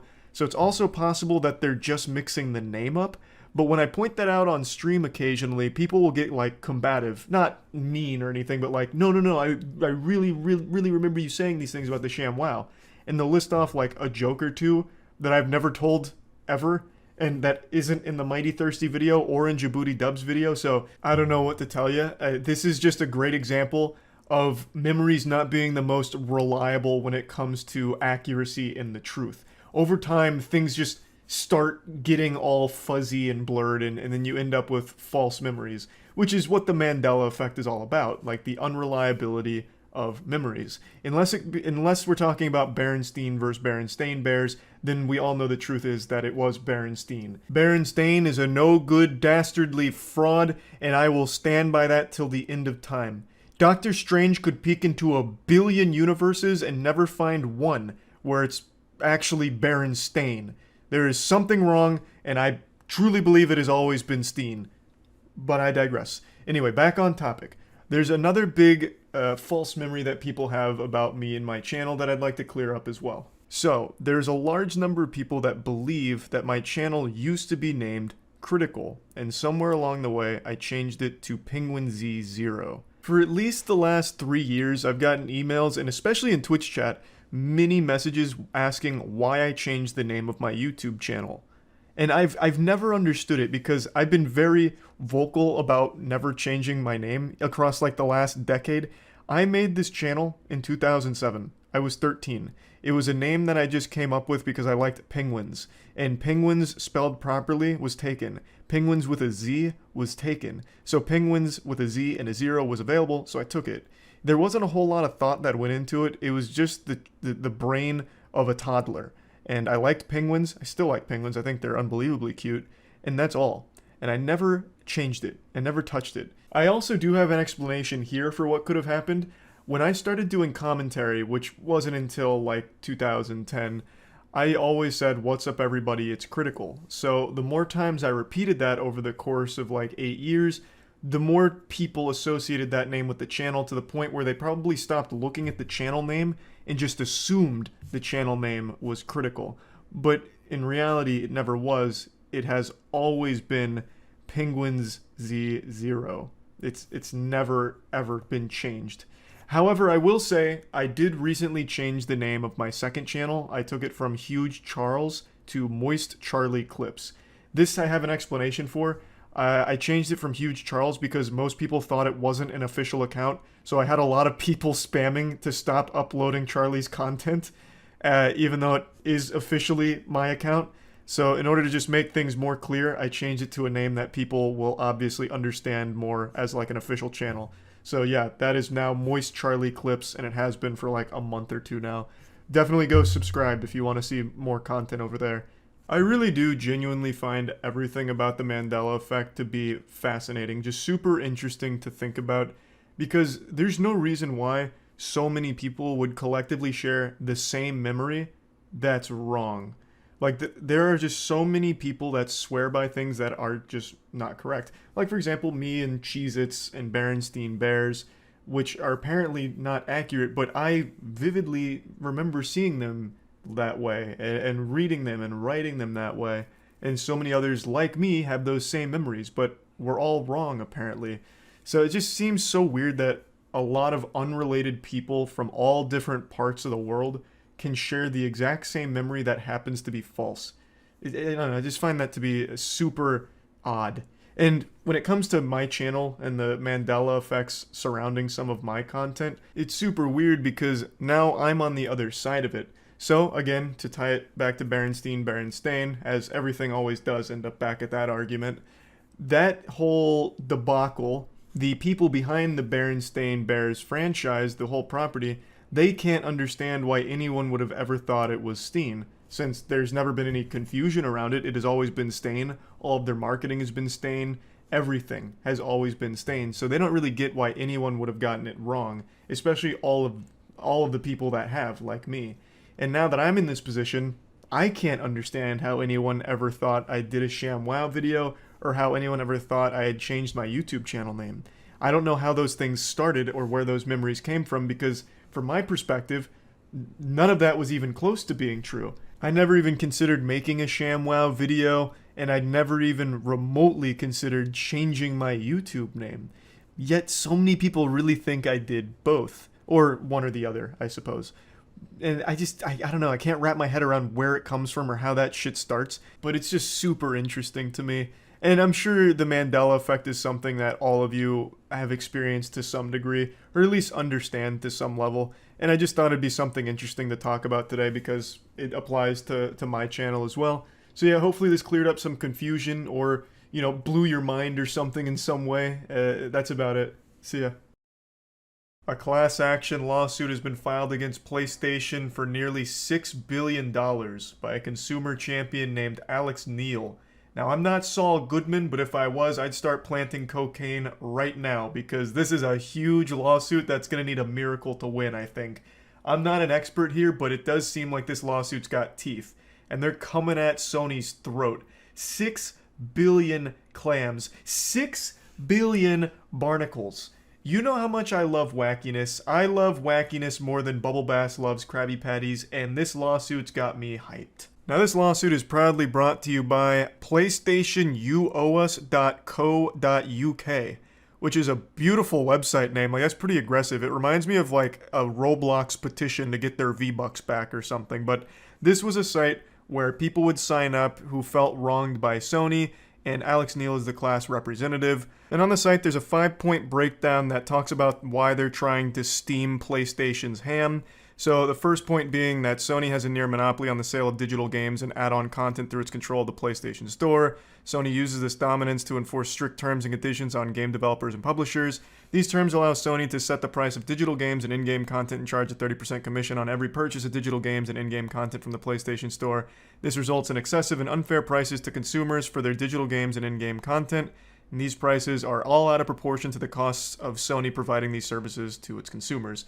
So basically they're saying that Sony has used its dominant position in the market to unfairly overcharge consumers. Now, for reference, this was filed in the UK, and a brand new PS5 game in the UK will cost you about £70, which is the equivalent to $82 US. So I do think they're getting fucked in the ass a bit here. It's quite an overcharge if you ask me. And I'd love to see them win this lawsuit, you know? Power to the players, as PlayStation says. But the more I read into it, the less confident I feel that they'll be able to Fortnite dance on the grave of Sony with this lawsuit. I don't really think they're gonna get a big W from it. And let me just explain why I think that. I'd love to be proven wrong. Like I said, I think it would be great if they actually did win this lawsuit because I do believe they're being overcharged, but I don't think they have the strongest case here. Just looking at these first 5 points, the first one just stands out as factually incorrect. They're claiming that Sony has a near monopoly on the sale of digital games and add-on content, which is just blatantly wrong. I would slap you with a fat F on your report card if you submitted this to me.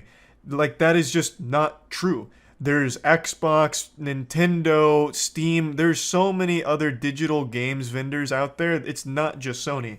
Now, if you're talking about PlayStation exclusives, then yes, Sony has a monopoly on the digital sale of the PlayStation exclusives. But if that is the claim, it needs to be a lot more clear because with the wording here, it just makes it sound like you think Sony is the only console to exist and the only platform for digital games, which it isn't. The other thing that was confusing my little reptile brain was that 30% commission they mentioned, talking about how the Sony demands 30% cut of digital game and in-game purchase sales from the developers. That's not exclusive to just Sony. Xbox, Nintendo eShop, pretty much every digital game vendor has some kind of commission that they force. It's not just Sony, so I don't understand why they would target them specifically, since it's the industry norm. But I decided to spread the cheeks a little further, dig a bit deeper, and listen to what the UK consumers were saying. And it seems to be that in the competitors' shops, like the Nintendo eShop for example, they adjust their prices so that way the conversion makes sense and they're not being overcharged. Like a new Nintendo Switch game is £50, which when converted to like US dollars is about what we're paying in the States. However, when it comes to the PlayStation Store, that's not the case. So a new PlayStation 5 game in the States is $70, and in the UK it's £70. However, that converts to a lot more. That's 82 US dollars. They are just blatantly paying more. Instead of adjusting that price down to like £60 or whatever, they just keep it at that 70 and thus they're being overcharged. At least that's what I was reading from the UK consumers, which again, at the end of the day, it's blatantly obvious that they are paying a lot more for games than we are in the States. And I totally do agree that it is a ripoff. And Alex Neil, the class representative, has 14 years of experience as a consumer rights advocate. So it's not some joke of a lawsuit that was haphazardly thrown together by a faceless nobody. This isn't like that situation on Twitch where that guy tried to sue Twitch for like $100 million because he couldn't stop watching female streamers and ejaculating and he tried to blame Twitch for a porn addiction. This isn't that case. This is a real legitimate case that Alex Neil has put together. But I just don't know if it's focused enough to actually win. It seems way too generalized and broad, and you can look no further than their own website where at the very end of these 5 points, they made this statement that just seems a bit misguided to me. This just seems like another desperate effort to throw something at the wall and see what sticks.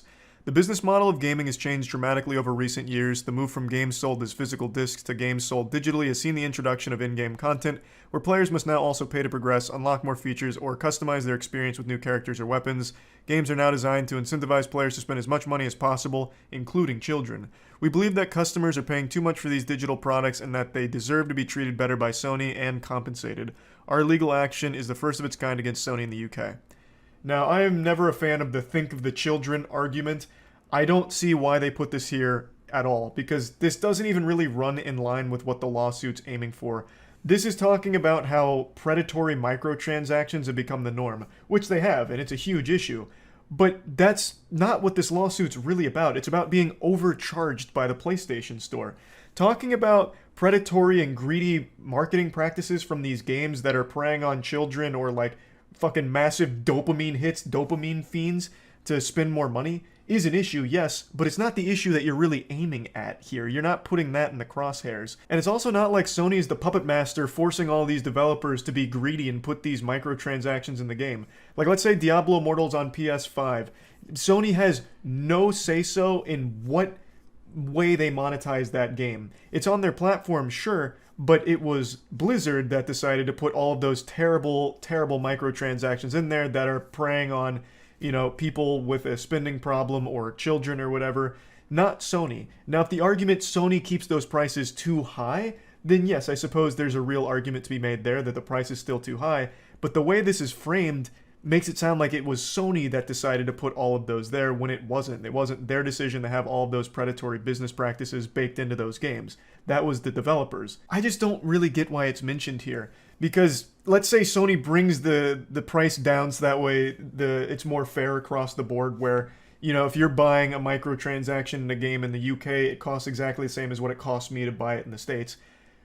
It still doesn't solve the core issue that you're bringing up here with the games being predatory, right? Like, this whole paragraph here is like almost like fear-mongering. Like, games have become really greedy, and it's partly Sony's fault to some degree, which is why we believe you need to be compensated fairly, and we believe you need to be treated better.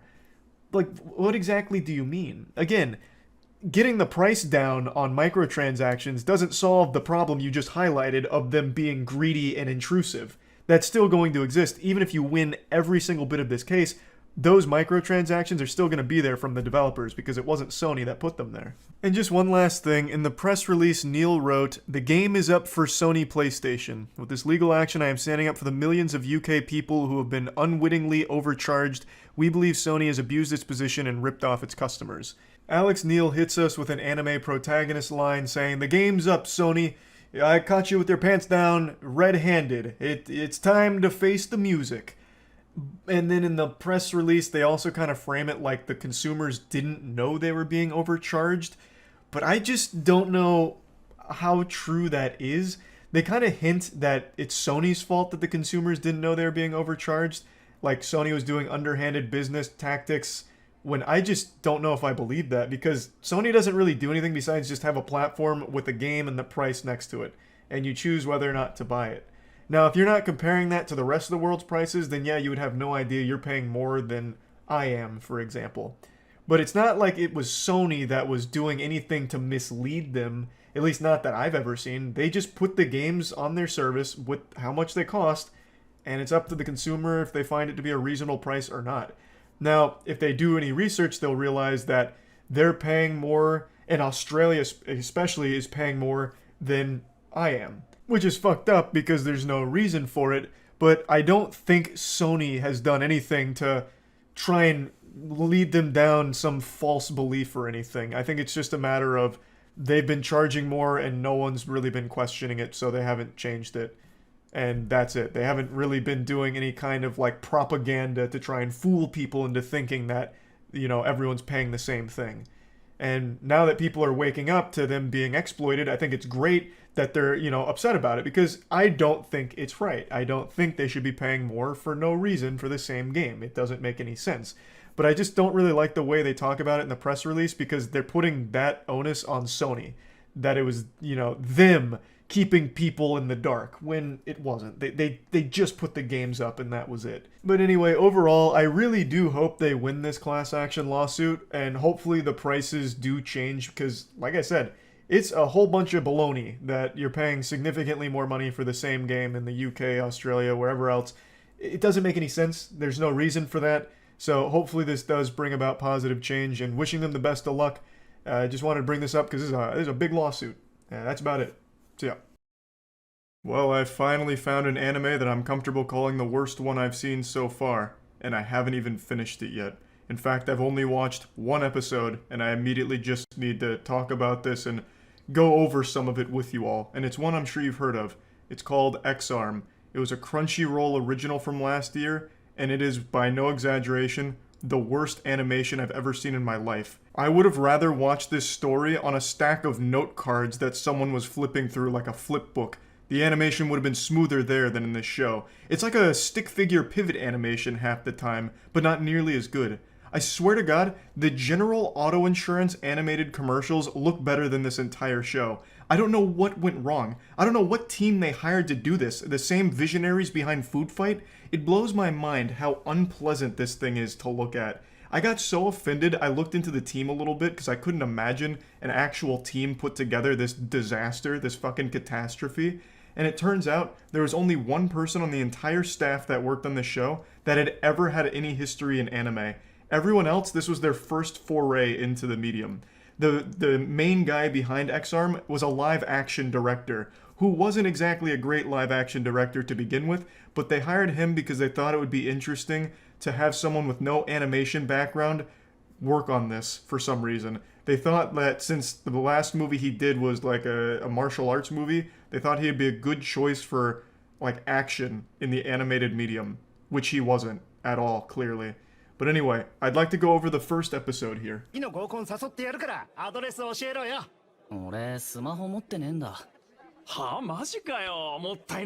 An astute observer will notice that the main character's 3D, while the other characters are 2D, leading to this jarring disconnect immediately.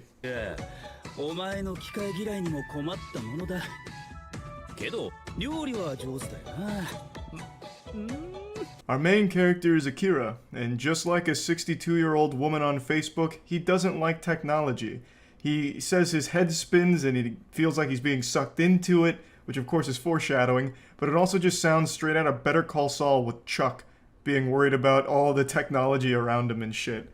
It's a really immediately goofy concept, made even sillier by the fact that, again, the main character is 3D interacting, I'm putting that word in quotes and using it real loosely, with a 2D world around him and 2D characters. So it just doesn't work, and it's already just yucky.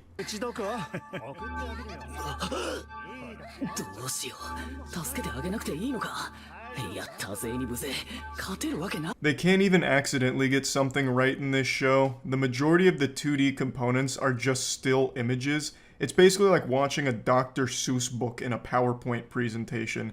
It's trash, but the 2D stuff isn't even like well made. Like there's no effort there. Like they have no excuse because this isn't even animated and still looks like trash.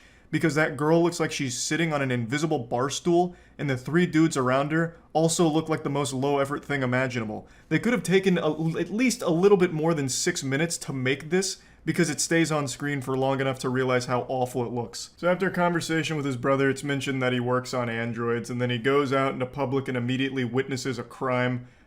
These hooligans over here are tugging on a girl's arm, and talking about walking her home, and Akira has an internal conflict wondering if he should try and help her. Even though the odds are stacked against him and he's not much of a fighter, he knows he won't win here, but he wants to try his best to save that girl.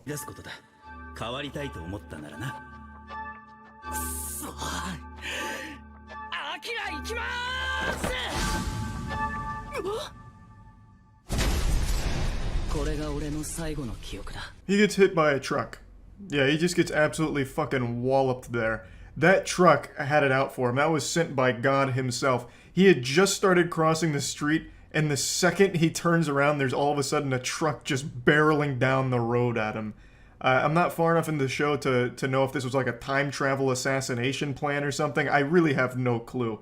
But what a wacky intro. And that's a pretty cliche thing. I've seen that exact plot device used in many anime as well as many shows in general. Like about to do a good deed, but then you get hit by a truck. In Yu Yu Hakusho, it was he saved someone's life by pushing them out of the way of a bus and then getting hit.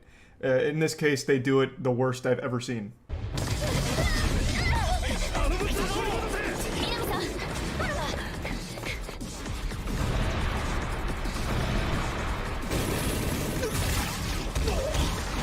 Fast forward 16 years post-truck blast, and we are now looking at an android and a police officer who are going through hell right now.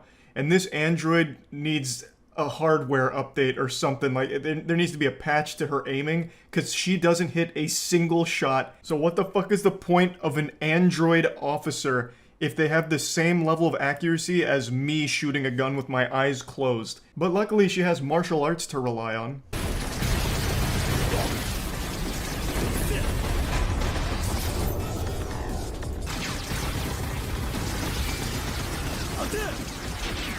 The edgier seat action just doesn't stop, but I wish it would, because it's disorienting and bad. This plays out almost exactly like a puppeteer with puppets making an action scene. It's so stiff and it's so clunky. It's like somehow this show has glitches in it. It's a goddamn anime that somehow has glitches and bugs. You'll see like a bunch of clipping and a lot of like janky like spaghettification effects occasionally during the action, because it feels like it was rendered using Unity version -0.1.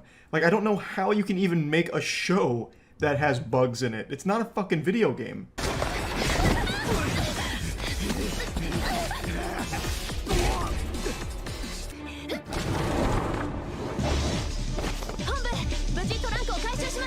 They managed to secure the trunk, mission accomplished, and then we finally get Akira back, and we see what role he plays in this whole thing.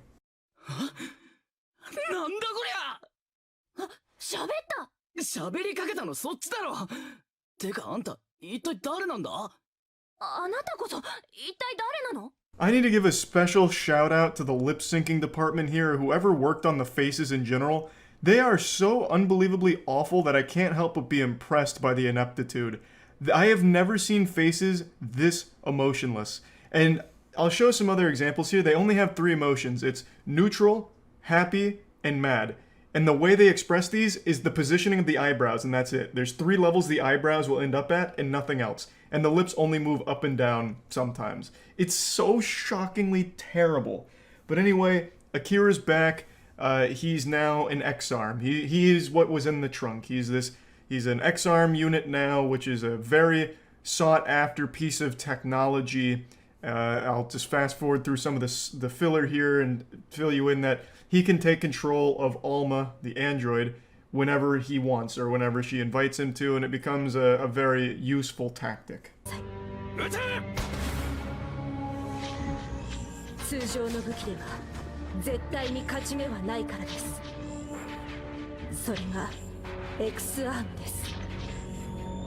This is the main villain of episode 1, and he's out here looking like he just escaped a lobotomy. He's got his mouth wide open like he's gasping for air like SpongeBob when he entered Sandy Cheek's dome with no water. So he's an X-Arm user, and he's terrifying. He's able to, like, dematerialize his body, kind of like what Obito was able to do in Naruto, where he's able to have things, like, pass through him, but then he can make himself solid when he wants.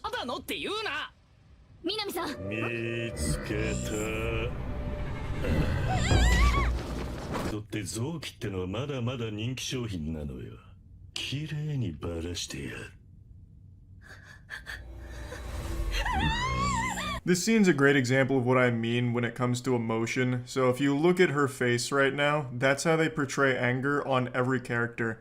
They make them look like a goddamn Voltorb from Pokemon. They just tilt the eyebrows down and it's like that's them being angry. Now the bad guys defeated our heroes temporarily, and he's got his little wiggle finger going into her abdomen talking about cutting out organs to sell. But luckily the heroes are coming back and about to save the day.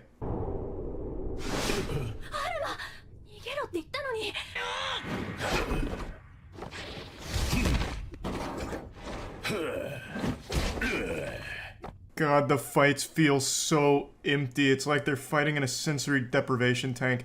There's no sound effects other than yeah, oh, yeah, oh, and that's it. Nothing else. Sometimes they have like impact sound effects, but there's no like backing track. There's no ambient noise or anything. It's just this uncomfortable series of groans and clunky moves.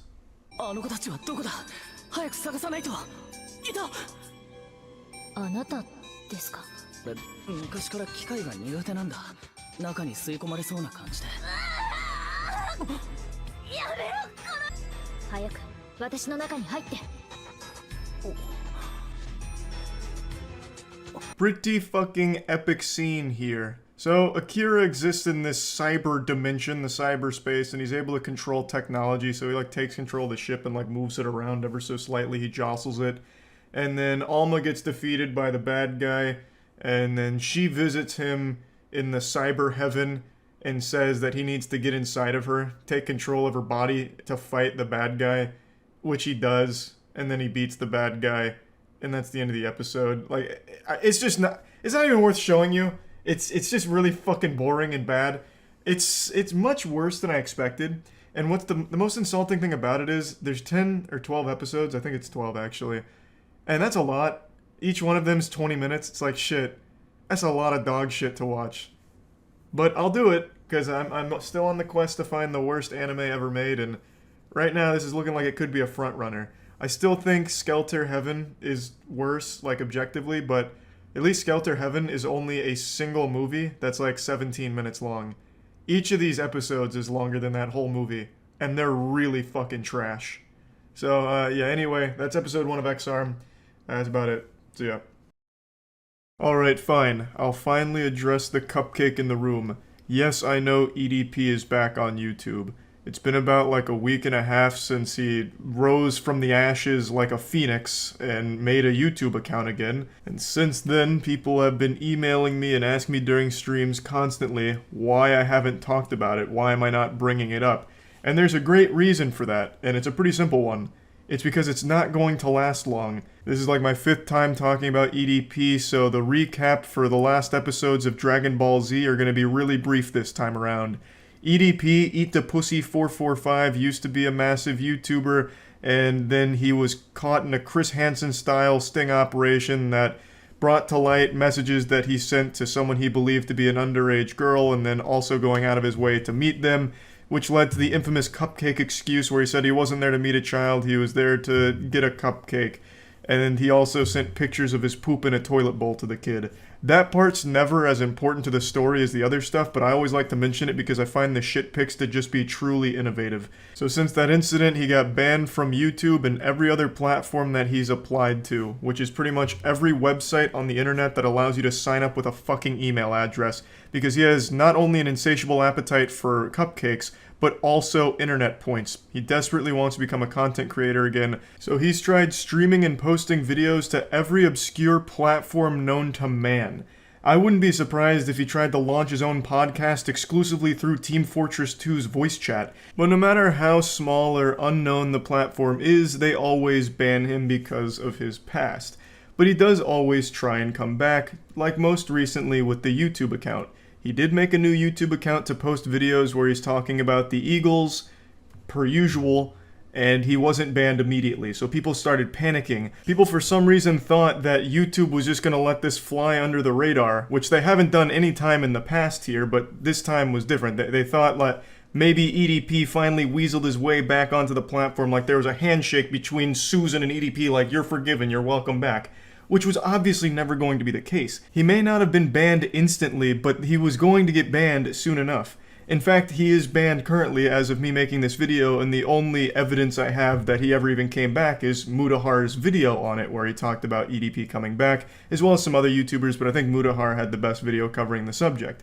This is the only thing left of his newest channel. It took like a week, I think. A week and some change, maybe. I'm not entirely sure, but it wasn't long. So the reason I didn't talk about it is just because there was no chance this was going to be him coming back to the platform in a big way or anything like that. So what's the point in really, like, addressing it or driving attention to him? It's just a nothing burger. It's not like his channel was really growing or anything. The only people there were the people that actively follow him to make fun of him every time he tries to come back. And they always alert the platform that he's there. So the proper channels were already notified, it was just a matter of time. And I'm confident in the week that it took YouTube to act, he didn't get any new victims to prey upon. This was just another attempt from EDP to try and post somewhere. It's just kind of like an STD on the internet. He's like a case of herpes that'll flare up every now and then with a new account, but then it goes away after a pretty short amount of time. So again, I haven't been talking about it because I didn't think this would be a problem that would last very long. I thought it would be something that takes care of itself, which it was. There's never going to be a future where EDP actually comes back to the internet. It's just not going to happen. Also, I guess this is just as kind of like a little PSA thing. Not every EDP account that pops up is actually him. This happens with pretty much every banned person anywhere. There's going to be a ton of fake accounts that are reposting content as like new things to make people believe that it's that person that came back. It's just a troll account most of the time. It's already happened with a lot of EDP accounts. Apparently this one really was him though, and it seems like it actually was him. But for the most part, a lot of them are just memes, that people just fucking around. So yeah, that's really about it. So yeah. I put some lights in these shelves over here, and they look pretty bright on camera. It looks like a flashbang went off behind me. That's what I imagine it looks like when an angel comes down from heaven. It's like a sterilization chamber in a laboratory. My god. But anyway, today I wanted to do a little check-in on our good friend, the Russian Popeye, aka Bazooka Arms, aka the Saint of Synthol, or, as I like to call him, the Petroleum Jelly Juggernaut. I'm talking about Critikal. Critikal is a man who's been in the public eye for about 2-3 years now, because he injects petroleum jelly into his biceps, and he gave himself these SpongeBob anchor arm looking things. And he's not the only one in the world to do this. It's called synthol, and what they do is they inject it into whatever muscles they want to bubble up and look like a badly drawn anime character.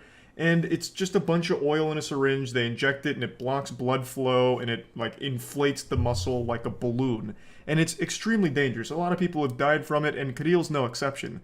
In fact, 2 years ago, he had to undergo life-saving surgery in order to drain his biceps because they were killing him. And I wanted to do a little check-in because I remembered reading about that, and I wanted to see where he was today. And would you believe it? He's back to using fucking synthol and petroleum jelly to pop up his muscles for the sake of TikTok clout. It just seems like TikTok likes are more addicting than heroin and worth losing your life over. Critikal is once again risking his life for the sake of his goofy fucking biceps because of the attention they garner online from people laughing at him. He has made his entire career online being laughed at. Most of you may remember Critikal from the slapping tournament from a while back where he went up against Vasily Kamatsky and got absolutely blasted and banished to the Shadow Realm. You also might recognize him from his lackluster MMA debut where he fought someone named The Old Man twice and lost both times in a pretty humiliating fashion. He's also had numerous other videos made about him and why he continues to inject. He does it because he likes it. He likes his biceps being that way. It's his entire personality. There's more jelly in this man's body than there is in a fruit gusher, and he won't stop, it seems, even after having to undergo multiple life-saving surgical procedures in order to stabilize him. He is still continuing to use to this day. In fact, he posted on TikTok just 4 hours ago. I'm gonna have to not play the original audio here because of DMCA, so just a heads up, I might just put like 2019 guy instrumental on it or something. Yeah, it's not only his biceps that have undergone enhancements, and I'm using that word really generously, but he's also begun having plastic surgery on his face, so he's been getting like facial injections that he's showing off online now. But he has fully gone back to injecting into his biceps, and they seem to be just as big, if not even a little bigger. What he's doing right there, that little boot scootin' boogie, it's syncing up nicely to the 2019 Guy song, so I actually think this is an improvement to the original video. But yeah, so as you can see, he's fully back in the swing of injecting his arms with synthol, petroleum jelly, whatever, for TikTok views and Instagram views, of course. His Instagram is a lot of just like making out with girls or like having a girl on top of him as he squeezes her ass or something to prove that he has sex. I don't really get it, but yeah. His arms once again look like Ed, Edd n Eddy when they put a jawbreaker in their mouth. And it's kind of sad because he almost died from this. His life was saved and he's just going right back. His online branding is he calls himself Bazooka Hands. Like his TikTok is Bazooka Hands. But his hands are normal sized, it's his biceps, so why not Bazooka Biceps? Or even just Bazooka Arms? Why hands? His hands are the only thing on his body that don't seem modified at the moment. So I just feel like maybe there was like a language barrier there or something, but it doesn't really work. The name doesn't match what you get. When I hear Bazooka Hands, I'm expecting like fucking lunchbox-sized bear claws, not normal boy hands plus Popeye arms, which is why people call him Russian Popeye, because it looks like Popeye after he gets his spinach. So I don't know why he settled on Bazooka Hands for his online handles. I just think that was a bit of a misstep. But I'm not his PR agent, you know. I'm not here to really, you know, nitpick it so much, but just a little confusion there. As for all of the facial modifications he's undergone, I don't exactly know when that happened because it kind of just came out of nowhere when following his Instagram. So I guess at some point he decided that the biceps weren't enough. He wants to continue to mod his whole body. And I don't know how he's doing the facial stuff, if that's under the supervision of a professional plastic surgeon or if he's, again, just taking matters into his own hands and using old trusty petroleum jelly. I hope not, because that'd be awful, like even more awful to inject petroleum jelly directly into your fucking face, but who knows? He has a history of abusing these kind of substances, and it's just honestly sad to see him get right back on the saddle and put his life in jeopardy just for the sake of more internet attention. It's a real shame. And I think this is like an actual case of a mental illness, being addicted either to the attention or to like the appearance of the big biceps. Even though they're literally killing him, he doesn't care, it seems. Which is odd, because when they interviewed him when getting his life-saving surgery, it seemed like there was a level of self-awareness where he was like, yeah, it's pretty stupid to start doing this when I was 20. I really hope, you know, all the surgeries go well and this and that. And then, you know, fast forward not even 2 full years later and he's right back to doing the same thing. So it's just unfortunate. A lot of his TikToks that made me feel even worse for him is he treats himself like he's a circus freak performer, where he'll go towards the camera and like jiggle his like biceps around in order to try and make it like a shock thing, I believe, because they look like diseased. Like the biceps, they look like they're about to fall off at any moment. It looks like he's smuggling rocks under his arm. It just doesn't look normal, and I'm sure he knows that, which is why he takes it right to the camera and gets like all up in close on like all of the dead skin and all of that. I don't know. It's just really upsetting because, like I said, I remember reading when he had his arm drained, and I would have assumed he'd turn his life around from there, getting a new lease on life, a second chance. But instead, all he did was go back to the exact same routine and the exact same set of circumstances that landed him in a life-risking situation to begin with. So yeah, I just want to do a little checkup here. Unfortunately, not exactly a happy ending to it, but hopefully his arms will get drained again and he'll survive and finally learn his lesson. Who knows? But anyway, that's about it. See ya. I know one of you watching this video right now is having a birthday, and to celebrate, I brought you a clown that we can all laugh at together and really make your special day that much better. So please allow me to introduce you to Bozo. His name is BitBoy Crypto. He's a YouTube crypto influencer who is currently suing another YouTuber named Atozy. BitBoy is seeking $75,000 due to defamation and emotional distress that he experienced when Atozy made a mean YouTube video about him, saying less than pleasant things. And I personally am mortified to learn that someone was being rude to another YouTuber. That just makes my blood boil. That's just fucking unacceptable. So this lawsuit is one that's really hitting close to home here. Atozy was not playing by standard Weenie Hut Jr. rules, clearly. He made a video talking about BitBoy's past with shady crypto and just a general history of sketchy shit, which made BitBoy upset enough to file a lawsuit against him for the video. Now, I'm not here to opine on whether or not BitBoy is a scammer or anything. I'm not here to make any claims against him or any allegations. I'm just here to make fun of him. So don't worry, BitBoy. Don't blow a gasket here. I'm not going to defame you. I'm just here to laugh at you. Every now and then, some pathetic, stinky worm decides it's a good idea to try and legally strong-arm a YouTuber they don't like with some lawsuit to scare them, or get money out of them, or get the video taken down, or something like that. And I always can't help but find it comical, because it never works out in their favor. This whole thing was about him being, upset and riddled with anxiety, worrying that Atozy's video ruined his reputation, even though BitBoy's lawsuit has done significantly more damage than Atozy could have ever done. Angrily filing a frivolous lawsuit on the internet is like publicly guillotining yourself. It's reputational suicide. I promise you, Atozy's video did negligible damage to your brand. However, you have just completely wiped your ass with it. You've done the equivalent of going to the mall and shitting your pants and then trying to blame someone else for those shatted-in britches.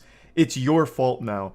So your reputation is trashed because of this lawsuit. The lawsuit is of course public, however I'm only going to be going through this article for the excerpts. I'm not going to bore you with the actual legal speak in there.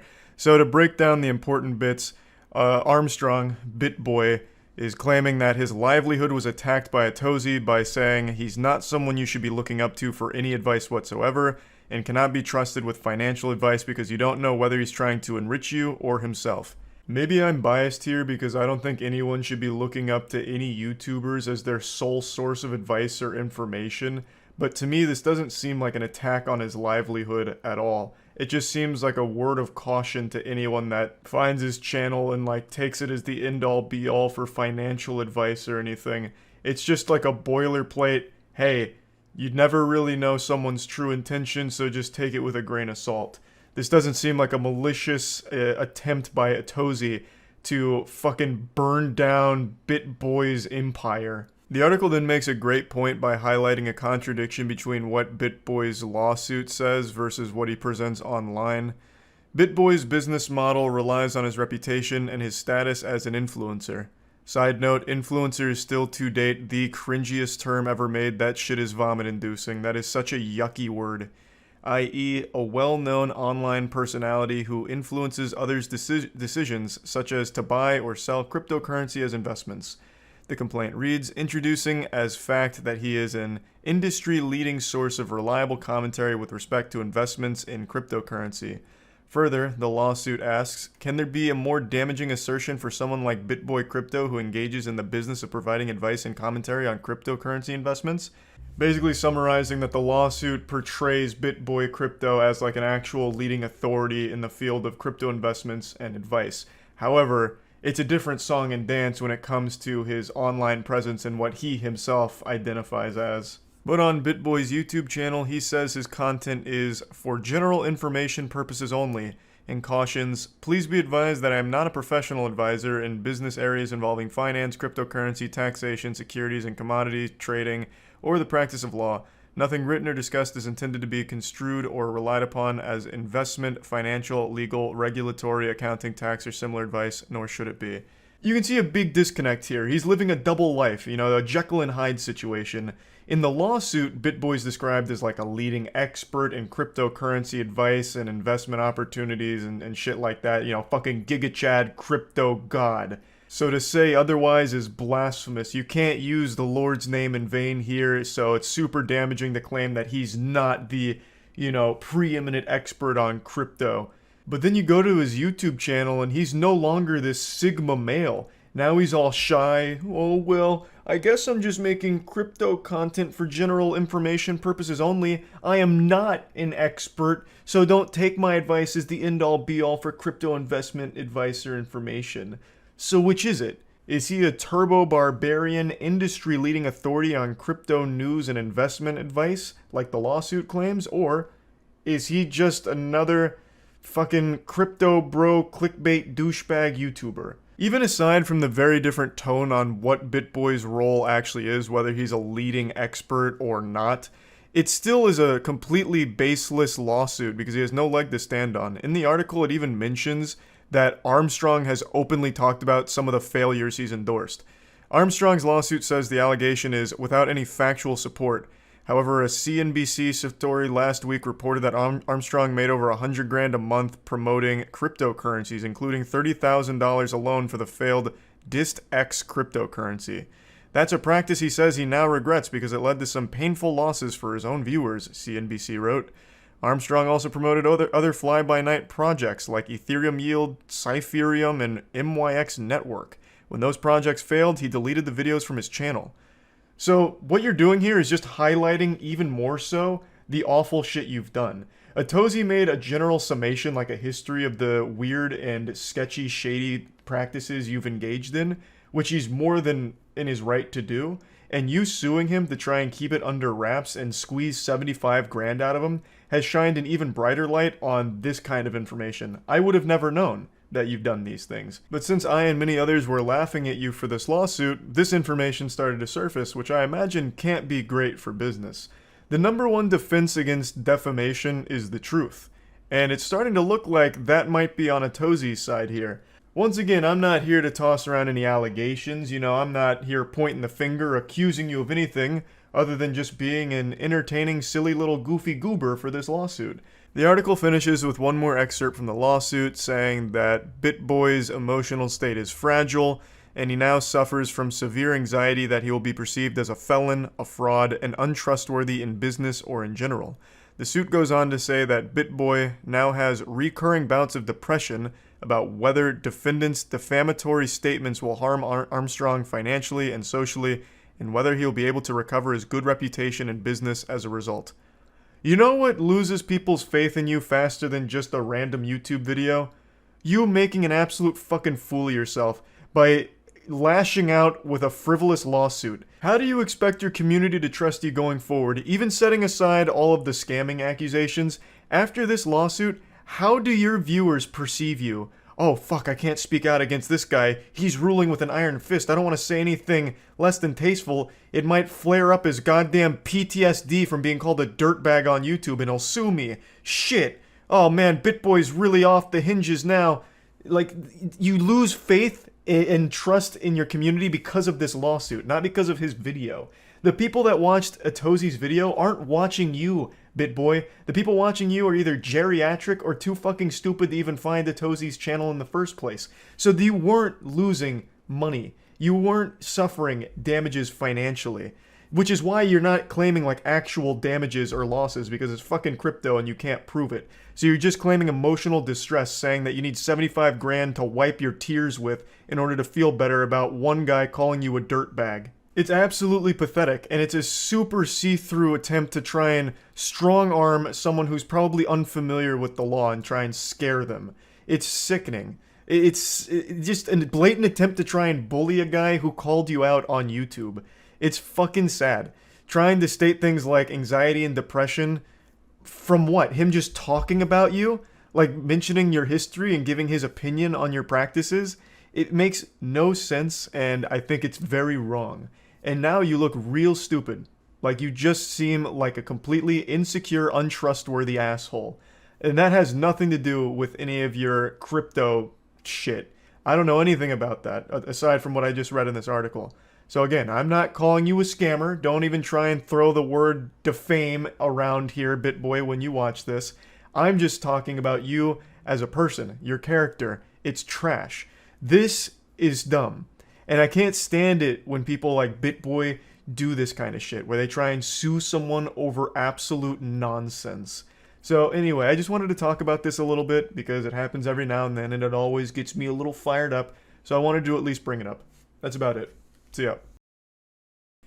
Yeah, I saw a ton of Fortnite clips on Twitter today for some reason.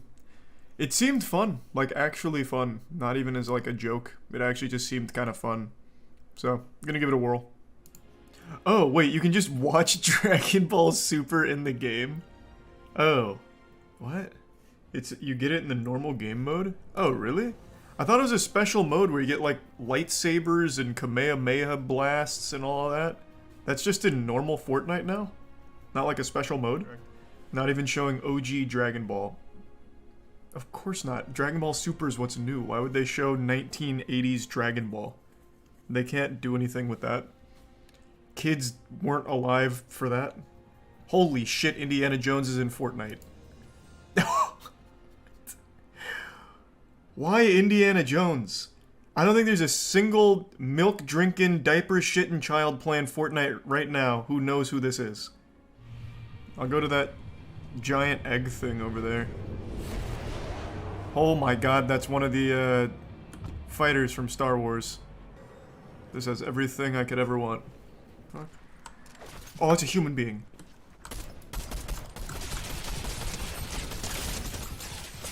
I don't even want to talk about it. I don't even want to talk about it. Yikes. I thought there was going to be a lot of recoil to that bad boy. There was none. Okay. There's already quite a few people there. I'll just come by in a minute. Holy shit, he's got the Kamehameha blast.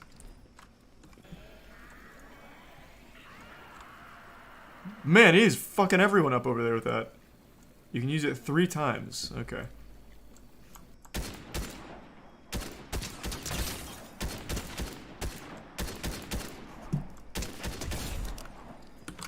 Okay. Oh my god. This is fucking adorable. Hey, Bulma. Fresh out, huh? Well, it's good to see you. Pretty sure I saw them all the way over on that island. Yep. Ah! Oh god. Oh, fuck me. How do I aim this? Aim down! Ah, I hit myself. This is not going well. Are these human beings or what the fuck is happening? Okay, there we go. That was fucking epic.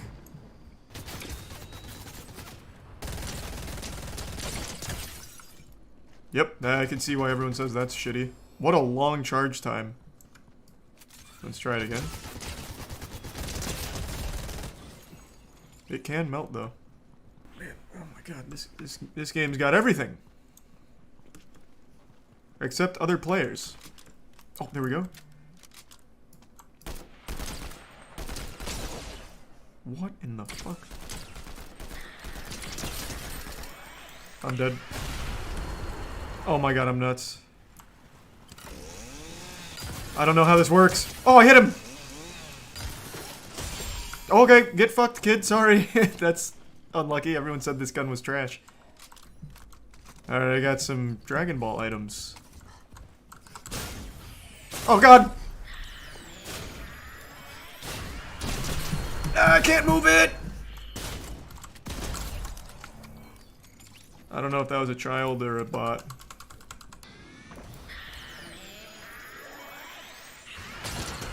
Gotcha! Outplayed, Matt. Go back to algebra class.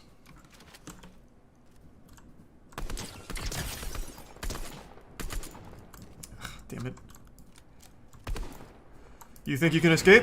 How do I cancel this? How do I cancel this? Oh, there we go. Gotcha. Oh, you had a Kamehameha. Oh, and a crown. Wow, this guy was stacked. This guy thinks he's safe just because he dodged one of the middle schoolers. I'll come back for him. I'm gonna kill this guy first, though.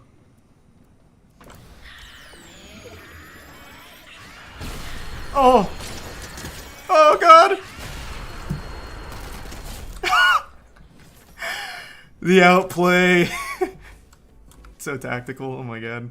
That kid's brain isn't even developed enough to figure out what I just did to him there, that was nasty. I want to finish this with the Kamehameha. Just like in Dragon Ball. Oh god, he's going for trick shot. Oh!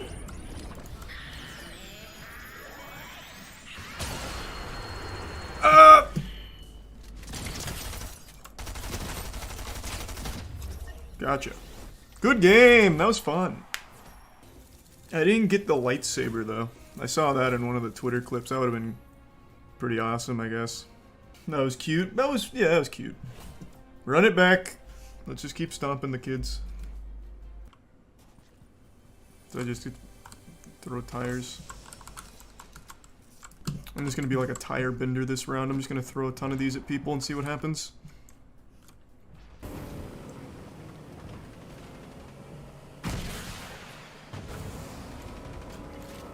I'm here.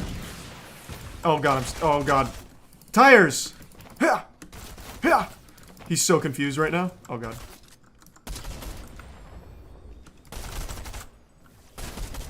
Oh, it's John Wick! I can't see it. Oh wait, these are absolutely bots, or just the worst players of all time.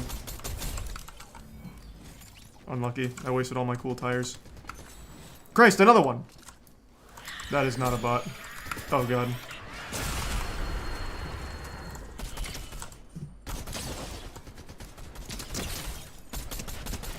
Oh, you son of a bitch.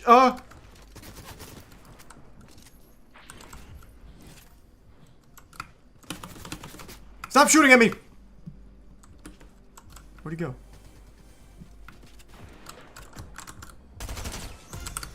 Oh, fuck.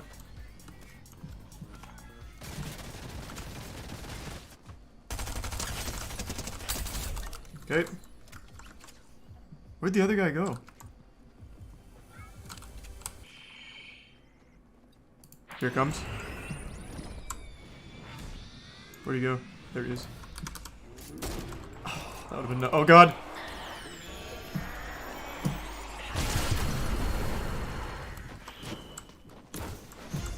Oh fuck, where is he? Oh. rough. That kid is absolutely sad. He is livid. Oh, there's some bad boys over here. Some misbehaving youth in need of a father figure to discipline them? Here I am. Fuck.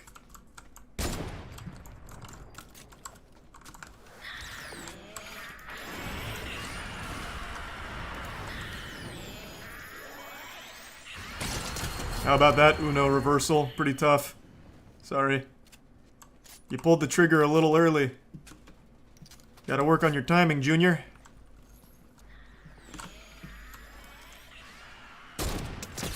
Damn, I wish I'd have just straight killed him. Shame.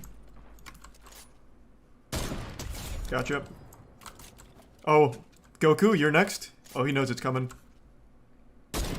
Oh, he just turned at the last second! What? Wait, how did that one miss? What a fucking load of baloney. Ah, fish paste!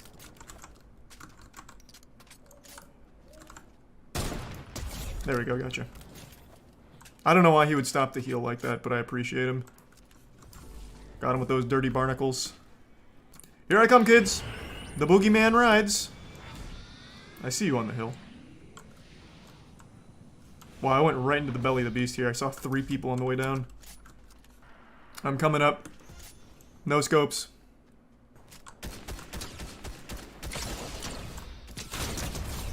Gotcha. Hey, thanks for bringing it close to me, though. Made it easy. I see Goku there. He's got the AUG. He's got the AUG.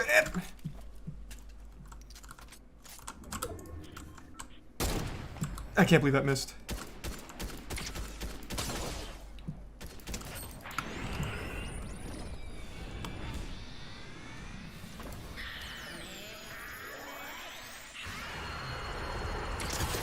That didn't hit?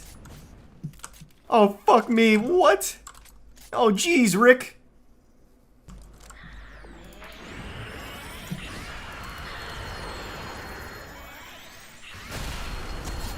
I'm getting him with that every time. Just punish their Kamehamehas. I'm not hitting that shot. Alright, 1-on-1 and I see the last guy. Let me grab shield. I think this guy dropped shield. Oh, fuck! Oh! Okay.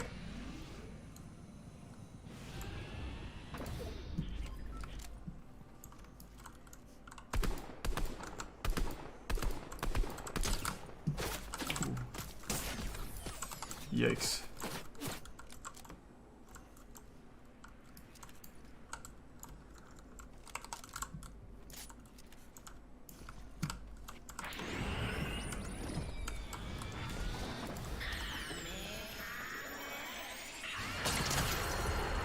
Oh. Damn it. Gotcha. Not today, baby boy. He tried to get back to Namek. Not on my watch. Another big one. You're looking at one of the leading experts in the field of gamer rage research. I am to gamer rage what Isaac Newton was to physics. I've been deep in the trenches, boots on the ground for years, studying this entertaining phenomena. What makes it so goofy? I really do find it highly entertaining to watch a gamer just go hog wild after a tough match, but I wouldn't want to be around it in person. I'd be terrified. You know, there's all kinds of drills and shit we practice when we're growing up, how to handle natural disasters like a tornado. You like get into a bathtub or something, or maybe that's like the opposite of what you're supposed to do. Maybe I wasn't trained very well on how to handle a tornado. But fire, they teach you to stop, drop, and roll. But we were never trained on how to handle ourselves in the event of a good gamer going bad. It's an apocalypse, and it's a horrifying thought to be around it. But god damn it, watching gamer rage is so enjoyable. Let me show you one of my favorites. This was actually a prolific rager at Call of Duty tournaments. Win this, gotta win these fights. You are shit! Come on, watch it. I spawn control. They're gonna push our end. Are we holding C? Alright. Watch out. Get lost! Come on! Get lost! I'm pushing useless. Come on! Guys, running out! Let's go! Come on. He's going to be. He's going to go big. He's going to be. Yep. Once outside control street.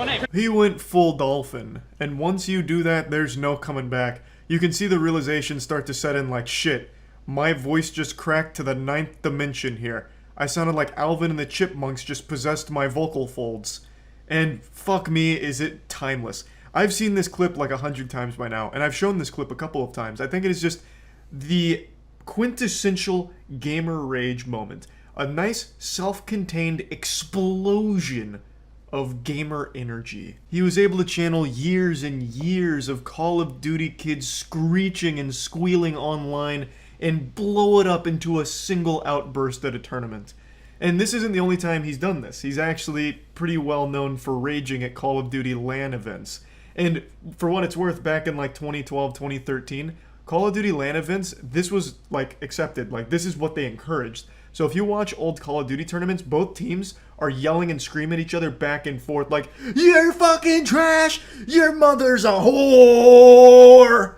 And like that's how Call of Duty conducted itself. That was part of the scene. So this wasn't even thought of as odd. He was just thought of as the silliest one because his voice would crack so often. You sucker! I made you, boy! I made you! There's a dude you don't His parents made him. Oh my god! Let's go! Let's go! Yes! Blue car! Son! Look who I'm playing with! Are you serious? Dude, I might as well just... Oh my god, give me a drink or something! Holy sh**! He raged so hard his brain shut down for a moment. He had to reboot the Windows operating system in order to form words again because he was getting so lost in the sauce. I always love when this happens too, and it's really common with gamer rage because it's just such an outpouring of passion all at once that it overloads the human body. So when one of these gamers like stands up real quick, they probably get vertigo from how like whiplash they get up out of their chair. They'll get up, like start screaming and yelling, and then like halfway through their little villain monologue, they'll just forget what they were saying and get lost. Like in this case where it's like, I might as well, and then takes off his headset, just get me a drink or something. And it happens a lot because again, they're seeing red. Like they just go full caveman like Neanderthal style and just they just yell and scream and have no idea like what's going on. Like their eyes roll into the back of their skull and just get overcome with rage like a Sith Lord. It's so fascinating and so entertaining. You tell the final, you're in there, boy, but you're gonna get off! I will knock you the out! Crappy, you seriously thought you were better than me? Are you serious? Oh my god, did you get over something? Yeah, but I'm going home with money in my pocket! In my pocket! Now you can see other people are starting to get mad at him. So the gamer rage is beginning to spread like a plague, a miasma across this tournament. I really do love watching gamer rage, but I always do somewhat feel bad for the people that are raging because they're clearly upset, and afterwards I feel like they're always embarrassed because they know how goofy it was. There's never really a time where you rage at a game and it's like justified, where someone on the outside would be like, oh, well, I totally understand. I see why you're upset, and that makes sense. This was a reasonable response to punch a hole in your wall over a video game. Like, no matter what the situation, if you're raging because of a game, it's silly to anyone on the outside looking in. So I always feel like there's a level of shame that comes with it, and I feel bad for them there, but it's hard not to appreciate a good gamer rage moment. But I thought it'd be fun to get a little bit deeper into it, and why gamer rage in particular is so prevalent. Road rage is a real thing, and that's huge. Everyone gets affected by road rage to some degree, and the same can be said about gaming. But why? So I consulted an expert, Dr. K, Healthy Gamer, and it was an Opera-sponsored stream where him and I decided to have like a really open and honest talk about why gamers rage so much and what to do about it. Where does it come from? What does it look like?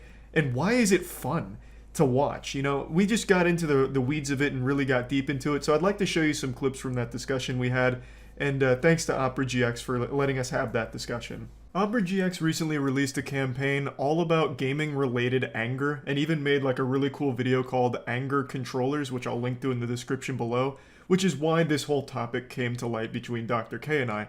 AubreyGX has been looking into gamer rage and asking how far is too far in the mental health behind gaming-related anger issues. So that was kind of the context surrounding our discussion here, and it's something that I'm very interested in as well, obviously, because I've talked about gamer rage so extensively on the channel. So again, if you want to see the Anger Controllers campaign, I'm going to link all of that in the description below.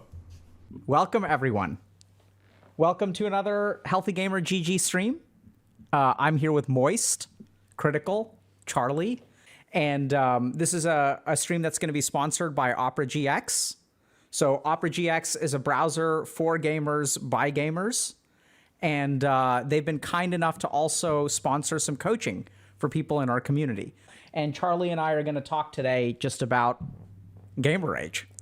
Yeah, it's one of my favorite topics, actually. I'm a big indulger of watching gamer rage moments. Yeah, dude, that's actually some of my favorite content is actually like react content with you watching gamers rage. Yeah, but I usually don't get mad. Not since I've been an adult. Why do you think that is? Because I'm not good at the games. I feel like if I was better at the games, I'd care more. Chess makes me mad, actually. And that's because I was pretty decent at chess, so losing felt worse.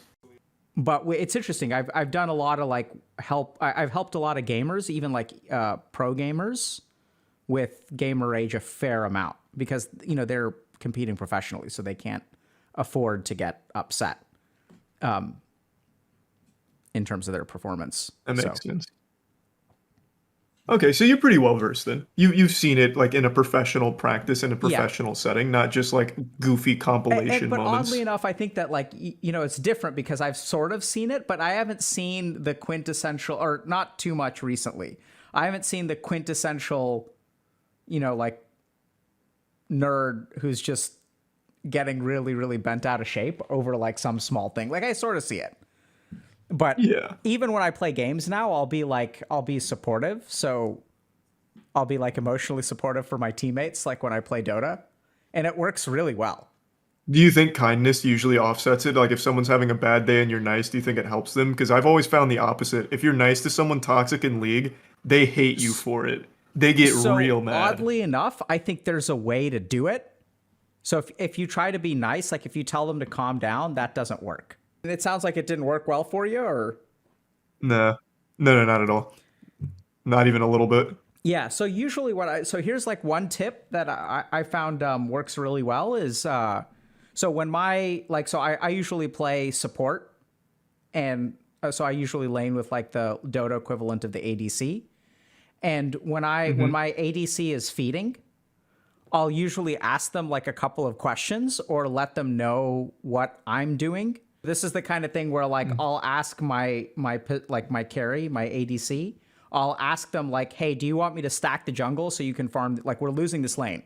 So what do you want me to do? Do you want me to ferry out more regen and we're going to try to last hit? Or do you want me to stack the jungle? And so oddly enough, I found that like a couple minutes in, if we're losing, if I sort of like give them a little bit of control in terms of like, you know, picking something, it's almost like it's the same technique that I use with my 2-year-old when I ask her, do you want to put on your shoes first or do you want to brush your teeth first? And if you give him a choice, it like seems to work pretty well.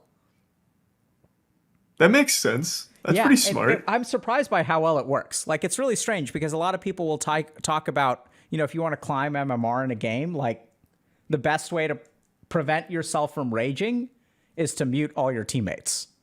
So they'll say like from a mindset perspective, you should just mute all your teammates and just like play your own game. But it's a team game. So sometimes I think that you're sort of shooting yourself in the foot. I was going to say, do you think like I say team games are the main source of gamer rage?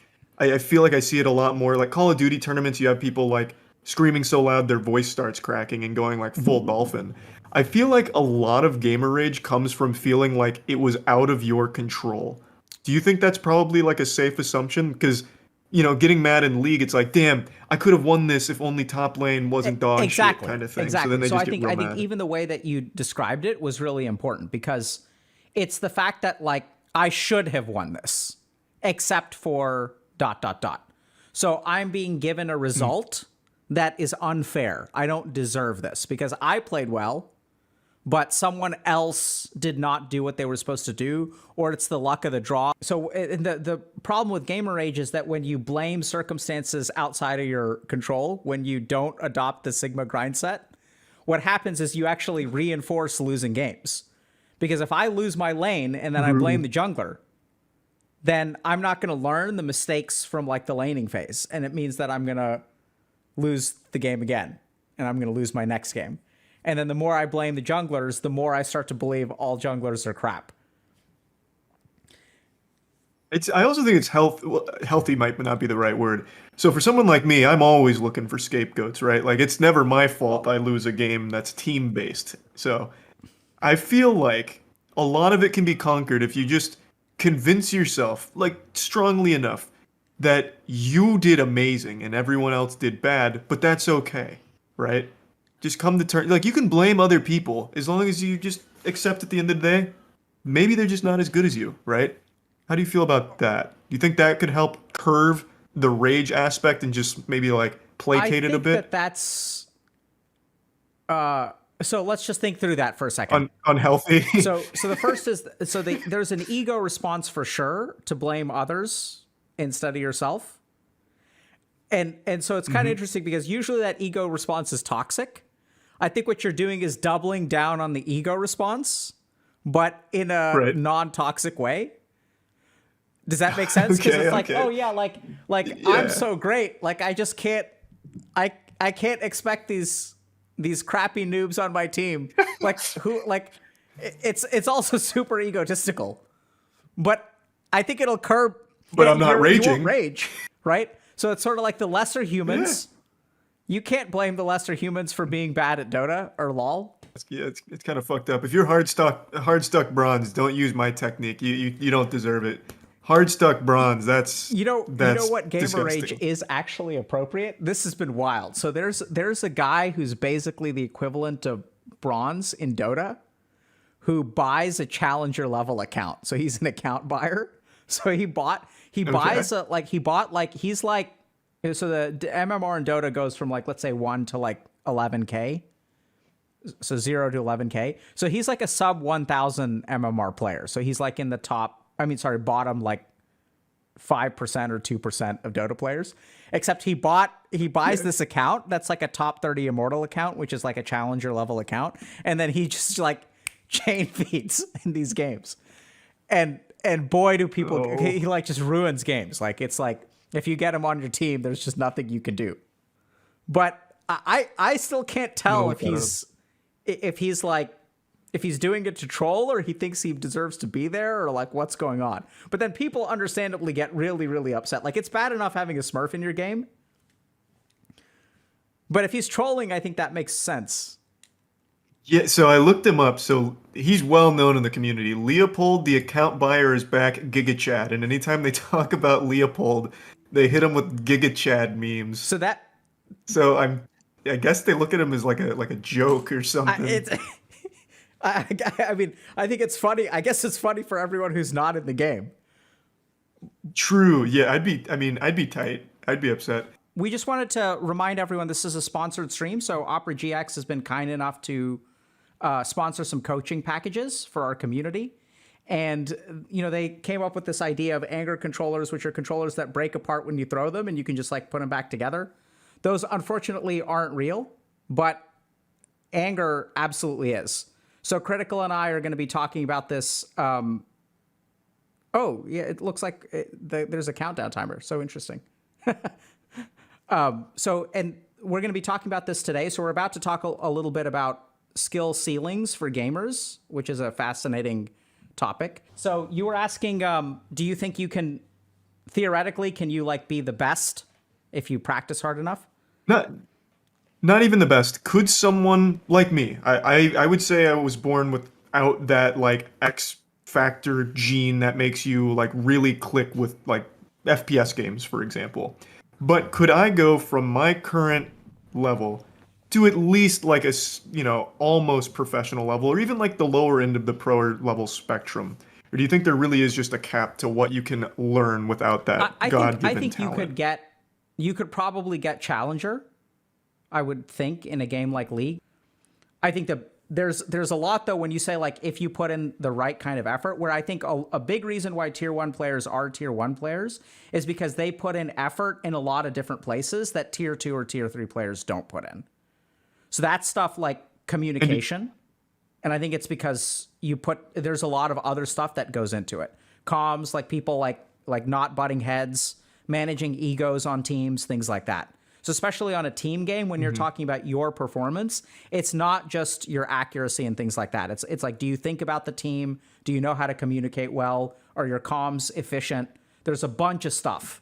And what I've seen, basically, I've seen the inside of a couple of very successful esports teams, is that it's like night and day, man. Like I've worked with tier 3 teams and I've worked with tier 1 teams. And the difference between the tier 1 and tier 3 team is like, they don't understand some of these basics.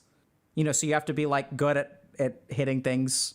You have to be like good at like strategic thinking. You have to be good at like reflexes, and you have to be good at communication. Okay, that makes sense. Yeah. But you still don't think that you can reach the top through just hard work. I think you would also agree there has to be a level of like just actual talent like you're born with to get to like the number one. I feel pretty confident about that. And the simple reason for that is that there are a lot of people, speaking of anger, this is actually a great example. There are a lot of people who are putting in a ton of work and don't get anywhere near there, right? So like, it's interesting because if you talk to gamers, pro players, what they'll say is that the highest level of pubs are oftentimes the most toxic, which is like interesting. Like, I don't know what the reasons for that. I mean, I have a couple of hypotheses, but like, you have any idea about why that would be?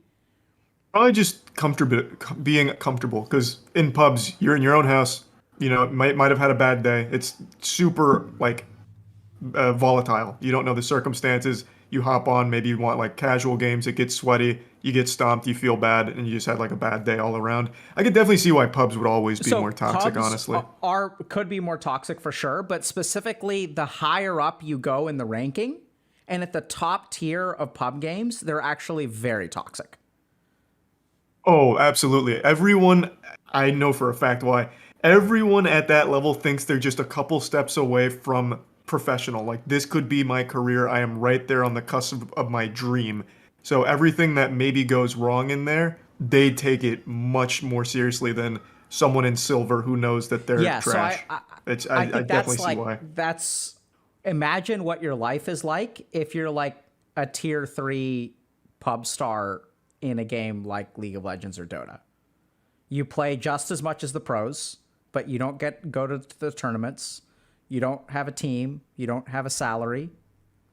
And like, just how, like, you've devoted your life to playing this game, just like the superstars have. You've sacrificed everything that they've sacrificed. They have a team. They go to tournaments. They compete. But you don't. And it's because that's what it takes. Right? Yeah, I mean, that sounded like really targeted. Yeah, like if that was me, I'd be mad just hearing that. That's what it takes to get, like, if you're like a top 100 like pub star, like that's what it takes. Right? You've spent years of your life. 100%. Because you can't get there. Like, because you got to put in the work. And despite all the work, and you dropped out of college, you've never had a girlfriend or boyfriend, you know? And like, for what? Like, you sacrificed the best years of your life to be a tier 3 pub star? It's rough. Yeah, that sucks. I'm about to gamer rage right now, honestly, and that's not even me. So Shit. like, I think I know it's kind of weird, but so the takeaway, the reason we have that is like, have compassion, right? Like these people's lives are, you know, like, it's tough. Take, for example, like anyone in the top 500 of like Fortnite, for example. Only like 50 of those players play professionally, like actually get paid for it, despite all the top 500 playing just as much. That shit's gotta suck. Oh my God. Right? Because you make all, and that's where I think, so the rage comes from a couple of different places. One is it comes from righteousness. Because you've made all the sacrifices that they have. And then when you lose to them, oh my God. Or when they make a mistake in the game, how could this guy be so bad? When you're queuing with pros and you don't do your job in lane and y'all end up getting crushed, And then at the end of the game, your carry is like 0-4. It's so easy to rage at them. It all comes out. You can play League for, like, people have been playing League for like a decade, right? So I think you've been playing. So it's like the thing that you can always go back to. There's also some interesting research that shows that the addictiveness of video games is not actually due to the rewards, but the denial of reward. So you play chess, right? Yeah. How much do you enjoy playing chess against 2-year-olds? All right, that's a bad question to ask me. So we'll use Pokemon. I see what you're saying. So like Pokemon Unite, to me, the most fun was that I would, when the game came out, you could pay to get some bonuses, which would take other players a lot longer. So I swiped to get some bonuses just to make sure other kids in the game had no fun. Okay. So I see what your point is. And if I was to play chess against a 2-year-old, I would fucking stomp them. And I'd feel great. So this is interesting. So we're talking about the addictive nature of it. So the question is, how likely are you to continue doing that?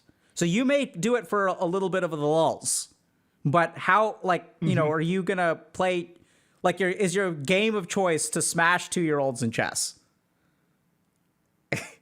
No, it'd probably just be like a part-time thing. I think just being the chess boogeyman at the elementary school. Yeah. Right. But so this is where, like, basically because what we know is that if things are too easy, it's boring. If things are too hard, we give up. Yeah. And, you mad. And then, if you really want to engage people, you have to, like, you gotta make them rage. You gotta give them that thing that was like, it was right there. I could have won. But something happened and it fell apart. The interesting thing is that when that game happens and things fall apart, you get super pissed off.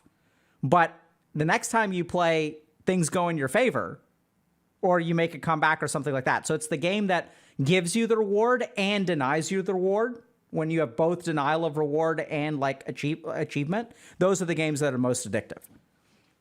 And if you played, like, From Software games, that's why they're so satisfying, right? It's like you're punishing yourself, and then you win, and then you're like, hell yeah, it feels so good. It's actually From Software's, like, ability to deny you a reward that actually gets things positive. That's interesting. I never thought about it in that context. Yeah, because I think the key thing about Opera GX is that it is, like, sort of a browser that's designed for gamers. I actually installed it recently. It's pretty good. So I highly recommend you all check it out. I've also been using Opera GX for about a year now. I don't use anything else now. Yeah. I still have, like, a Chrome tab that runs just because I never remember the password to the account I'm logged in on, but that's the only reason. Opera GX is just straight up better. Why do you like it? It's just so much more convenient. Like, I can pretty much do everything from the browser. Like, if I need to do, like, Facebook Messenger, which is how I talk to Jackson, I can just actually do it from the computer instead of needing to switch. And it doesn't take nearly as many resources, so I don't actually just tank my entire computer to run the internet like I do with Chrome, or like I used to do with Chrome. Yeah, so people in... Yeah, it's straight up just a better browser. We're getting two things in chat. One thing that we're getting is #ad, which, yeah, this is a sponsored stream. But other people are like, actually, Opera GX is really good. It is. Most people that try it usually don't go back. I just genuinely think it's the better browser out there. Yeah, I mean, people are saying, so Easy Times PZ is saying Opera GX is actually sick. Super Idolatry is also saying OGX is actually not bad. And then Goff Golden is saying, I've been using Opera GX for 3 years now, and it's just better than anything else. Okay, so I'll try it. Yeah, I would recommend it as well. Let's ride. Time to build the empire. I'm gonna sell the dankest strains. Man, this is taking a long time to load. Holy shit.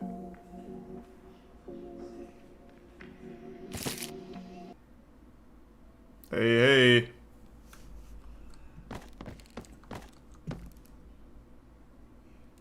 Oh, what? Wait, that's actually a butt plug. Well, alright, I'm already here. What's the offer? Oh, that's very topical. He's referencing the FaZe Clan scam. Interesting. Okay, I didn't realize this was gonna be so exposition heavy.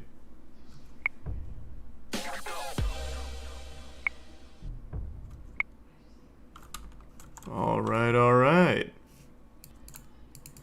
Oh my god, okay, this is... I just thought I was gonna be, like, doing quick time events to grow weed. Oh my god, alright, this is very different. Okay, weed storage jar, dope. That's easy to understand. Oh, there we go, there we go.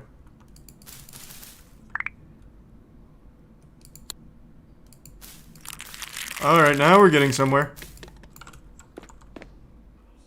But I don't want toilet weed? Well, then don't come to Miami. What do you want from me, man? I'm doing the best I can. This is working really well. Oh, yeah. Oh my god. I have to do this multiple times. Got it. Alright. Oh my god. Holy shit. Okay.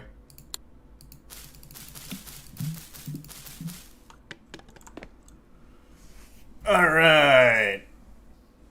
It's a really grindy game. Okay, unironically, when I was saying I want to play this tonight, chat kept saying that you're gonna have to grind for like 3 hours off stream before you can actually make any progress. And I'm starting to see that that's probably not like a meme. What are your prices? I haven't set that yet. I don't know. I'll have to see what the street value is first. I'm gonna need competitive prices. To be fair, it's not really a premium quality product here. I'm growing weed in the toilet, so I don't need to be super stingy. Oh, hey. I've got something for you, Chris. That was pretty dank. This does look like someone that would enjoy actual feces weed. Pardon me. Oh, hey, come on. Hey. How have I made 0 deals? Oh, wait, I see. Hey, one at a time. Hey, come on. I'm making money moves. Everyone's loving my toilet weed. Shit's a real hit over here. Man, they keep taking my weed too, even if they don't want it. Oh my god, I keep losing all my doobies. Oh my god, okay, I have to find like the most degenerate people, I guess. Diaper Dan's whole fucking dick is popping out. Let's get some balloons going. Let them know I'm open. Oh, I can only do them in here. I'd say they're kind of worthless once you're inside. I need them to grab attention. Alright. Come on in. Okay, there we go. No! Oh my god, I just doubled. Oh my god. I meant to use it on this one. Whatever. That one's going all natural. The buyers are coming. Just give them a second. They just can't see my balloons here. I'll just advertise outside. Hey, I got so much fucking kush it'll blow your mind. Let's go! And he even kicked some trash inside. Thank you. Bye-bye! Thank you very much. Hey, don't take the trash with you. What are you doing? That's mine.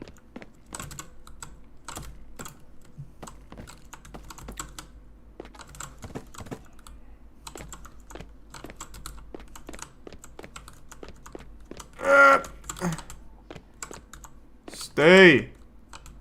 My shop needs to look busy. Let's go. Bye-bye. Come on in. Oh, he's really getting exploratory in here now.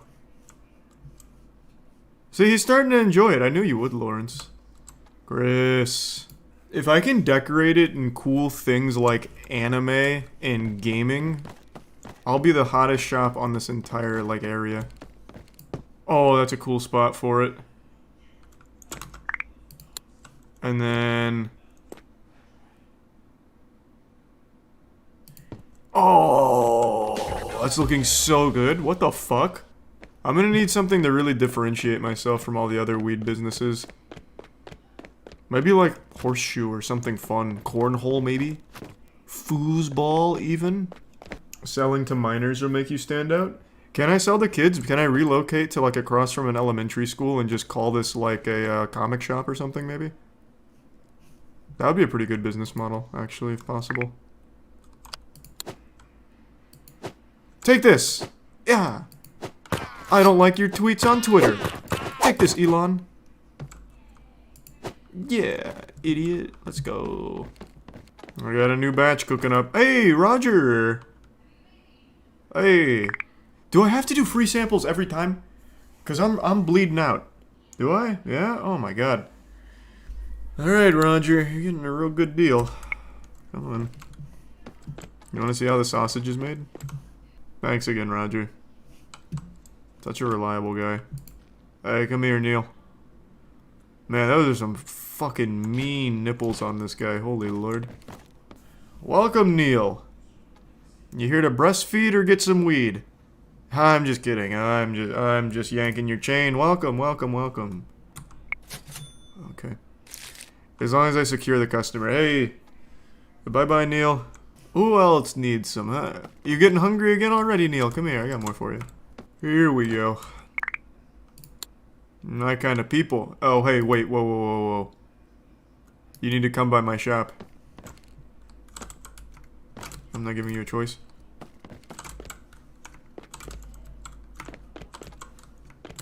Alright, now buy something from me. Hey, welcome, welcome, welcome. Hey, hey, hey. I've got all the good strains. I've got Poop and Poop Deluxe. Let's ride. Hey, talk to me. Hey, talk, please. Alright. She's waiting by the lab. Maybe she can be like my assistant, like Dee Dee from Dexter's Lab. Chris! Oh my god, it's so good to see you. Chris. Yeah, come on in. Go to the Twitcher app on the PC to get more customers. Okay, is it like Craigslist or something? I need to come up with like a really cool tagline. Oh wait, what? Oh wait, that's actually kind of crazy. It connects to your Twitch chat. Yeah, I guess so. Oh wait, this is... Oh, I thought it was like all in-game. This is kind of sketch. I know Seer used it. Yeah, I mean, that's fine. That's good for him. I'm not gonna risk it. I even got my little bathroom prisoner back. She completely left a minute ago, but I guess she just had so much fun in here. She decided to come back.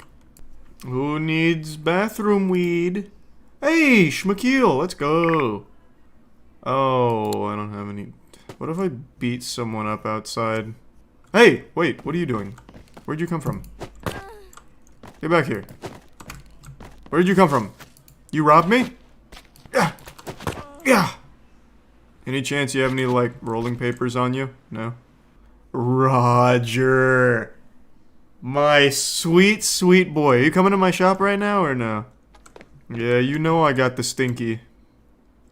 Big order? Big spender? That's my boy. Chris! Oh my god. You're like family to me. This is like your 6th visit already. It's great to see you. It really is. And a bigger order, of course. Yes, thank you. I'll be seeing you soon, you fucking beautiful little corpse. Bro, what the fuck is this? $18? Wow. Okay. Get out of my store and never come back. Poor. You're poor. Ew. Poor. Poverty. Makes me sick. Get out of my store. So is that the only thing I can do right now? Is just find rolling papers and free sample doobies and wait for Roger to become so gluttonous that he comes to eat my weed? He's my only reliable customer right now. Thank you, Roger. It's always great to see you. Have fun in Whoville. Oh, got a little more juice in the tank, eh? 44 bucks. I like that. Thank you, Chris. Hey, be careful out there. It's a full moon. Those tits are looking even better than before, huh? Oh my god, you did not. Oh, thank you. He's going to my store. I am cranking this way up. Let's go! I'm rich! That's so big. Great doing business with you, Melinda. Fucking idiot. God, this is gonna be such good growth. They're gonna love that one. Chris specifically is gonna lose his fucking mind. Oh my god, they're already coming. Hey. Hold on, if you wait a second, I can sell you some AK-47. Oh boy. Her eyes are already rolling into the back of her skull. She's got to feed now. Airdropping it in 1 second, Chris. Oh my god, only 35 seconds. Holy shit. This is gonna be a buzzer beater. Okay, just wait right there. Maybe I can stun lock. Nice. Hey. Always a pleasure, always a pleasure. Chris! Why would you do? I'm your plug. I am literally your. You shop at my store every 30 minutes. What do you mean I gotta plug? Where is he? I'm gonna beat his ass. Where's your plug? And you took my doobie too. Roger! Neil, you better come in, I swear to God. Neil.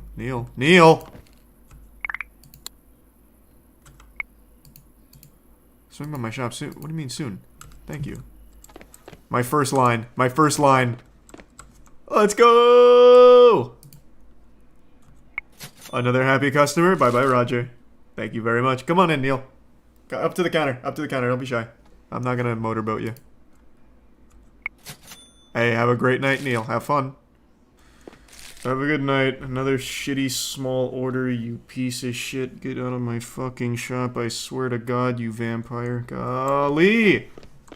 Can I just make some money, please? Oh my God, they're piling in. Hey, Roger.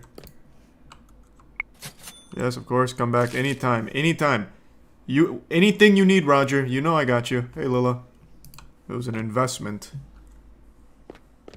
Oh God, they're fighting. Oh my lord, it's a dance battle. And Roger's already coming back. This guy's been here 3 times in the last 4 minutes. Roger just lives here. Good to see you, Roger. Hey, Chris, don't you dare kick him out. Okay. That should complete the next mission. Diaper Dan. Alright, come on to my shop. I'm securing customers for my future. Roger already back. I love to see it. Good purchase as well, Diaper Dan. Welcome. First time shopper, big time spender. Alright. Now we're fucking getting somewhere. Okay, let's get some decorations. Can I buy them online? Yeah, Roger's been smoking those big doinks. And I appreciate his business.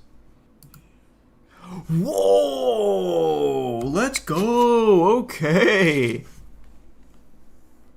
Alright, that's a big order. Okay, now we're getting somewhere. Now we're feeling it. Need to replenish my stock. Pardon me. Hey, Roger. Hold on, just give me a second. I'm working. Alright. What do you need? Perfect. Give me Roger. Oh my God, they are coming in so hot today. Ooh, some purple haze. Great choice. I'm making so much money now. Oh my God, and Chris. The gang's all here. What a day. What a beautiful day. Whoa. Everyone's coming in hot right now. Well, yes, welcome. Of course. Yes, who's next? Hey, no fighting. Wow, okay, I have too many customers now. Oh my. Holy. In 2 weeks, there has been 2 major cases where video game taunting has become a massive issue online. Last time it was in an Apex tournament where one player teabagged his teammate and the entire team got banned from all future tournaments that were hosted by that org. And before that, it was a player on Twitter making a giant thread about how teabagging in Valorant is traumatizing and is the same thing as real-world sexual assault. Even just mentioning that Twitter thread is painful, like gargling glass. Comparing video game teabagging to sexual assault just reflexively makes the human body want to vomit. It's so fucking gross. But the point is, over the last couple of weeks, teabagging in video games has become like the ultimate evil to some people, like Voldemort here. If you don't know, and I already know you all do, but I just want to explain it a bit further, teabagging in games is when you go over someone's body and you crouch up and down a few times. That's it. That's all. That's what's starting all of this controversy. And today, we reached the boiling point that's confirmed that we live in Weenie Hut Juniorville. 2 players were banned for talking about that Twitter thread about teabagging and sexual assault.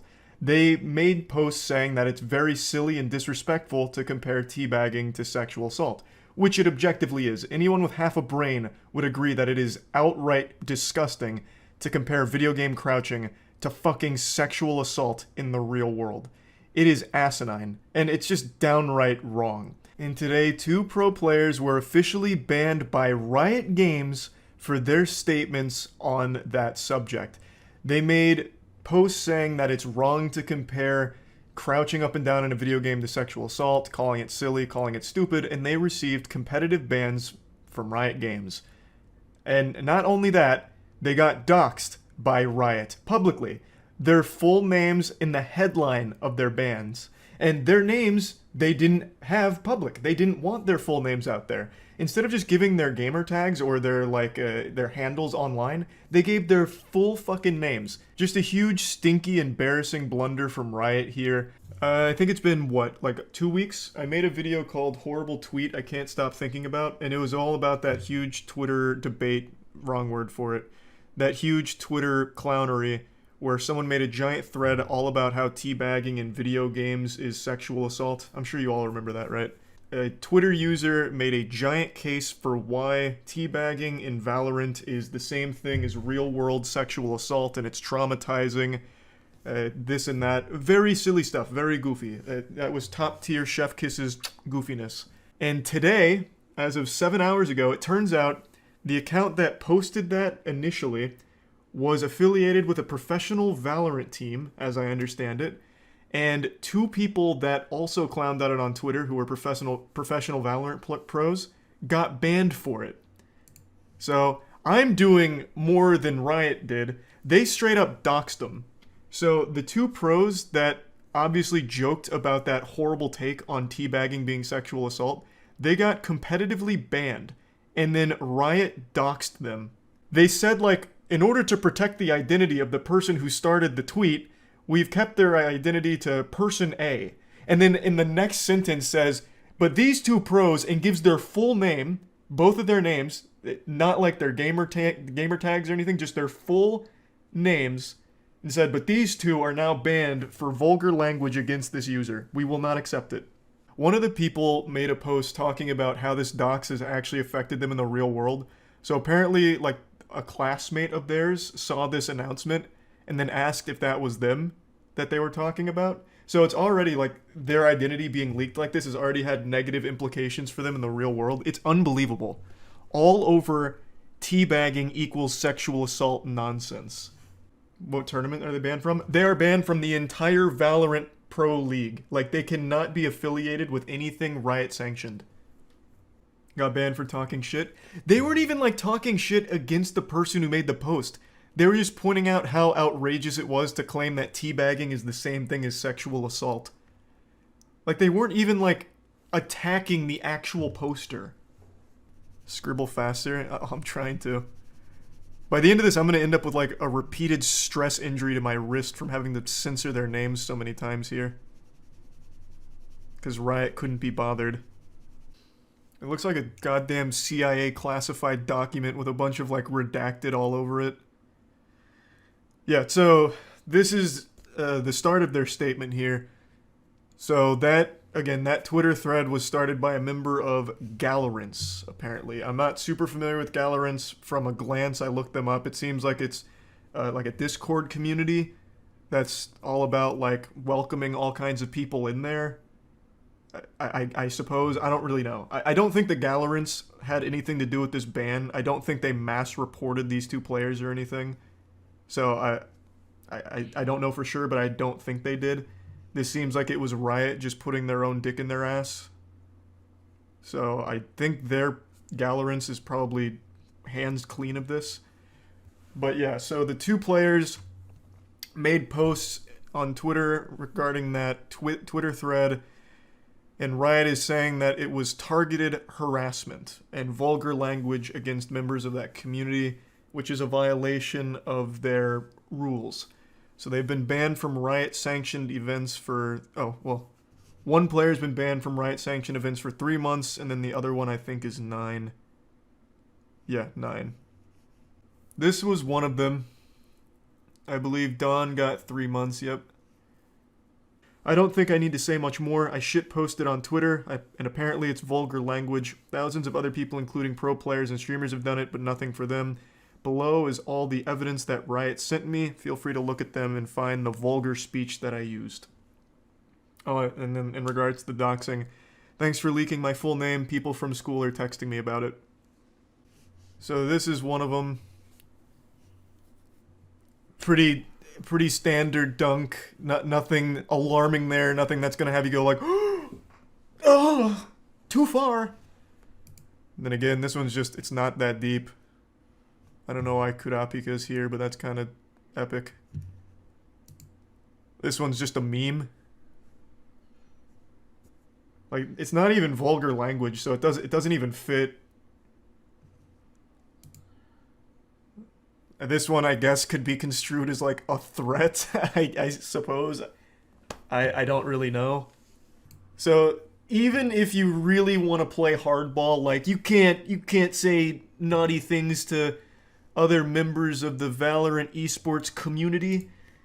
Like, they really didn't. They didn't even say anything vulgar. It was just like general tweets. Like, hey, this is stupid. This is dumb. I want to quickly just come in here like a jump scare and let you all know that I actually talked to both Dawn and Rizora, the two people who were banned here, to get a deeper insight on things. I asked them if they like actually did target or harass the girl who initially posted the thread, like if they went in her Discord and started insulting her or shit-talking her in her Discord or anything like that. And Dawn confirmed everything that they were punished for was the Twitter posts.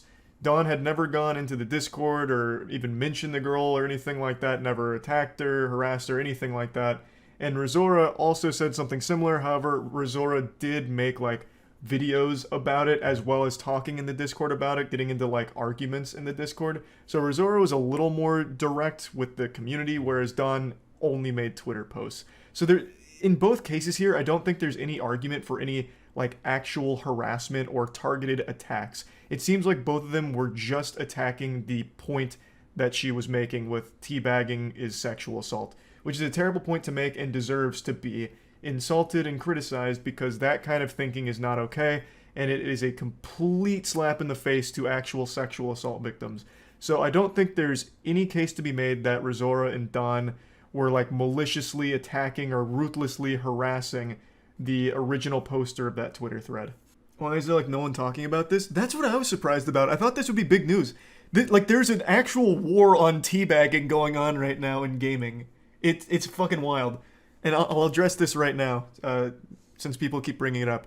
Yes, I really ate my own words here. I'll come here and publicly eat shit and say I was wrong. There was a case of someone getting teabagged in a real-life sport this week. Paddy the Batty, Pimblett, teabagged his opponent after choking him out in the octagon. So, yes, teabagging does happen in real sports too. And you know what happened to Paddy the Batty? The guy that got teabagged was laughing, Paddy was laughing, the commentators were laughing, and the whole world found it to be entertaining.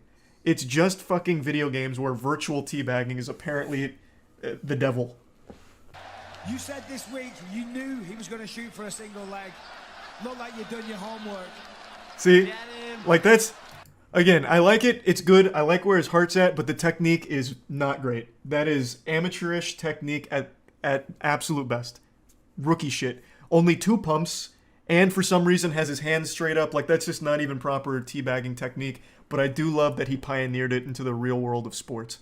And I fucking love Paddy the Batty. I think that guy's amazing.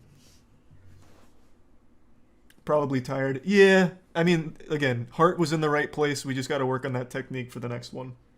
But back on topic. Point is, teabagging is not a big deal, no matter how desperately gaming companies as well as delusional gamers want to pretend it is. It is certainly not grounds for a fucking ban. And these two didn't even teabag or anything. They're just talking about how stupid it is to compare it to sexual assault. Splitgate's crowd cheers when you teabag. Oh my god. To the member of the Gallerants that made that thread, I pray they never find Splitgate, because they would absolutely melt down they would think that is an actual hell on earth situation. There's an entire game mode in Splitgate where you teabag your opponent to confirm. They would never be the same. But I think this next section is really great to highlight where Riot's head's at, because this is where they protect the identity of the initial poster and then immediately dox the other two. This is where they give like the timeline of events. Beginning June 24th, a player identified as Player A to protect their identity engaged community members on Galorant's Discord server. June 27th, the discussion evolved into an argument spanning multiple Twitter posts. I'll throw the guess out here. I know Riot got investigated for, gender discrimination stuff at the office. Like, they had a huge workplace culture problem at Riot where, we even talked about it on the podcast, there were stories where, like, one of the higher-ups at Riot used to go cubicle to cubicle and fart in the employees' faces. Like, they treated it like it was a crazy fucking frat house. And I believe it was like a $100 million lawsuit or something. I mean, I'm on the internet right now, I can double check. I don't know what the verdict was on it, but it became kind of a big deal. And I think what's happening now... Oh, the verdict's in. They've agreed to pay the $100 million in settlement. Okay. Makes even more sense then. So I think what's happened here is they're trying super, super, super hard to overcorrect for things. So they're going really fucking hard in the paint here. Like any minor issue on Twitter or anywhere, any of their leagues, they're trying to like make a grand statement like, we are not sexist, we are safe, and it's backfiring because it's the exact opposite. That's a good theory. Yeah, I mean it's just a game theory at the end of the day, but I think the timing makes sense since they agreed 2 days ago to pay this out, and neither Dawn nor Razora even knew that this ban was coming. Seems like they may have just like jumped the gun and tried really hard to look good quickly. To be fair, is either get cooked by the person who started the thread for doing nothing, or do something and get cooked by the community. They chose the wrong side. I don't think so. The person who started the thread hasn't said shit since. At the end of the day, it was her opinion, which she's welcome to have. I think it's a terrible take, as did most people. But she publicly posted it on Twitter for everyone to opine on. And I don't think she made a big stink about it. So, Riot not doing anything wouldn't have been a problem. Plus, Riot didn't hit everyone that dunked on it. Don mentioned 2 other pro players in the scene that didn't have any repercussions, just Don and Razora. I actually got to talk to both the players on stream who gave me a deeper perspective on exactly what happened. So, Dawn is the player that received a 3-month ban for this, and she talked about how her posts were what triggered Riot Games into taking action. But after Riot Games looked at the posts, they contacted Dawn saying that there were no problems, she was in the clear, and then today, out of nowhere, they just decided to ban her. She had no warning, had no idea it was coming, and was even told that it wasn't coming, and that she was cleared. It wasn't a big deal. So I don't know what exactly happened there.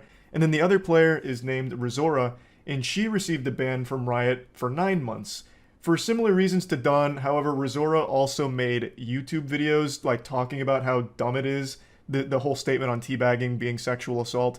So Razora made more content around the statements than Dawn did, and as such received a longer ban. So Razora went a little harder on the statement than Dawn, and Riot punished her harder. It's such a fucked up scenario that shouldn't have happened under any circumstance. Neither Dawn nor Razora knew this ban was coming. They received no warning from Riot Games. They found out when the rest of the world found out, and were shocked to see that their full names had now just been put out there by this company. So this whole thing was just a complete fuck up from Riot. There shouldn't have been bans in the first place. The players should be allowed to express their opinions on Twitter, regardless of what it's about. They shouldn't be like hall monitoring their pro scene to make sure that everything is squeaky clean and fine and everyone's playing nice. And for some reason, it was only Dawn and Razora that got banned for this, even though there were other pro players that were dunking on it as well. So it's very weird that they targeted just 2 people here out of the entire crowd of people that were talking about it. So I don't understand exactly what's going on, but one thing's for sure, Riot definitely missed the mark here. Also, both Don and Rizora said that with Riot doxing them like that, they've received many messages from classmates who saw the headlines and are now reaching out about it, and it's just been a real nuisance for them. So Riot's definitely just made a fool out of themselves here. This was entirely avoidable. It should have never even been a discussion on whether or not Dawn and Rizora should be banned. The answer should have been a resounding no. Shouldn't have even been a question. But even after they decided to ban them, I don't know how the decision came about to put their full names out there publicly. That's such a violation of like trust and privacy. That makes no sense to me. It's not like this is like a legal lawsuit or something like that, or like a actual litigation in court. They didn't have to fully name the defendants here. They are victims of Riot Games now. Riot Games just doxed them, which is fucked up. So this was just a really bad look for Riot, like completely. Hopefully they'll go back and overturn this outrageous decision, but I have a feeling they won't. Anyway, I just wanted to talk about this, and that's about it. See ya. This afternoon I was having a pretty good day, so I decided to ruin it by going on Twitter. It's part of my daily routine to check in on Twitter just to make myself mad, as every sane person does, no doubt, and today was nothing special, just endless piles of trash. But while dumpster diving, I found something pretty interesting and alarming. It's a series of posts from a popular streamer named Amaranth. She's massive on Twitch, I'm sure she needs no introduction, I'm positive you all are familiar with her work. She basically invented hot tubs. And on her personal account, she made a series of tweets talking about her stalker. And this shit is fucking scary. It reads like something right out of a Stephen King novel. So I wanted to go over the tweets with all of you, as well as talk about the bigger problem of stalkers on Twitch. Because it's not exclusive to just Amaranth. I think Amaranth has had the most stalkers. She's had like 1,000 stalkers at this point, I think. She's had like an entire fucking football squad worth of stalkers, and that includes third string and bench players. She could fill up an entire Comic-Con convention center with just her stalkers. It's absolutely terrible, and again, it's not just Amaranth. Tons of streamers have talked about their personal experiences with the problem, and one that's always stuck out to me is a really frightening one. I won't name the streamer's name, but there's a streamer on Twitch who has had a problem with a member of her community for almost 4 years now, I believe. And this guy has flown down to her city, uninvited, unannounced, to try and track her down and find her. And while doing that, even broke into another streamer's house while they were streaming, went on their stream and tried to use them to reach out to that streamer on their behalf to track her down for them. Absolute fucking lunacy. And they have also, the stalker has also written a manifesto that's over 400 pages long and still being updated to this day. An actual fucking Harry Potter's book worth of delusion and all about like dating the streamer and all kinds of wild shit in there. It's just straight up horrifying and downright sad. So now let's go through Amaranth's tweets today. This is her alt account. She says that her stalker traveled from Estonia, came to her city and camped out in a hotel with a line of sight to her P.O. box and spent over a month camping out daily at a Starbucks next to the P.O. box and streamed it the entire time. Typically to 0 viewers, but growing as he gained notoriety, and every time his account would be taken down, he would just make a new one. This is already so much to digest right here. 44 days and 33 minutes, according to Amaranth, and I'm guessing that's based on how long the stream was up for, based on VODs and all of that, so it was probably realistically a bit more than that, because I'm sure he was there longer off camera. So that is fucking terrifying. Not only was she being stalked, but he was doing it publicly to an audience. Mind-blowing. Camping out at a nearby Starbucks so that way he could be constantly monitoring the P.O. box, hoping to catch her. Like Elmer Fudd trying to set a trap for Bugs Bunny. But that's just the beginning. She said that he'd change his name by just adding more numbers to it, and by his own admission went full scorched earth and sold everything. He sold his house, his car, all his possessions, his cat, and by his own admission again, in publicly posted vlogs, a manifesto. The only thing he brought with him was phone, clothes on his back, and a saxophone, as well as the saxophone case. And he would play the saxophone in some live streams and in public places, and it allowed him to carry around a giant instrument case, which Amaranth said made her nervous because you can put weapons in an instrument case, and I honestly think it's a pretty reasonable fear to have because it makes no sense that he sold everything else except for a fucking saxophone and its case, unless he was planning on becoming like a traveling saxophone performer, like just going around and playing Careless Whisper forever. It makes no sense why he sold everything except that saxophone in its case. Which I agree is very weird, but I think the most concerning thing here is the fact that he sold all of his shit before moving from Europe to be near Amaranth and try and track her down. The fact that he sold everything prior to doing all of this is that kind of behavior that people do right before doing something drastic, like something life ruining and changing. The fact that he'll just cut all ties to everything he's ever owned like that, the whole nothing left to lose mentality, is absolutely fucking terrifying. She goes on saying that she would make it very clear that she didn't want to meet him, didn't want to be anywhere near him, but he would respond by just saying, "Liar, liar, fiance," and would make dancing videos reminiscent of Buffalo Bill dancing scene and send them to her. And then she posts a picture of it. This whole situation is deeply disturbing, and the fact that he would send videos to her privately is just super fucked up as well. Literally just rubbing it in her face that he is stalking her, and there's nothing she can do about it because the law enforcement wasn't acting very efficiently here, clearly. And then the picture she posts is also super eerie. It looks like something straight out of the SCP wiki. Like, it looks like a goddamn cryptid captured on photograph. It's just an awful, awful situation. She also briefly mentioned that he adopted a feral cat, which wasn't really seen again on the streams, and then says that on Monday the 13th he streamed himself dressed up and carrying his musical instrument case and changed into formal attire and made the last mile journey to her house and cased the vicinity for 30 minutes, to which the cops declined to act. He streamed himself outside, mumbling about how he knew it was wrong, but he has to. And then he tried breaking in and tried to gain entry, to which Amaranth again called 911, says dispatch was rude, cutting her off, put her on hold, and it took 33 minutes for the 911 responders to finally get there. Amaranth did have armed personnel on standby at her residence, according to her, that would have acted if he successfully broke in. But luckily it didn't come down to that. Law enforcement did get there. He got arrested, got detained, and she says the embassy was contacted and he's currently not in Houston, and that's all she can share for now. Luckily this story has a somewhat happy ending. They got arrested and got kicked out of Houston, hopefully also put behind bars. But there's a lot more to talk about here that I'd like to get into, and that's the law enforcement's response to stalking.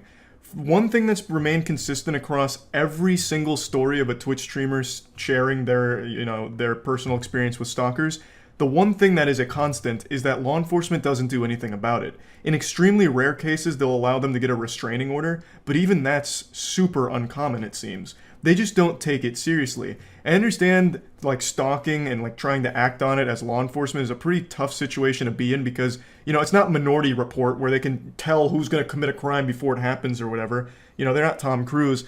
And that's kind of the same thing here with stalking. They're trying to prevent a crime or an escalation without it having happened yet, so they don't have all of, like, the evidence to tell them, like, it's going to happen, so it makes it tough for them to actually act. But I really think in situations like this, they should be a lot more understanding and accepting of evidence. This guy streamed 44 days worth of continuous stalking and harassment, and it's all documented, all of it shared, and yet they still didn't take it seriously until he showed up at the residence, and even when he was there actively trying to break in, they didn't show up for 33 minutes and didn't take it seriously. There needs to be some kind of new way of handling this kind of situation, or it's going to continue and get worse. Another streamer named Sweet Anita also had a similar problem with a stalker, except law enforcement was somehow even more inept here when it came to the situation. This stalker would publicly threaten her, send her threatening messages about how he's going to kill her, gut her, use a knife and slit her open, and just like crazy, unhinged shit. And in real life, would actually sit outside of her house and follow her around and even tried to assault her. And still, law enforcement didn't take it seriously for the longest fucking time. It's like law enforcement's hands are tied until they actually commit the crime and kill the person. But when there's this many red flags, why not act preventatively? Like, why not have a preventative measure in place? Like, okay, this guy's publicly making threats, sending these threats about how he's gonna kill her, and is actively sitting outside her fucking house. maybe we should do something about this individual. So yeah, I just think there needs to be some kind of system in place to be a bit harder on stalking, where when there's this much evidence of like threats and then like actually acting on some of the things they're saying in the real world, they need to take that more seriously and be harder on it.